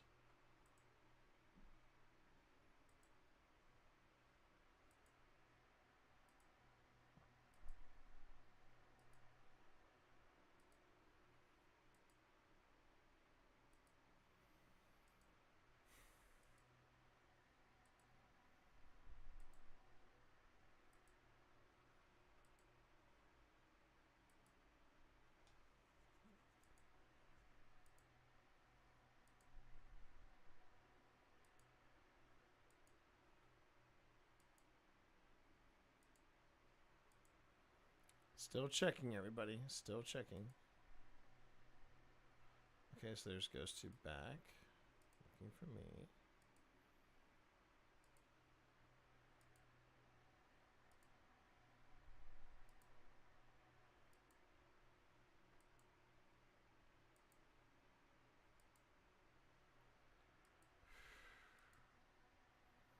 Patience. I got this. Alright, I want to leave. Coven. Understands inside. So far, we've only gotten touched once.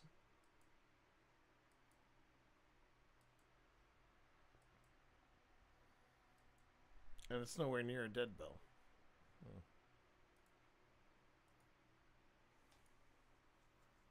Attic. Who are they? All night. Andrea. Watching you.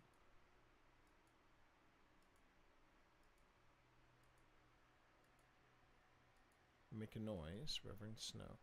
We got Reverend Snow quite a bit.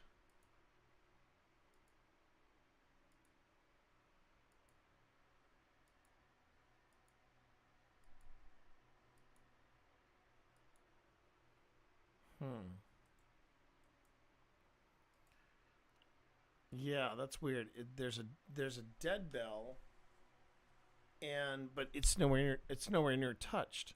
That's the weird bit. Oh my god. There's the EVP, then grandmother, Washington, sinful. Now I heard sinful earlier. Where are we? I thought I heard sinful earlier.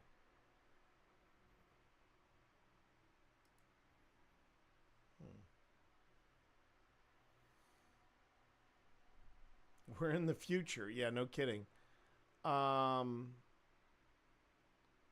and then touched. Yeah. Man.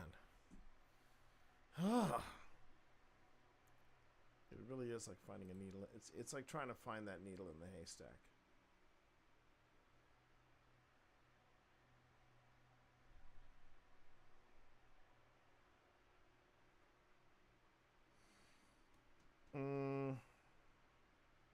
The other thing too that I'm noticing about this particular file and this particular recording, it's got these 3 bell strikes, like one after the other, and I don't see that. I don't see the dead bell striking like that anywhere in down here into the abandonment. And we do pick up the dead bell. We do hear the dead bell does show up in here. Yeah, because I mark it red so that we can't miss it.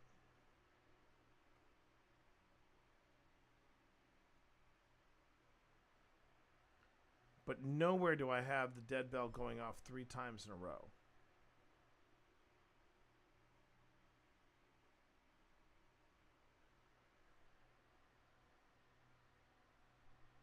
See, now I'm looking at the original, and I'm looking for 3 instances of the dead bell in a row. And there's the dead bell once. They're all pretty. The dead bell instances are all pretty singular. That's the spirit candle.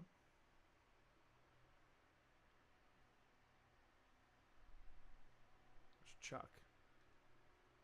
Chuck didn't make much of a noise.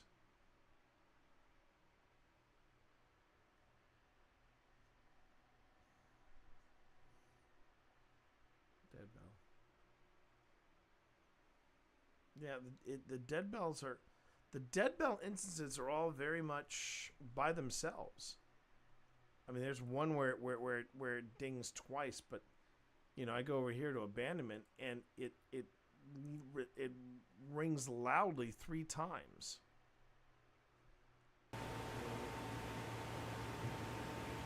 That's just weird.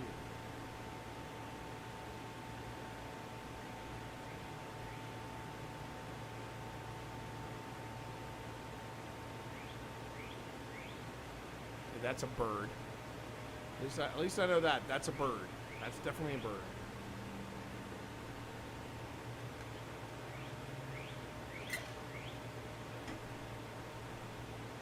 This is someone from the past using Twitterific. I missed that app. That was a fun app, Twitterific.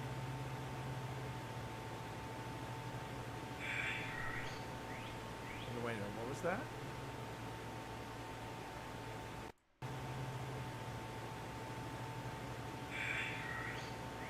Hangers? We didn't even get that word.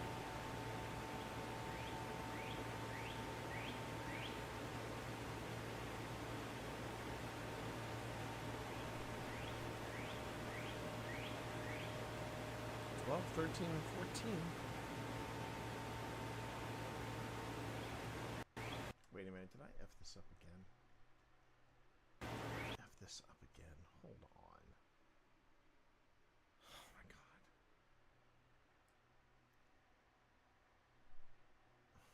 I'm an idiot. I'm an idiot.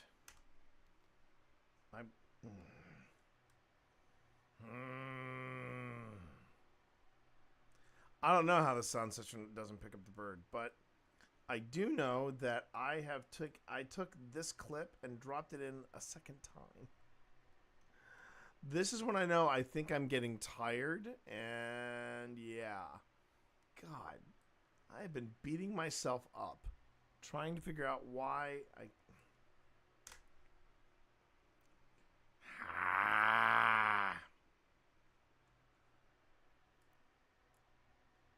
Graduated from the Zach Baggins School of Paranormal Investigation. This is why Zach Baggins never does a live demonstration, because if he did, people would call him out to the mat for these kind of shenanigans. Watch carefully as I put in the proper clip, and then maybe shit will start to make sense. I'm Zach Baggins. Okay. No relation to Frodo Baggins. Okay. Sorry. It's just freaking ridiculous. Okay. President.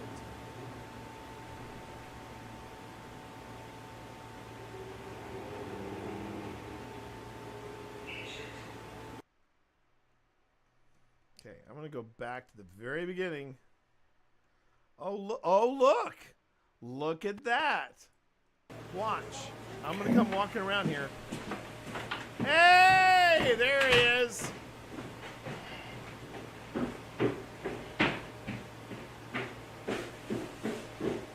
Alright.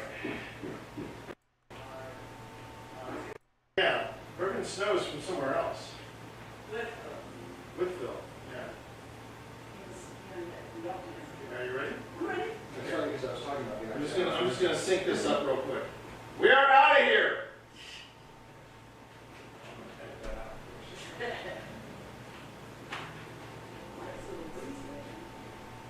Thank you. Yes, thank you. Please put some hype in chat, why don't you?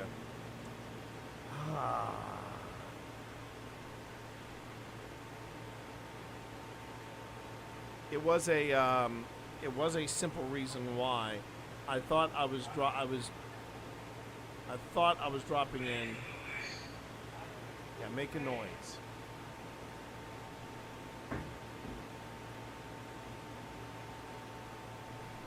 Wait a minute. Wait a minute. Wait a fucking... Okay. I may be able to salvage this before I sign off. Hold on. Okay. Are you ready? Ready. That's funny because I was talking about I'm just gonna sync this up real quick. Okay. We are out of here. We're out of here.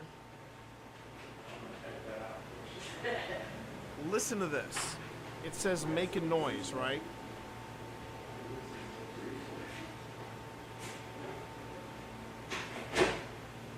Okay. Okay. Hang on. Hang on. I'm not leaving yet. Okay.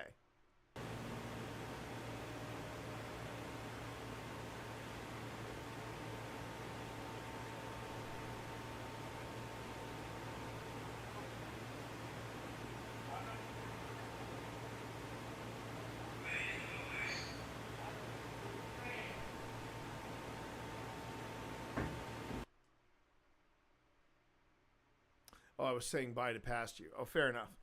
But listen to that. It says make a noise. Now, that's us outside talking.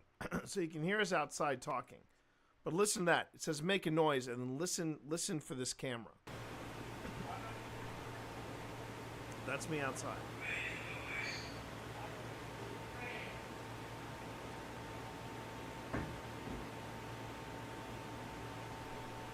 There's nobody in the house.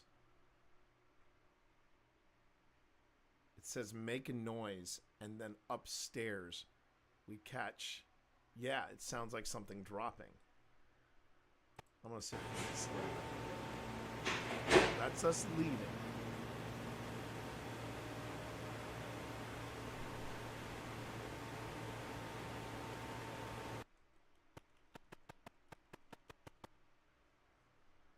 Okay.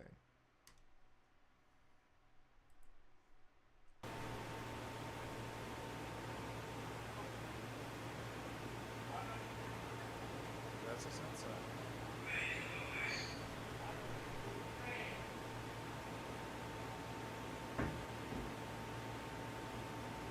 This frickin' house.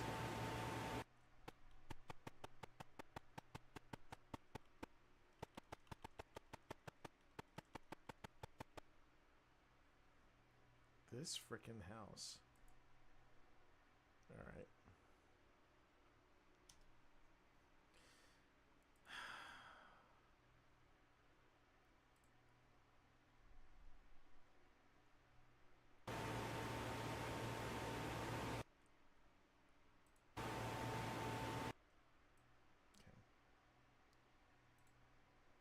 So we're going to make a noise print. And now I'm going to go to noise reduction.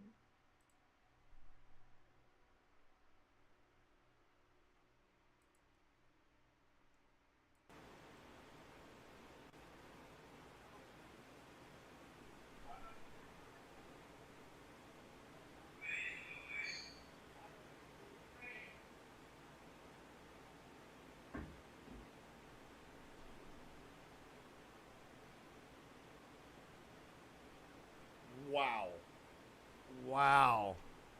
Wow. Worth it. All the grief. Worth all the grief. It says make a noise and then you hear something drop. And you can hear that we are clearly outside. That's nuts.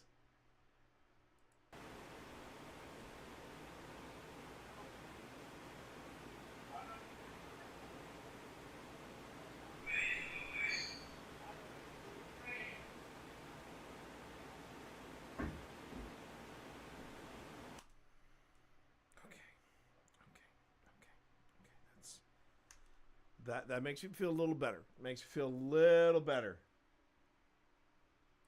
Oh, that's crazy. That is crazy. Okay. I'm going to set that down here. I'm going to... hello? There we go. Okay, that hurt us there.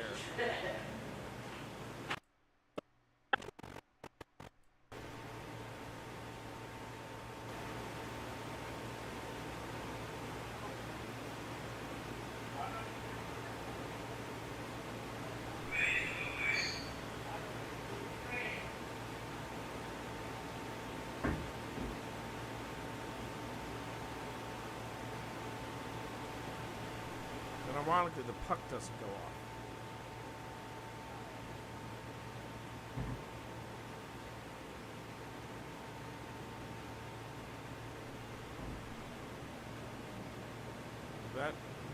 That thumping sound is from outside, and that's the car. That's the car. That's the car leaving. So I'm just gonna make sure I heard that right. So this is from downstairs. I'm going to go back to the beginning here.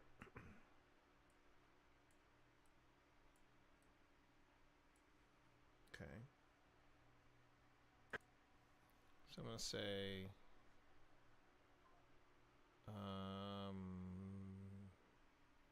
markers. Go to next marker. Okay.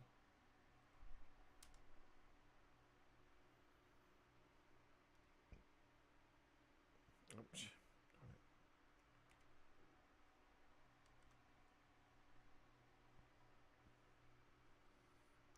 I just want to check that. I just want to check the whole make a noise. Okay, so first thing we notice is the spirit candle coming on. The next one is make a noise. Wow. Wow.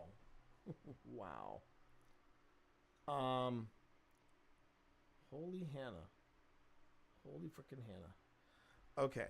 That's going to be a great place for me to call it a night. I need to process that because that's amazing. That's amazing that we picked that up. Okay. Yeah, with all the grief, this was actually that was a good catch to end on. And now I have a sync point. Puck does feel well. The thing is, the other thing too is that I think the audio might be off a little bit, but we can, like I said, I can finagle with that. You're welcome. Thank you, Fee. I really appreciate it. I hope everybody had a good time tonight. I hope everybody did. You got to see not just the other side of Paranormal Activity, but you also got to see the other side of when things are less than perfect in a review session, and you kind of have a brain fart. So I think what I'm going to do right now is I'm just going to go ahead and call it a night. I'm exhausted. I'm a little tired, but it's been a great day. And we'll be back tomorrow. I have no idea what I have planned for tomorrow. Whether there's going to be a stream. I think I got to check to see if my wife wants to stream Split Fiction or not. But we'll see how it goes, okay? You all have a great night over on YouTube. I hope you all have a good night too. Everybody make a note of the date, April 12th, 9 p.m. Eastern Time. We will be premiering the 4th season of Old Spirits Investigations. John Walker will be involved. Ashlina will be involved. There are going to be some good people there. I can't wait. And the USS North Carolina, what a place. What a place. All right, everybody. You all have a good night. I will talk to you all Friday. If not Friday, definitely Saturday. Okay? Peace.